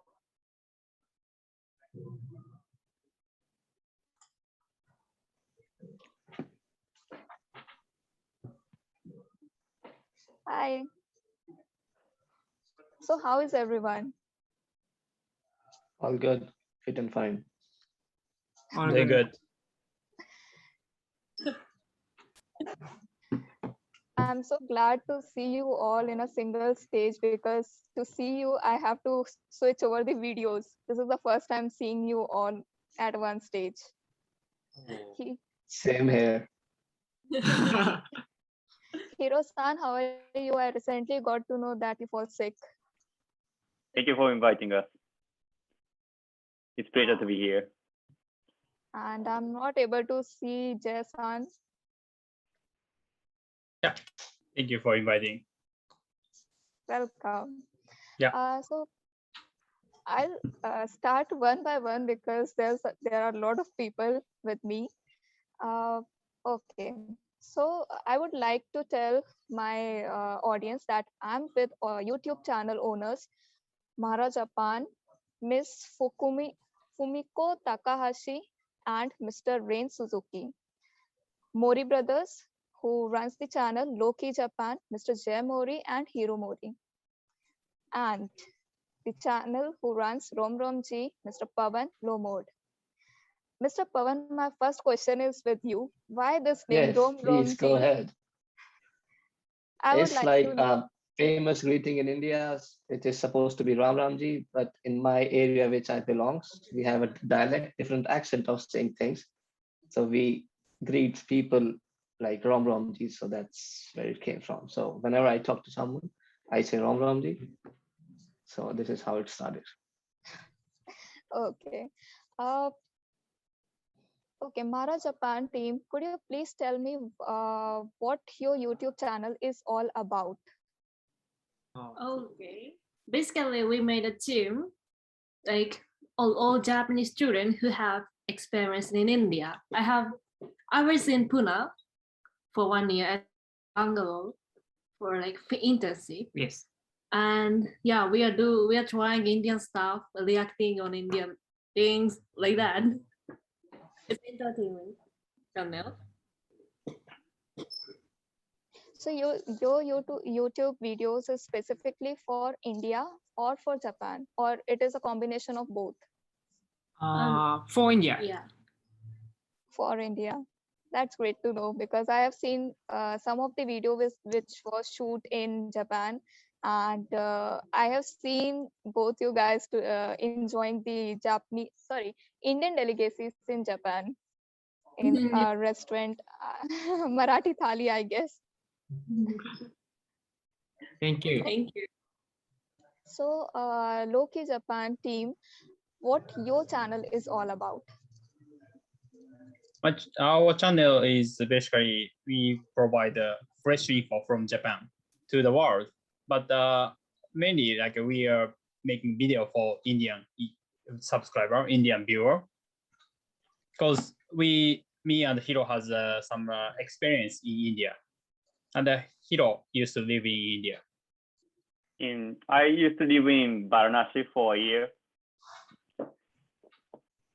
So for studying Hindi culture, not Hindi language, unfortunately. Okay, and Mr. Pavan, what is Yes. all about your channel? My channel is all about my life as an Indian in Japan. That's so how my you, journey, my experiences, and all that. so when this thought came into your mind that you need to start a channel? Actually, I was vlogging way back before it was for YouTube because I love taking videos rather than pictures. So whenever I used to go to travel in India, anywhere, my all friends used to take pictures. I used to take videos, like changing the front screen, and I used to talk and I used to take videos for my experiences. Because I think in a picture you can capture the moment, but in a video you capture the whole scenario or a moment in a vast way. So I was doing that like 10 years before, but I didn't know how to edit it. So the moment I got to know about editing, I started my YouTube channel, and unfortunately it was when I was in Japan. I got a new phone, like expensive phone, and I can edit on it. So I started that. So is it a full-time profession of yours, or your main profession is something else? I am like company employee. So whenever I get time, I tell my experiences to the world through YouTube. Sure, and it's indeed a great to see your videos. Actually, one of my students is really fond of your videos, and he's consistently following you. I got to know recently. I'm really thankful for that. Because this is the main purpose of my channel. Because when you talk to a friend, you try to help or you try to communicate, like you try to share your experience, right? So that's the exact only thing I'm doing through my channel. I share my experiences to, first I started sharing my experiences to my friends, my families. And then throughout the years, people started joining in, and they really, I think they really connect with me as a friend, more as a YouTuber or a subscriber. So that's how it's going. So how was your experience, Mara Japan team? Is it your full-time job to, have a YouTube channel, or your actual profession is something else? Okay, so we are now students, college students. Oh, wow.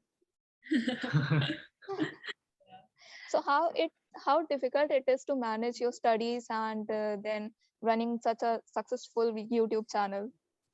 Okay, one thing is like now during this COVID time, we don't have lecture in the campus. Since I entered college, like they're all online class only, so we have a lot of time. So yeah, I think that's one of the reasons we start this channel. So it's not difficult to do both things. Yeah. Sure, I'm sure it's not difficult for you, but most of the people get shy away or get really feel stressed out that they need to capture something and they have to post it to YouTube channel. You guys are doing really great. Thank you very much. So much. And Loki Japan team, Mori brothers, how great it is for you, how difficult it is for you to, you told that one brother was hero was in Banaras, and at the same time your videos were going on, I guess, or it started later on. We started a YouTube channel on 2020, and I was in Varanasi when it was in 2017 to 18. Oh. I was not planning to make content for Indian viewers when I was in India. I've never thought about it. But I think it was a really good opportunity to start a channel with my brother. And then, firstly, actually, we didn't expect a lot of Indian viewers. But we were lucky that we have a lot of Indian viewers and the reactions from them. Difficult thing about YouTube is, I think, keep uploading videos is pretty difficult thing for us, and we are not living at the same place, so I think that's a difficulty we are having. Keep uploading. So is this your main profession or something else is your main profession is? Jung is Jay is a business owner. My brother is business owner, but I'm actually a university student and I'm studying in Kyoto for now. So I'm not like professional full-time YouTuber or anything like that. That's really great to know that some are really full-time professionals and some are students who's running such a great YouTube channel, successful YouTube channels. It's really amazing to know that, and many younger generation will definitely going to get the benefit of this or get motivated from you guys. Hopefully. Okay, so I would also like to know that Pawan, how much time it takes to put 10 or 20 minutes video on YouTube channel? How much time it take or how difficult it is? It's like definitely it's a little difficult to managing a full-time job in Japan, because I'm living alone, so I have to cook, I have to prepare my meals and like living a life. Working professionally for 9 hours or 10 hours or sometimes 11, 12 hours, because in Japan, you work a little longer than usual. So then keeping the energy and keeping the time apart from it, it's a little difficult, but again, the thing like turn it, you can, break it down to like, if you really like it, then you don't care. You will do it anyways. So that's the thing. Somehow, like if you like it, you can manage. It's not a problem. I'm sure it's a dedication and passion which Yes, and the time, keeps moving you. yes, exactly. This is the main thing. Like, and the time which the main time is about the thinking process, about the video, or the number one point is like thinking about the video, what you want to make, and then how you want to make. It's all in the head, because I'm all alone, like no one else. Everything I do it by myself, like everything is it here. So sometimes even I work with someone else or collab with someone else, I have to explain the things. That makes it like a little time taking. But if I do all about myself and everything I do it by myself, so the main thing about the video is thinking process. It can take like a week, it can take a month, or it can take 2 months. But once I'm clear with my thoughts, it takes like 5 hours. I'm sure creating a content is really a big deal.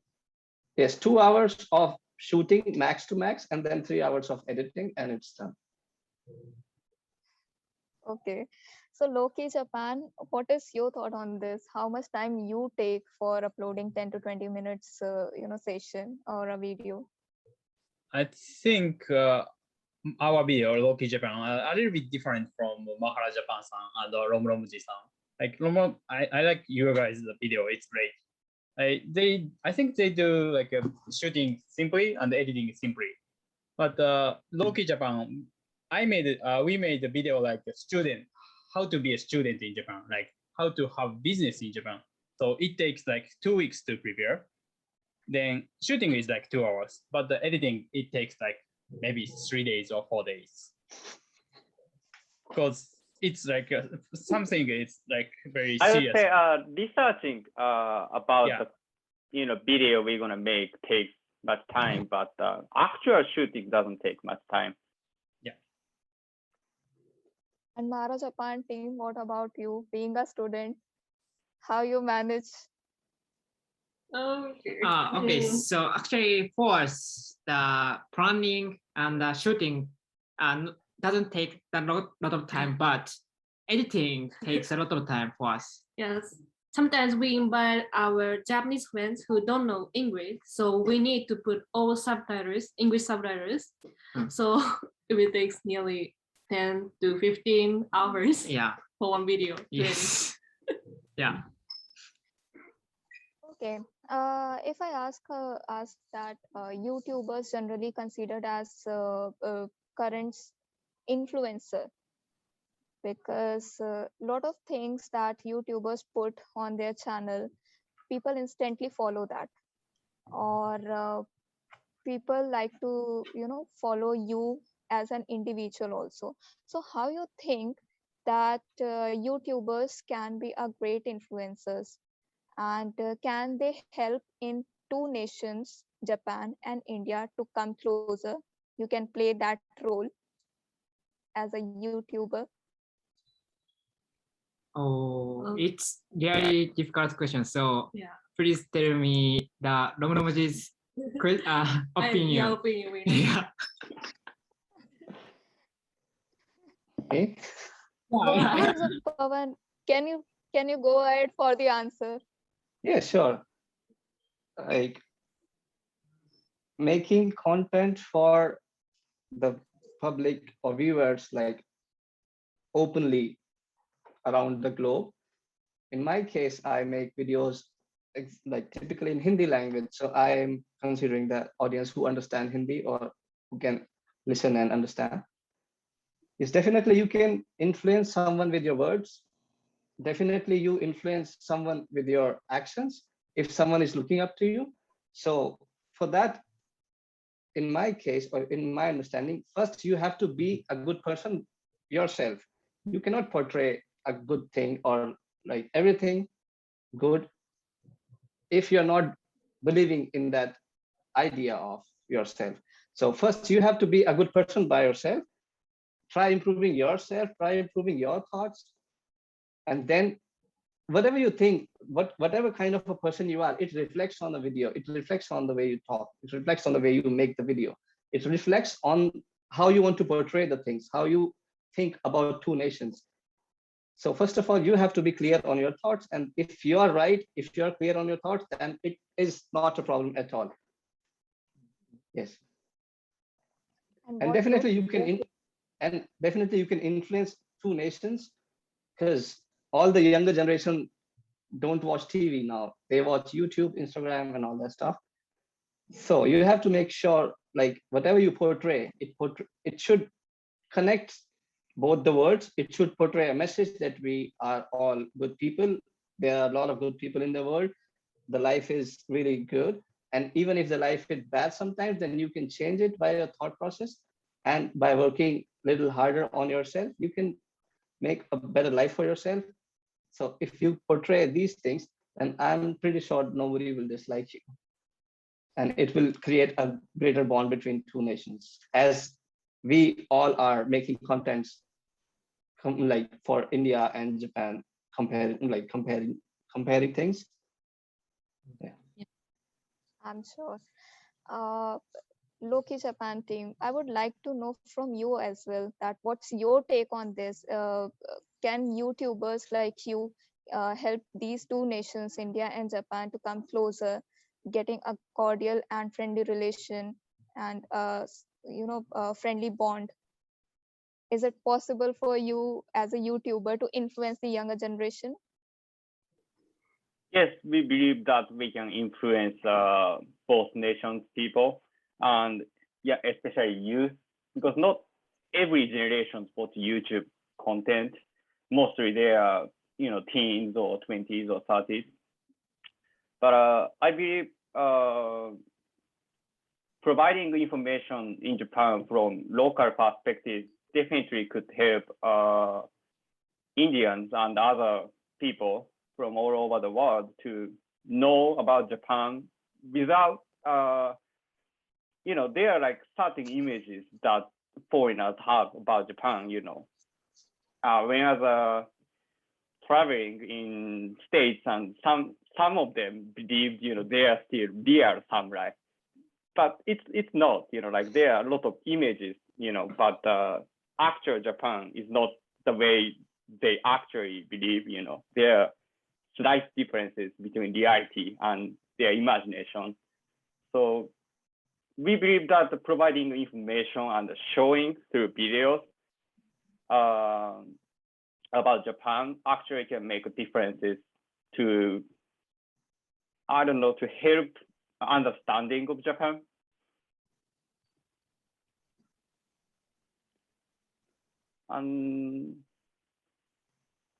Yeah, is that okay? That's all from me. Thank you.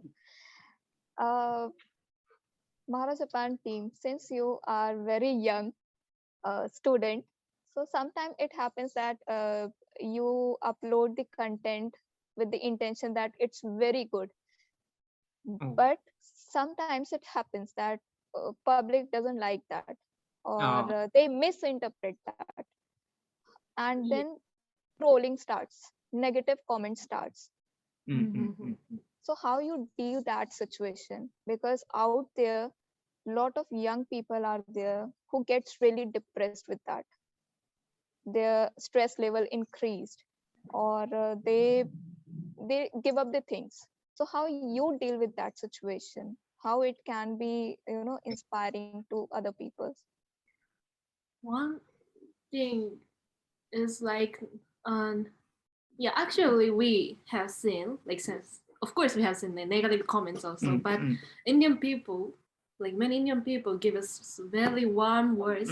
Yes. Yeah, so from now we have started this channel since 1 year back, but like we don't have anything like. Yeah. Yes, but sometimes we have the negative comment from viewers, and I think we need to pay attention more and more. So like, actually, I'm not Indian, so I don't understand perfectly about India. So yeah, Yeah. I need to learn more and I need to pay attention more. Yeah. Yeah. And what about you, Pawan? Like your Yes, video I know seems, about Indian audience like pretty deep, obviously so you are I from India, you know better about India, and I know everything. and I your face like upfront everything face to face. and your video seems like as a very chilled out person, but when trolling starts, when negative comment starts, how you deal with that situation? It's like when you putting your thoughts outside to the world, when you putting your life, like I make personal vlogs about my life. So I put my life for like everybody to watch. So there will be some people who disagree with my thoughts, my thinking process. And I have learned through like making videos from past 4 or 5 years that if you make content for internet, you cannot be happy always and you cannot be in agreement with everybody who watches. So you have to deep within yourself, you have to feel like, okay, I believe this thing. The person who is saying bad things about me or writing bad comments, he agree with different things. So we are both good and nice people, no doubt about it, but we agree on a different things. That's it. So you cannot be friends with everyone, and you even like human beings are not happy with the god also, right? If you have a bad experience, you curse the god like, god, why did you do this to me? So how can I be able to please everybody? So this is the thought I have like inherited in me in depth, that my thought process is not the right one and it's not for the everyone. So whoever watches and agrees to me, I really thank those people. And who doesn't agree with me, I like, how do you say it, like I pleasantly say like, okay, we disagree on these things, that's it, no need to fight. Okay. And you can always block the peoples on internet, right? So That's a great option we are having over internet. yes, if sometimes things get like out of control, I just block it. And had it ever happened, Jay-san, with you or Hiro-san with you, that trolling starts, negative comment starts on your video? Yeah, at first I was so disappointed to see negative comment like, oh, your content is not good, or your music taste was terrible or something. We heard, right? Everyone say everything like, oh, I like this music, or you're like disrespecting India. We are not, but people say it. But that hurts, but it's good. Like people are reacting our content. Maybe people will get upset or people like it. It means like we are like communicating. So now I don't much care about negative comments. Like, oh, okay, some people are angry, some people are upset, some people are happy. So we kind of get okay. happy that we see those negative comments as strong reactions from viewers. Yes. It's still a reaction. Yeah, right. So we it's better than being ignored, especially on the internet. Yeah, but negative comment hurts, right? Hurts are we like a YouTuber, right? We just do do for viewers, but the viewer get angry. Yeah, that hurts. But yeah, it's okay now. Part of the job. It's okay. Yeah. It's good to move on with that. Yeah. Part of the job. I like that. Yes, 仕事の一部の部分です。Yes. So yes. sorry. That's a part of the job. Yes. True, Romuji-san. Yeah. Okay. Maru Japan team, being living in Japan and being a Japanese, and you still make videos on India and Indians. What motivates you to, instead of making videos on Japan, you started making videos on India and Indian culture? What was the thought behind that? What motivates or it attracts you towards India? Okay, so simple reason is like we love India. That's it. But Yeah. considering the situation during the COVID time, we are not able to come to your place. I mean, we are not able to go to India. So we think what we can do in here, Japan only. Then, yeah, we start, oh, let's make a YouTube channel to India, like that. And Loki Japan team, is there?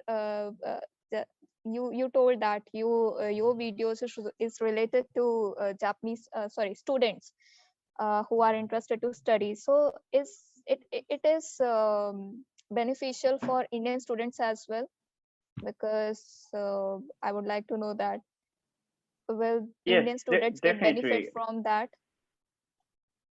from the content. Yes. Yes, we are providing, and we are planning to make more content about how to be a student in Japan. But there are also so many ways to be a student in Japan. They could be they could study abroad as a high school student or college student, or like to learn engineer or to learn Japanese or to learn histories. So we'd like to make more content about how to get a student visa and what kind of options they can get. Yes, I would request to please make more videos on that, because here in India still students are having don't consider Japan for their higher studies as of now. Means whenever we talk about higher studies, they having simply list of countries like US, Australia, Germany, but Japan comes really on at the bottom of the list for higher studies. And Japan is really having a good educational background or good facilities for Indian students also for study. So I would request to you, please make such videos also, more and more videos on that. We are pleased to make those contents. And for Pawan, there's a request to make more and more such wonderful videos where people can get to know more about Japan, the difficulties living there, the beauty living there. I will. Okay. That's what I do.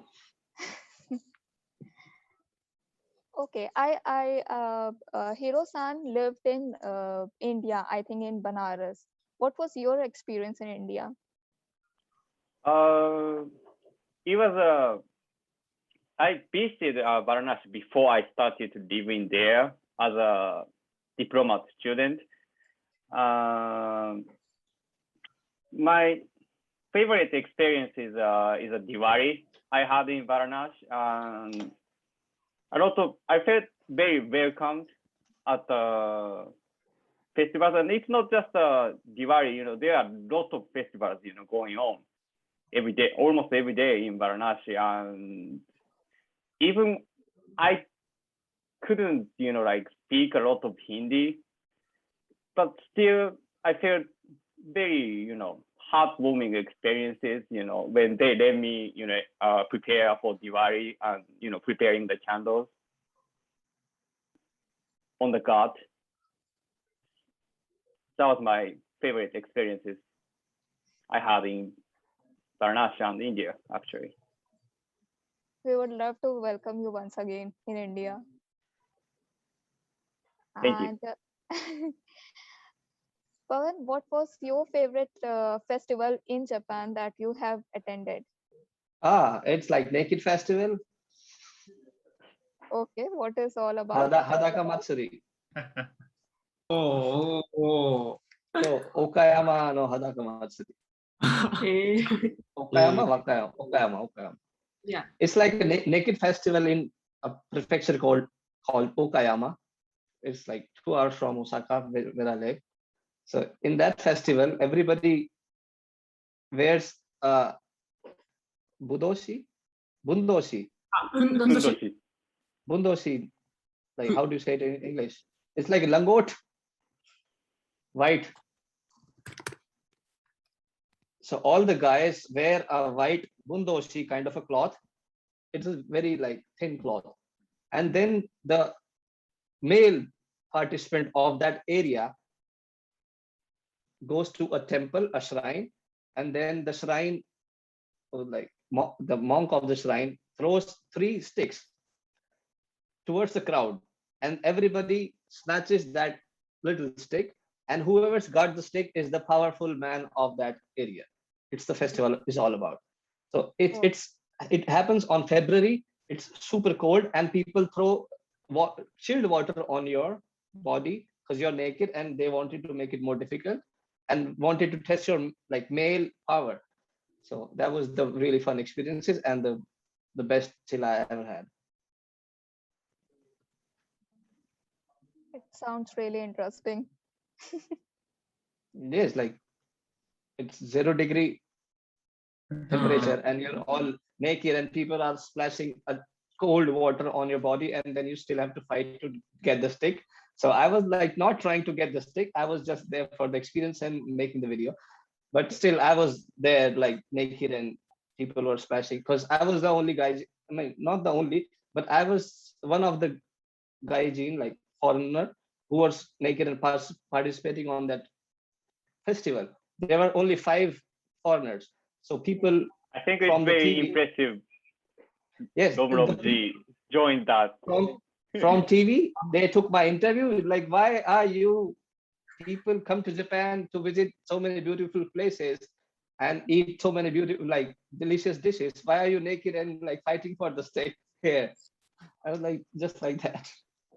So finally, you got the stick or not? No. It's impossible to get the stick for first timer. People die on that festival. Really, every year 1 or 2% dies on that festival because it's get too violent. And I have seen like violent people fighting for the stick, punching each other, like stamping on each other. It's that crazy. If you watch the video, not my video, like just type Naked Festival Japan on the video and you will see the violent behavior of the people who participate on that. So I was totally like away from that because I didn't want it to get hurt, obviously. I'm sure. Mara Japan team, which festival would you like to attend whenever you come to India again? Okay, for me, okay, I've been to the Ganges River in the Ganga River in the Ganga. Ganga in the January 1st. So it was really nice experience for me. Okay. And for me, I was in Pune only. So Pune's Ganpati Bappa Festival, Ganesha Festival is also. So I wanna go back to Lakshmi Lord again. Oh wow. Whenever you come to India and especially in Pune, I'll be there to host you. Is it? Please. So I'll be waiting for each and every one of you to come to Pune. I'll be the host for you. Okay. Pawan, you belongs to a North India, Yes. I guess. Haryana, yes. Haryana. So Haryana Full considered 100% Haryana. 100% Haryana. Oh my God. Yes. So how was your first experience landing in Japan? Means India is totally different, Japan is totally different. Yes, poles apart. So what was your first thought when you landed there? Not the thought, but I just wanted to try one thing because in where I live, the wine shop closes at 10 and you cannot drink after 10 p.m. And I have heard that like in foreign countries, and especially in Japan, you can drink online and you can even drink outside of a police post. Police doesn't say anything to you. In the place where I live, if police caught you drinking outside of your house, they will catch you and put you into jail. So that was my first, like, I want to check it, like, how can a police like ignore people who are drinking on the road? I was not believing it at all. I thought it was a lie. And then when I landed to Japan, I just went to the convenience store and I bought a can of beer and started drinking outside a police station, and video calling my friend, like, look, it's really happening. Police is saying nothing to me. I'm drinking outside the police station.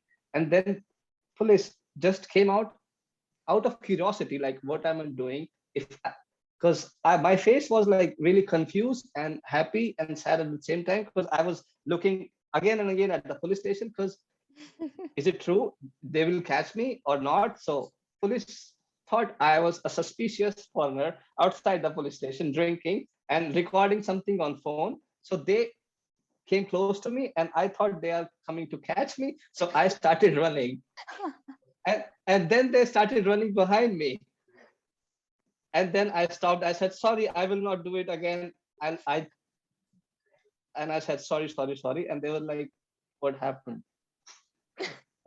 So that was my first experience. I made a fool out of myself.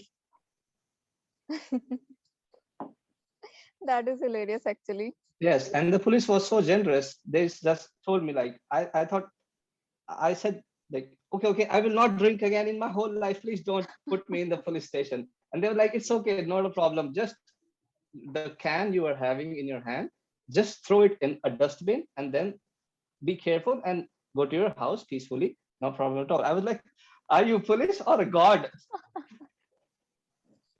Because the place where I live, the police is a little different, like a little strict. So that was the most weirdest experience I had on the very first day. And Hiro-san, when you landed in India, especially in Banaras, what was your experience?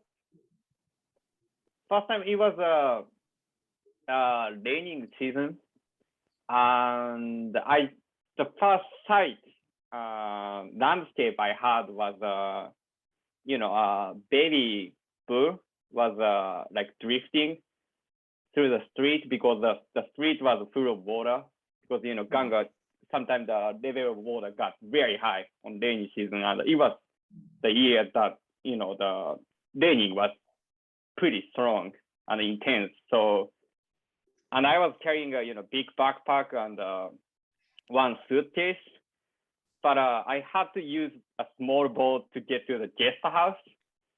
Even it was a street, but it was full of water, so I couldn't walk. It was more of swimming. Or I asked someone who had a small boat to take me to the guest house.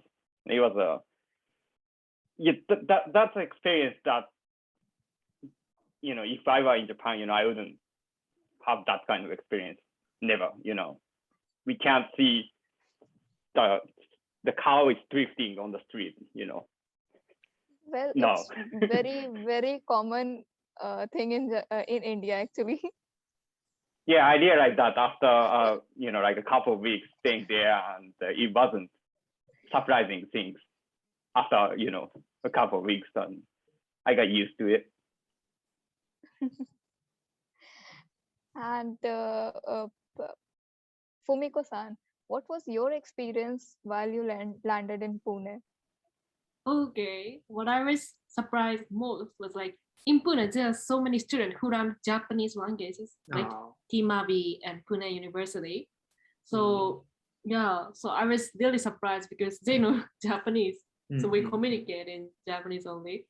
And one other thing is like, there's so urban area Pune is. Comparing my hometown, like Pune is much more developed. So like big shopping mall, like Starbucks, Kentucky, KFC, everything were there. So I was surprised. Suzuki-san, you must have listened a lot of things about India from Fumiko. What have you heard about Indian cuisine, or you have tried that? Cuisine. So Cuisine, food. Food. Okay. What did I try, right? Yes. Okay. For me, I love the biryani. Yeah. So I think it is the best food in the world. Biryani. Yeah. So was it not spicy for you, because a lot of Japanese people don't like spicy food? But actually, Yeah, I really love the spicy food, so it's really good. And what about you, Jason? You must heard from your brother a lot about India, its culture, its food. So have you tried something? Oh, sorry, Some me? Indian? Yes, you. Yeah, sorry. And I traveled in India for 4 months, and I traveled all over India. Like I start from where? The Chennai to the south, and go to Mumbai, and go to the top north part of India. So basically, I went not all over the India. India is too big, but I made a circle trip, round trip in India. So I tried South Indian food, East Indian food, the West. I think, yeah, biryani, as Suzuki-san said, biryani is great, and the samosa is great. We just, in Japan, we just have only naan and butter chicken curry. That's it, right? But actually, there's a lot of good food, like some masala and some food, a lot of food. So it was great to enjoy lots of Indian food to me. And Pawan, what was your favorite dish? What is your favorite dish in Japan, a Japanese cuisine, which you like to recommend to your friends, family, your audience? Japanese food doesn't have much of like vegetarian options, but if someone can eat fish, sushi, salmon sushi is like Except best. sushi. Except sushi, like ramen, you have a lot of like options in ramen. So ramen is like really good. If you eat it in the like first in the morning, it's really good. Okay, I have seen a collaboration of you and Mara Japan team. So how it did happen? Thank you very much. Actually, we both have a big fan of him. So we contact him via Insta DM. Then he said he is in Osaka, no, Nara. Like, so we went there by plane to his place. So how was the experience working with Pawan? Super. Yeah, awesome. Super. Yeah, so he is really good person. Yeah. Yeah.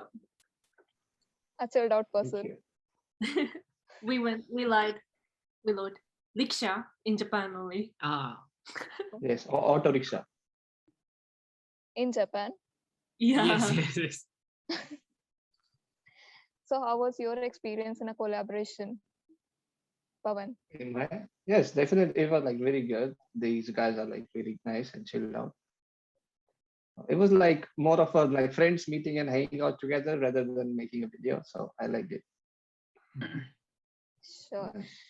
And Loki Japan team, is there any collaboration you did, or there's any plan for collaboration with other YouTube channel? No, but I thought everyone lives in Tokyo, like Mayo Japan-san, Mahara Japan-san, and Romji. I didn't know you are in Nara. I live in Osaka now. Really? Wow. I thought everyone is Tokyo, so we just thought we are alone, but I didn't know that. Let's do some, let's have lunch, just simple lunch. Osaka, wow. Yeah, we both are living in Osaka, so. Yeah, we didn't know that. No. Okay. And where, Mahara Japan-san, where do you guys located? Tokyo area? Yes, Tokyo ni sundemasu. We're in Tokyo. Yes. Yeah, next time we go Tokyo, let's have Indian lunch. Yes. Yes. So we have no plan to collaborate because we didn't know that. But we want, we are open though. Yeah, we are super open. So maybe in future I'll see some collaboration among you guys on different topics or a different subject. Definitely. Okay. Since you all are YouTubers, having different profession, and but at the same time running a successful YouTube channel as well, is there any tips you want to give to younger generation who aspire to be a YouTuber like you, not in the same segment but different genre? Pawan, I'll start with you. Just start doing it. Don't think too much. Oh.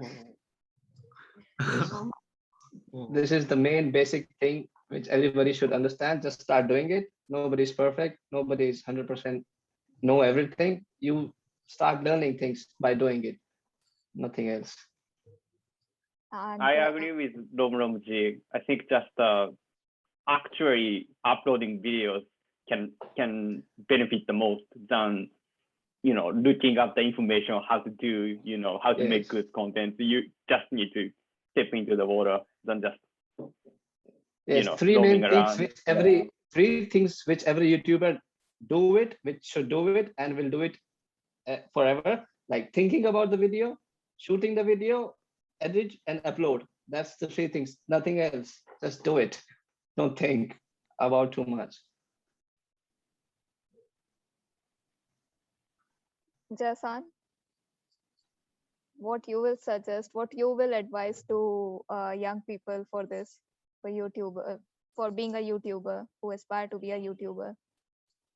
I agree with Romji and Hiro. Just do it. But maybe some other tips is yeah, you have to enjoy it basically, because it's like you have to do everything, thinking video and editing, shooting and everything. So just you have to enjoy it, enjoy communicating or enjoy editing everything. And I think it's fun. But at first it takes time to get subscriber. Maybe at first 1 month or 3 months or half year, it's terrible. No one watch it, no comment, no viewer, no bad reputation. But you have to go through it. So yeah, just do it. Maharashtra Japan team, what about you? Because a lot of people of your age is aspiring to be a YouTuber, because it's been looked as a full-time profession now by many youngsters. And since you are very young, so what is your take on this? What advice you will give to people?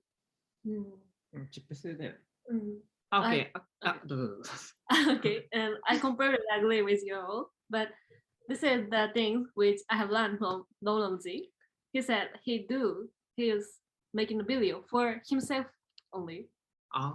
So like at first we're like, which content is more getting views, like that. But I think most important thing is enjoying by ourselves and keep on continuing. That's it. So thank you, long please. And actually for me, I think the continuing is really important thing. So YouTube is like the stock content. Yeah.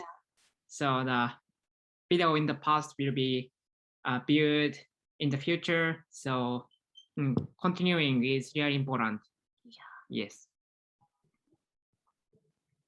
Thank you for your valuable suggestion to all the younger generation who aspire to be a YouTuber in future. You guys are doing really great and helping two nations to come closer.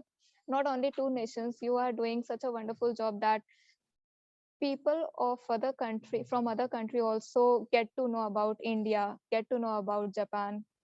So it's really beneficial for people to know virtually the countries they want to get into, they want to study, they want to do the job, they want to do business. So before closing this interview session, I would like to know from Hiro-san, any message, any views you want to convey to audience from this platform of IGBC? Could you say the last sentence? I would like to know from you anything you want to convey to your audience, any suggestion, any views you are having, you want to tell from the platform of IJBC. I hope viewers enjoy our content more and more, and we'd like to make more content, and we really like taking viewers' reactions and ideas. We are very, grateful for people who leave comments, and actually that helps creators to make more content and better content. So, お願いします。よろしくお願いします。Jay-san, would you like to add something with to Hiro-san? Yeah, just world is small, so I want to hang out with everyone, Indian people, Japanese people, no matter what. So let's hang out. I want to say world is small, but now Corona stopped us. But after Corona, the world will be smaller again. So it's good to hang out, to communicate, just chill, just relax and just hang out. It's good. I want to hang out. I want to see the world. Yes. And my younger YouTubers, Mara Japan team, would you like to give any suggestions or any views from this platform of IJBC to your viewers? Okay. What should I say? Okay, so actually, we will make more fun videos in the future, and so we can collaborate together, and also I think we can do some work together, some project or something. So Yeah. Please contact us. Yeah. So we can do something together. Yeah. Something. Something. Yeah. Yeah. なんかある Yeah. Same. Like you. That's it. よろしくお願いします。よろしくお願いします。Pawan, would you like to say something to your viewers from this platform of IJBC? For my viewers, like life is beautiful. Don't waste doing the thing you don't like. मौज लो जीवन में वक्त तो दुनिया काट ही रही है. That's it. Okay. So I'm closing this interview. Thank you everyone for joining me for Konnichiwa Pune 2021. I would like to see you all in Pune or in India sometime later when COVID situation is under control once again. And as Jay-san said that world will become smaller once again. Then I would like to see you all in India, or if I'll come to Japan, and I'll see you there. And thank you please very come much. to Osaka. Sure. It's the best place. It's better than Tokyo. Go, yes, exactly. Sure.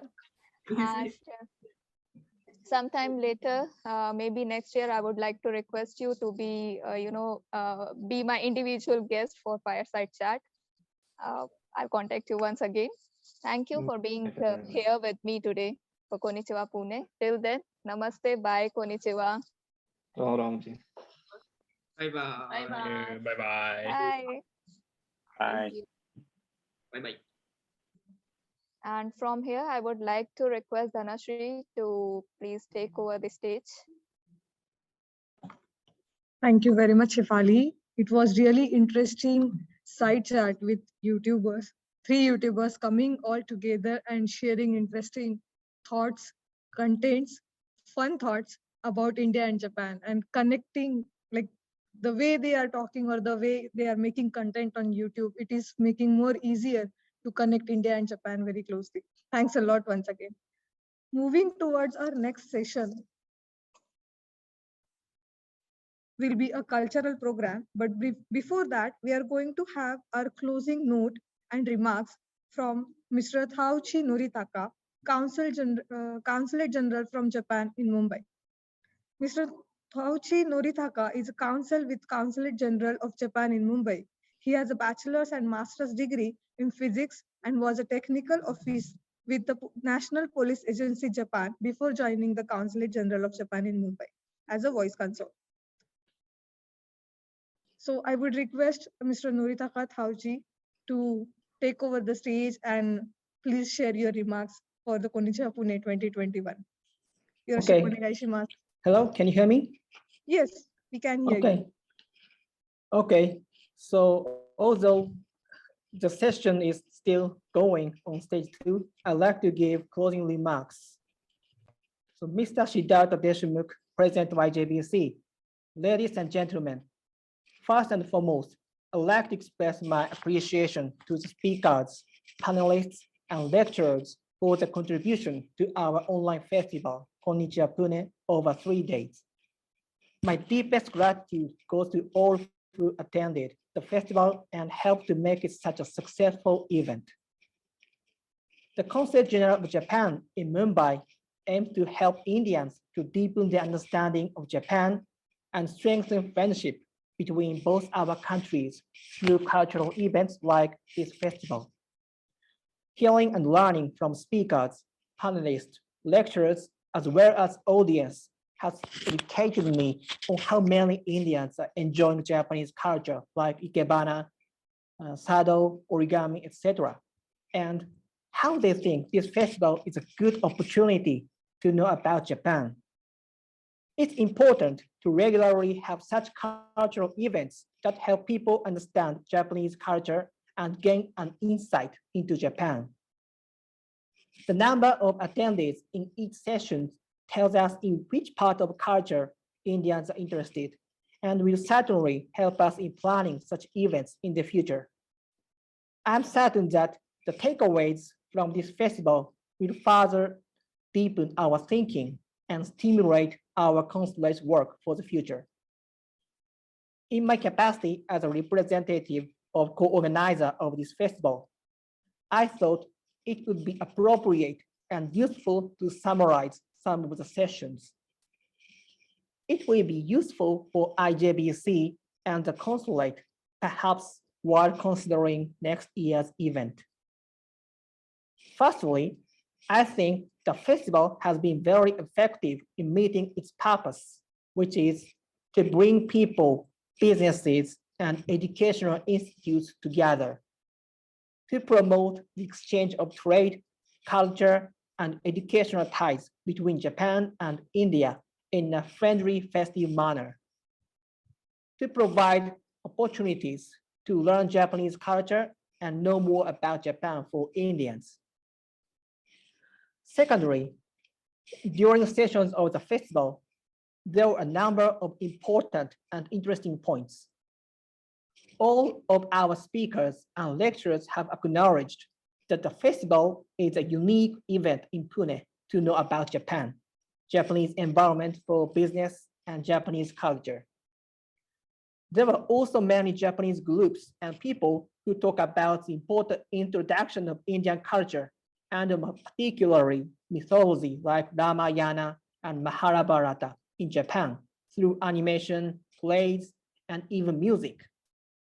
As a Japanese, I found this very insightful, and I'm glad the Japanese people get to experience Indian culture too.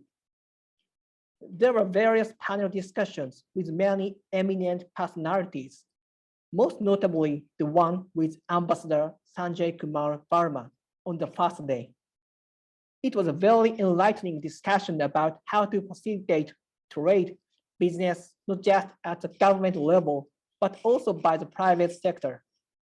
People-to-people exchange, especially at the school level, was mentioned, and I agree that this is the sector that must be tapped.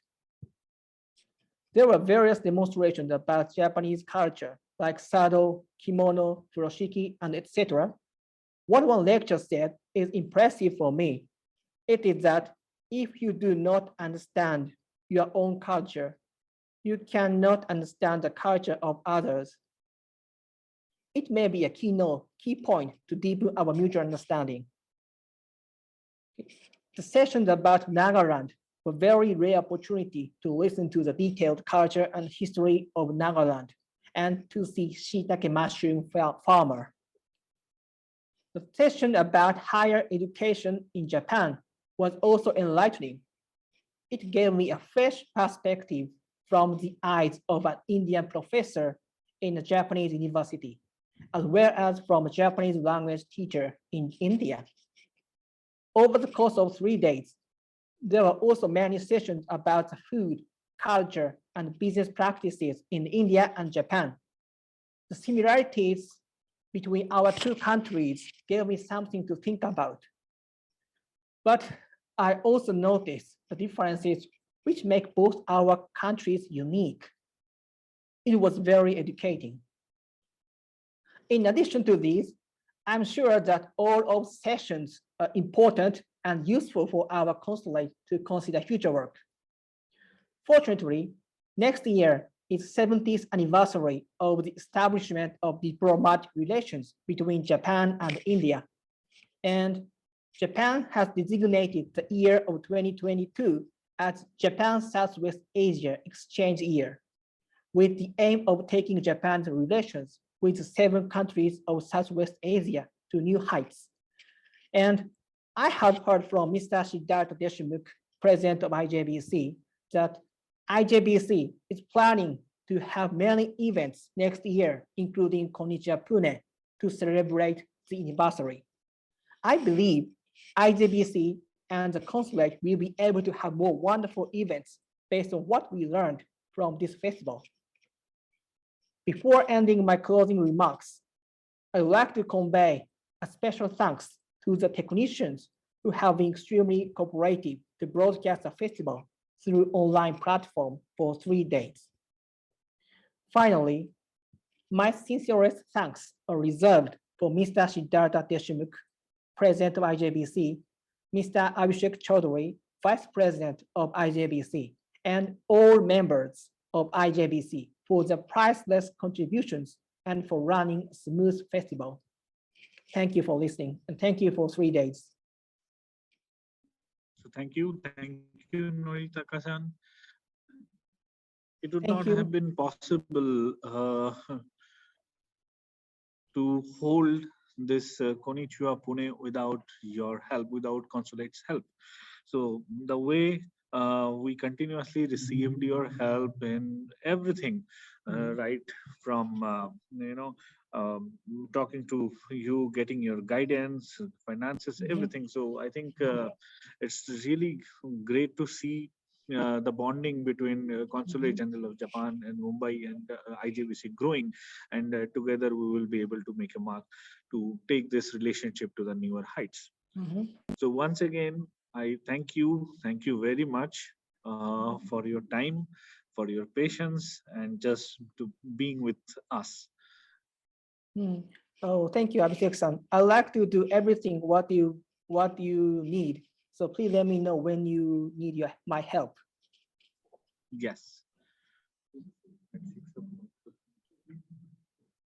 So after this, so we have decided that at the end, after all the discussions, so we should have this Konnichiwa Pune, this festival, end with some sort of cultural events, and that's why we have Hiroko Sara-san also coming next. So that will start at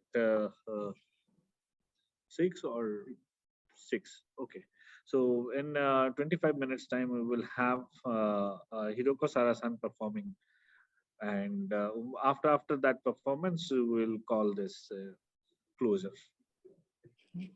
And there is also interesting session going on stage 2. So everyone who wants to watch that, they can watch that. It's a Mahabharata and making of Mahabharata play by Hiroko Koichi-san. And Hiroko, sorry, I think I'm missing on the names. So that's a wonderful session going on, and you will be able to learn more how the Mahabharata play is done by all Japanese team. So who wants to join that, please join stage 2, and you will be able to learn more about it. And we will come back in stage 1 again at 6 p.m. Thank you.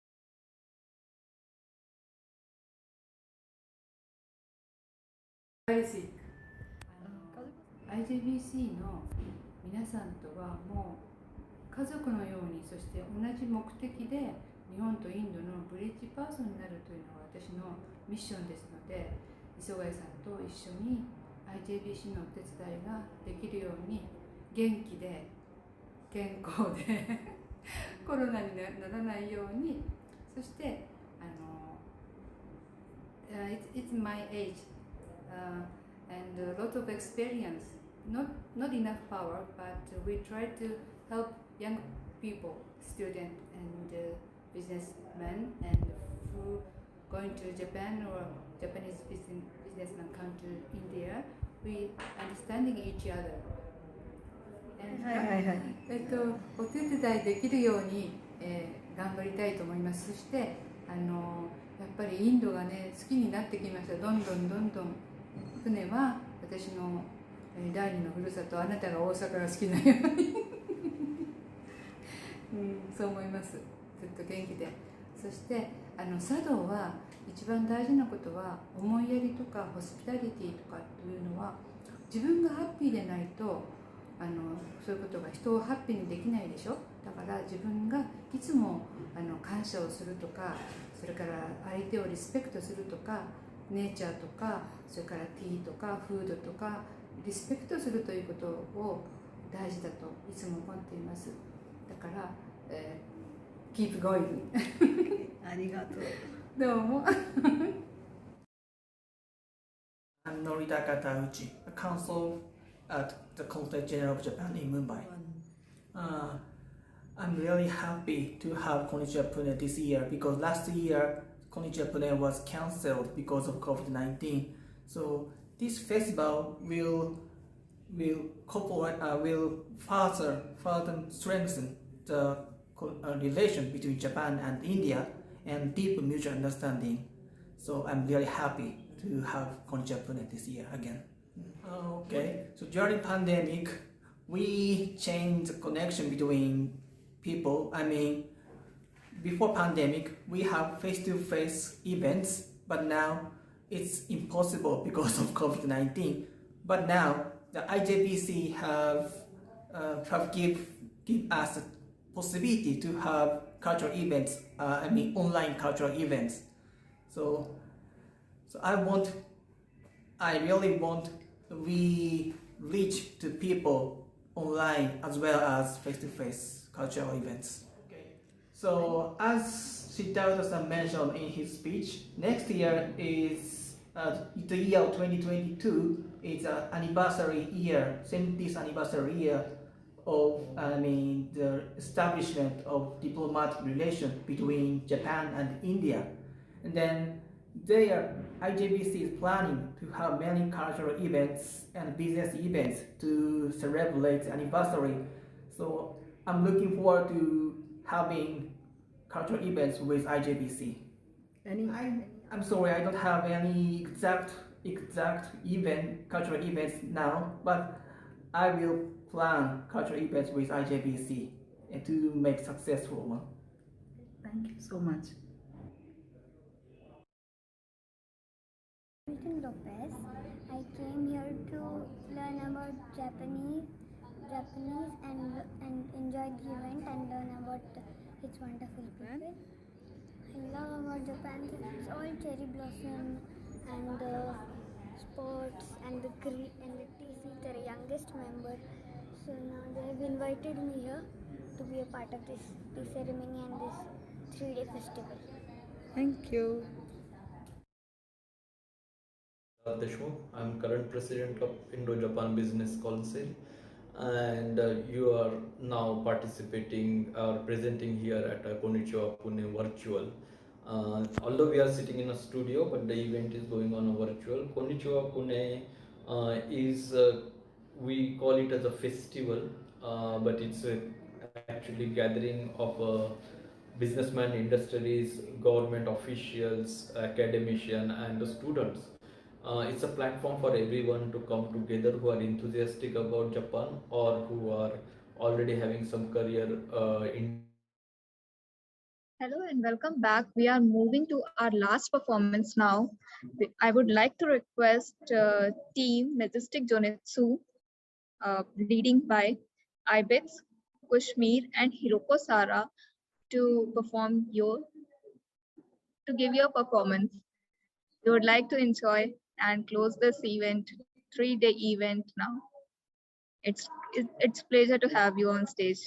Over to you. Minasan, konnichiwa. Hello, everyone. Konnichiwa, minasan. Hiroko and Ibex. We are Team Mystic Junetsu. Team Mystic Jonetsu desu. Let us introduce ourselves. We are Team Mystic Junetsu. So Team Mystic Junetsu is a Mumbai-based chill hip-hop music group comprising of Indian rapper Ibex, Indian music producer Kushmir, and Japanese singer and dancer Hiroko. Built on the essence of love towards music and Japanese culture, our band expresses passion through hip-hop being a medium.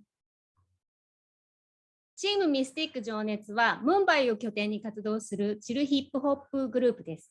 メンバーはインド人ラッパーの IBEX、インド人ミュージックプロデューサーのクシミール、そして私、日本人シンガー、ダンサーのヒロコの3人です。私たちは音楽と日本文化が大好きで、ヒップホップを媒体として音楽と日本文化への愛と情熱を表現した作品を制作しています。So we released our first self-titled single under the band name Mystic Junetsu. This song explains our love for Japanese culture, food, music, anime, video games, origami, art, martial arts like kendo, and every other aspect from the land of the rising sun. We shot the music video in Mumbai, India and Tokyo, Japan. You will see lots of beautiful scenery both in India and Japan in this video. If you are a Japanese culture lover or an otaku, then Mystic Junetsu is definitely going to be a delightful treat for you.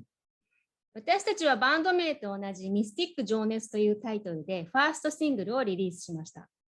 この曲は日本のカルチャー、フード、音楽、アニメ、ビデオゲーム、折り紙、アート、剣道などのマーシャルアーツ、そしてその他すべての側面から非いずる国への私たちの愛を表現しています。ミュージックビデオはインド・ムンバイと日本の東京の両方で撮影しました。もし皆さんが日本文化が大好きだったり、オタクだったら楽曲ミスティック情熱は絶対に楽しんでいただけます。ではここでミスティック情熱のミュージックビデオをご覧いただきます。So without further ado, let's watch the Mystic Junetsu video. Please share the Mystic 情熱 music video. よろしくお願いします。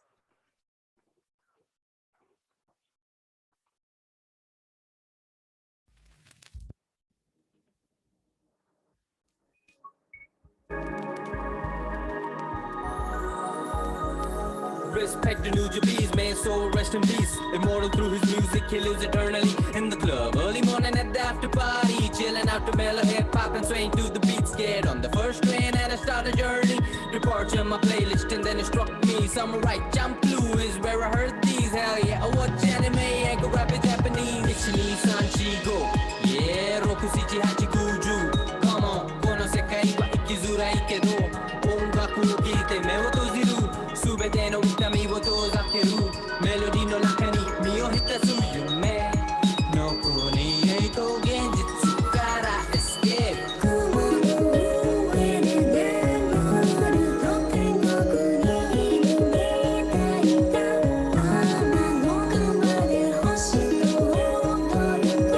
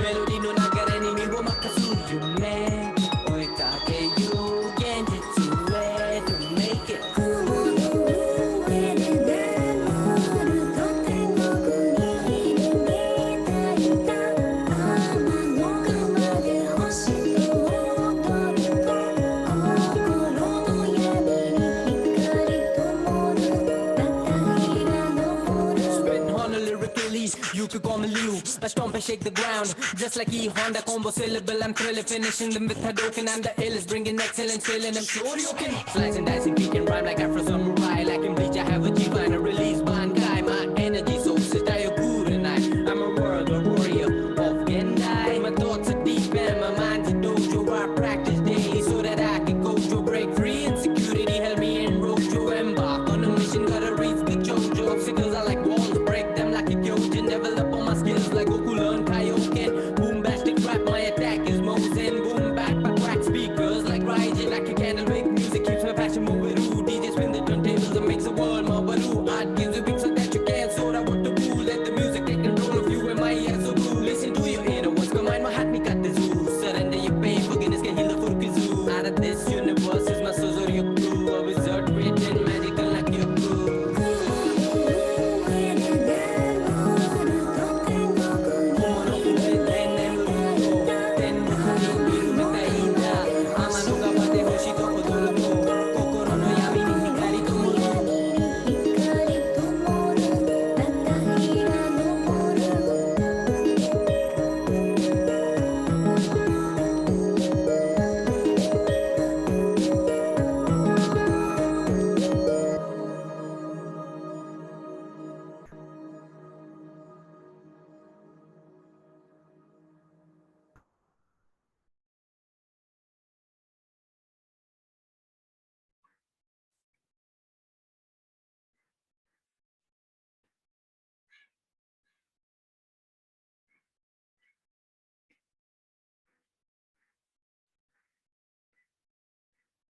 Next song is my other Japanese solo song.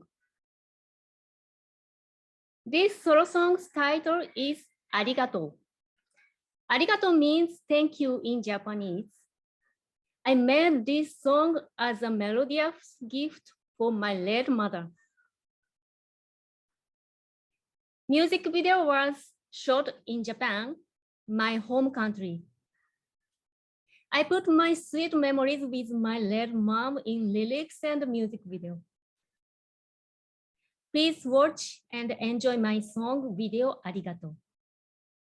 私の他のソロの日本語楽曲があるんですけれども、こちらのタイトルはありがとうです。この歌は他界した私の母へ送るメロディアスなギフトとして作りました。ミュージックビデオは私のホームカントリー日本で撮影しました。この曲の歌詞と映像には私と母の思い出がたくさん詰まっています。どうぞミュージックビデオをご覧ください。Please share the music video of ありがとう。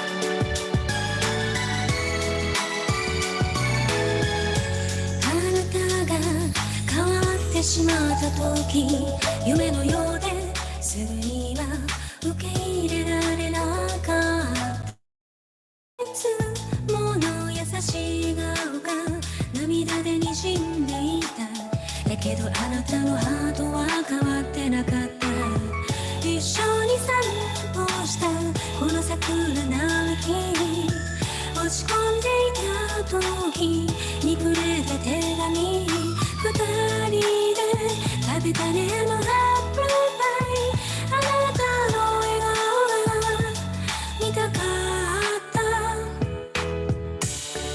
不思議ね隣にいた時より今の方が近くに感じる温かい思いで包まれて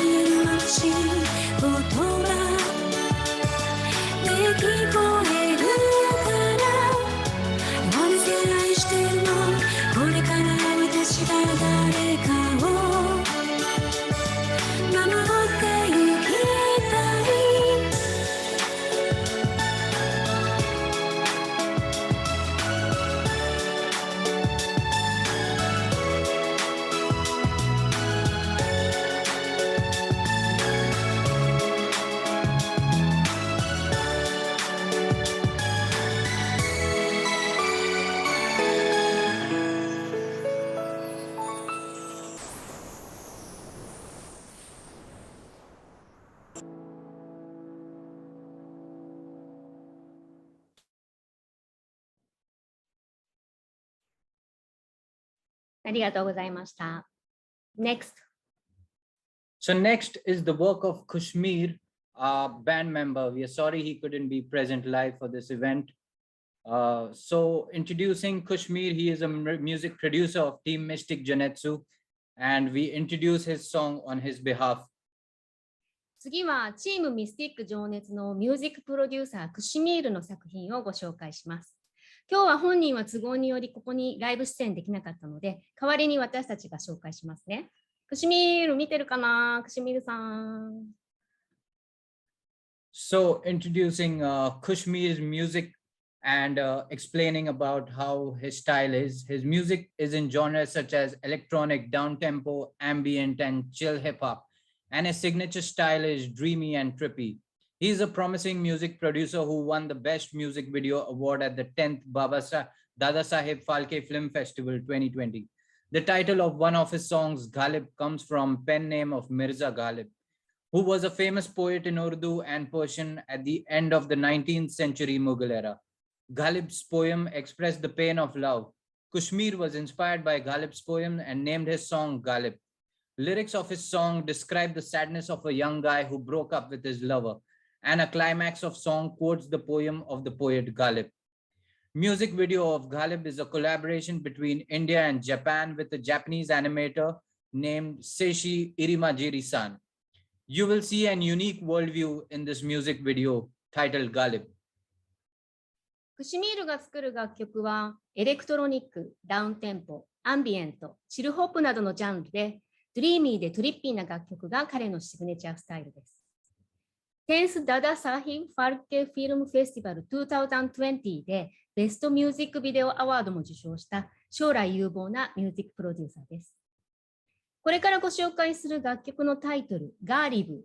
こちらの由来は19世紀ムガル帝国末期に活躍したウルドゥー語とペルシア語の詩人ミールザー・ガーリブのペンネームで、ガーリブは優れている様を意味します。ガーリブの詩は愛の痛みなどを伝えていて、クシミールはガーリブの詩にインスパイアされて、楽曲タイトルをガーリブと名付けました。歌詞は恋人と別れた青年の悲しみを綴ったもので、歌のクライマックスでは詩人ガーリブの詩を引用しています。また、ガーリブのミュージックビデオは、日本のアニメーター、入間尻誠司さんとの日印コラボで、独特の世界観の映像作品となっています。Now, let's watch Garib by Kashmir and Seishi Irimajiri. Please share the music video of Garib.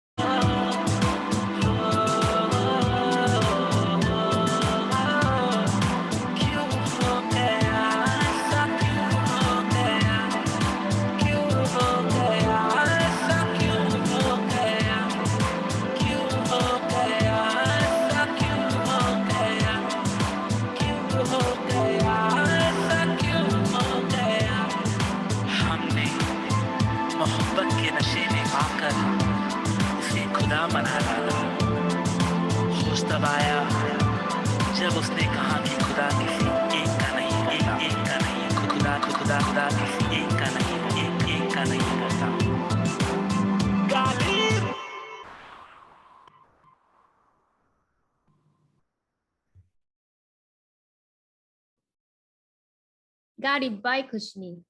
クシミールのガーリブでした。All right, so moving on. Believe in yourself, be confident, and stay just as you are. Don't care what people say and think about you. Nobody can force you to do anything. Nobody can change you in any way because you are perfect.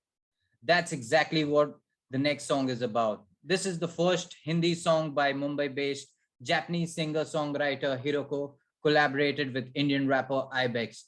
The lyrics of this song were written based on real-life experiences of Hiroko and myself.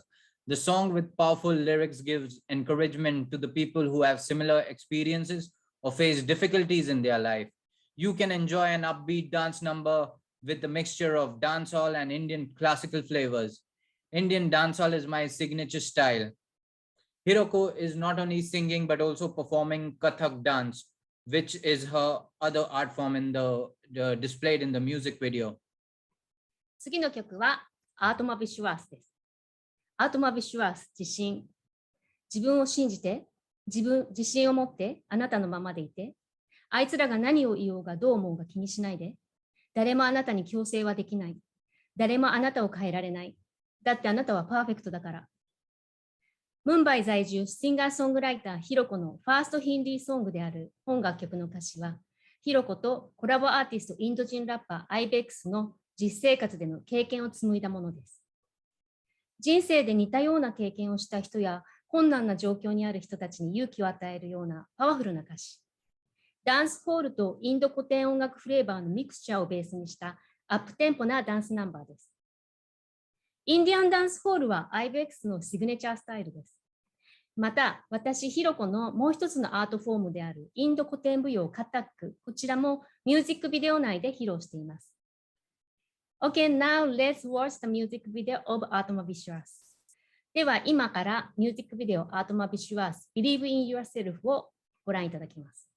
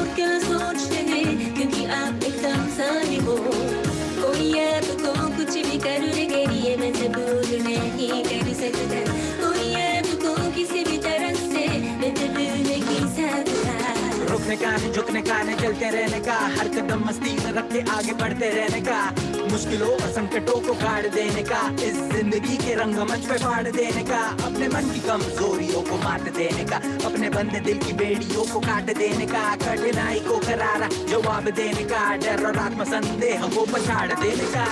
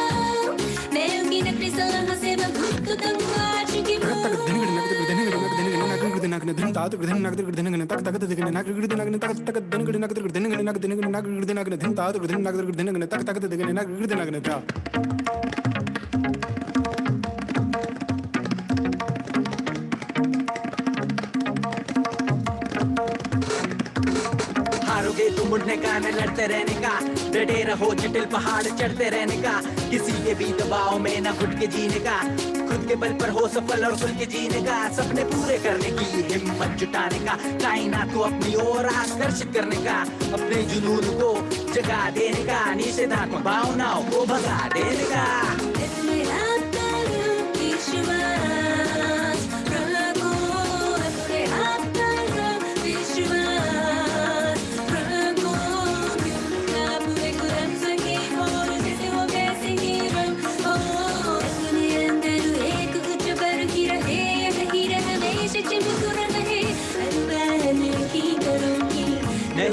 नहीं करे परवाह नहीं करेंगे आगे बढ़ते रहेंगे नहीं करे परवाह नहीं करेंगे आगे बढ़ते रहेंगे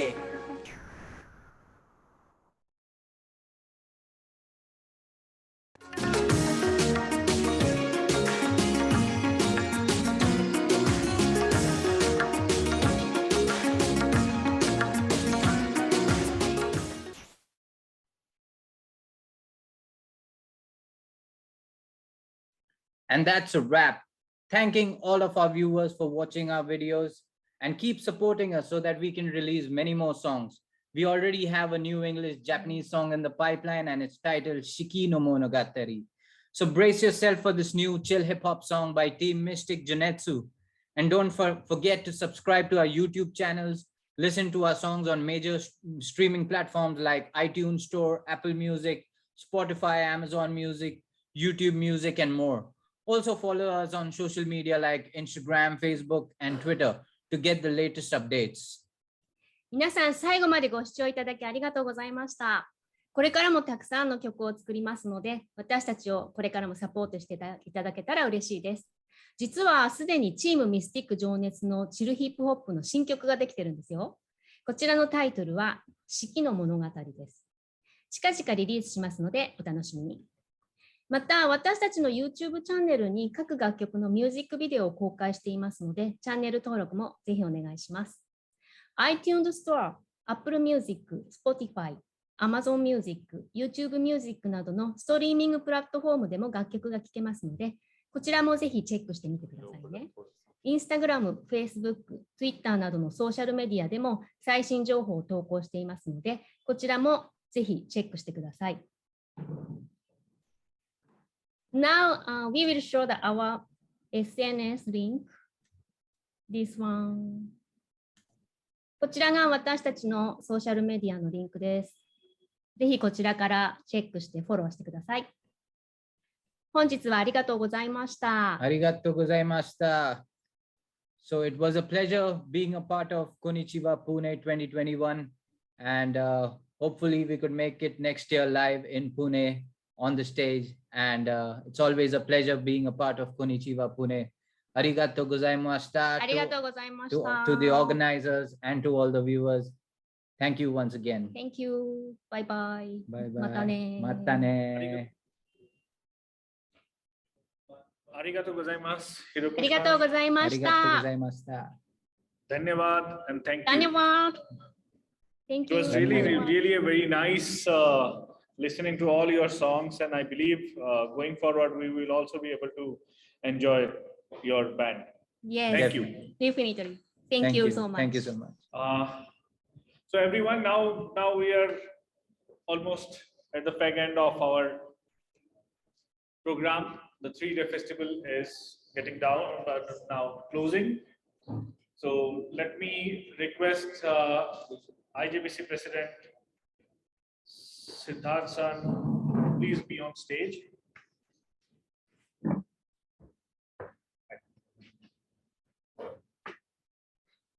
So now it's time to say thank you to everyone. So this particular 3-day festival, it's a big effort and it's not really easy for 1 or 2 people to do it. It's a collective effort of a team ranging from sponsors, volunteers, technicians, participants, speakers, performers, and everyone.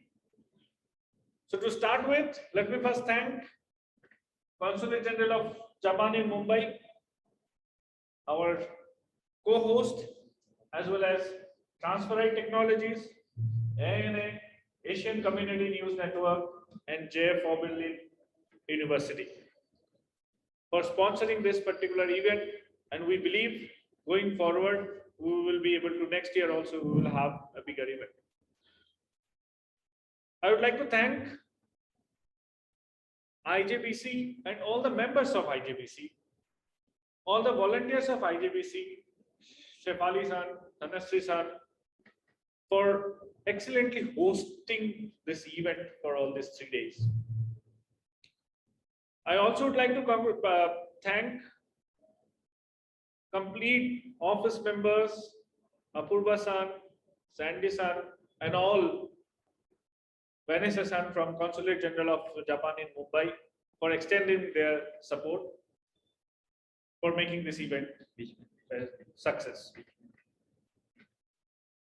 I would like to thank all our technician team members here who are working almost 12 hours each day for last 3 days for giving you an uninterrupted streaming on YouTube and Zoom.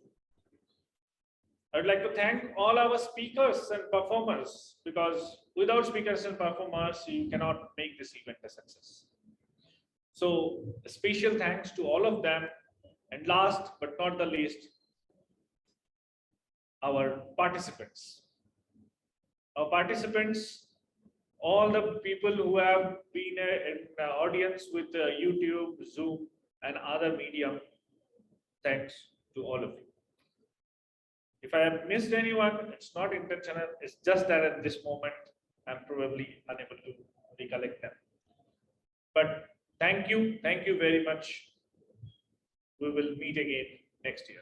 And now, a few words from Siddharth. Thank you, Abhishek.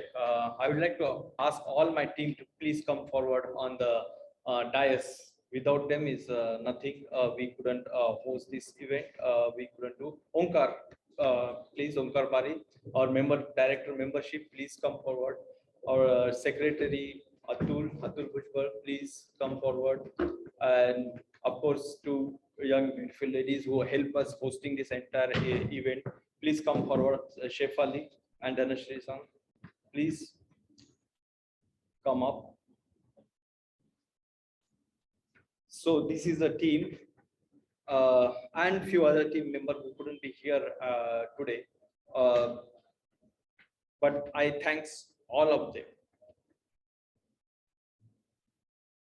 Today I don't have a big speech or anything because our Tauchi-san already gave a closing note and it says all. it says all, and he rightly summarized the entire event.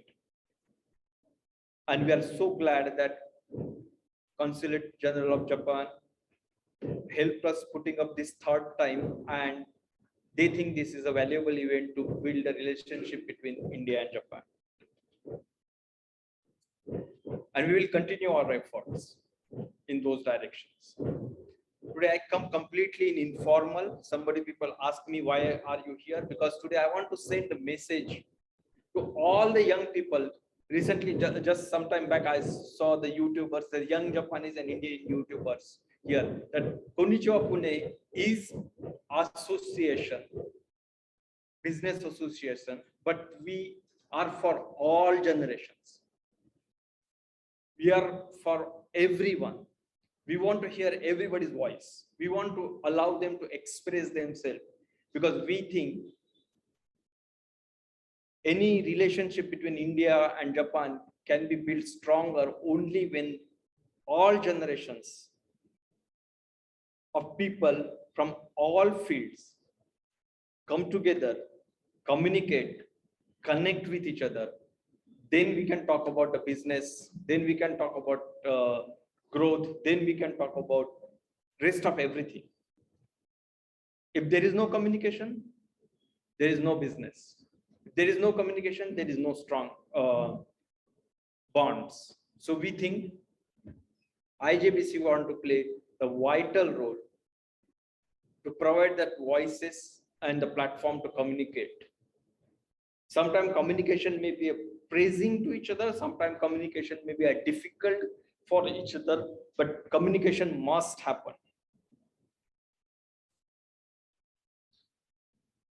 We share many things common in our cultures, but we have many unique points in our cultures also. And unless and until we embrace those unique differential points, we will not able to go stronger. And for that, we need every generation to come forward and express themselves and build understanding about each other. And that's what the Konnichiwa Pune is for. We will come next year in the form of Konnichiwa Pune, bigger and better. But that's not the end for this year. We are very soon going to start new event series, which will celebrate the India-Japan diplomatic relationship in a special year where we are completing 70 years of diplomatic relationships. And we must celebrate it. And we will again celebrate with a lot of diversity and a lot of different topics, different challenges, and we will discuss them entire year. So stay tuned, talk to us, and we will hear you, and we will do what we can do. Once again, thanks to everyone that you give us a response, huge response, and I hope you enjoyed all these 3 days. You will continue to enjoy this because these videos will be part of IJBC and Konnichiwa Pune YouTube channels. They will be there forever. And we will be also making some smaller videos out of this, I guess more than 50 or 60 hours of this feed, making them in a small sessions, and they will be available there. So please enjoy, refer them, write to us, let us know how do you feel about this event. Thank you very much, team. Thank you. Thank you. And let's say we are here for greater, better, stronger India-Japan relationship. Are you with me? Yes. Thank you. Thank you. Ohayou gozaimasu. Arigatou gozaimasu.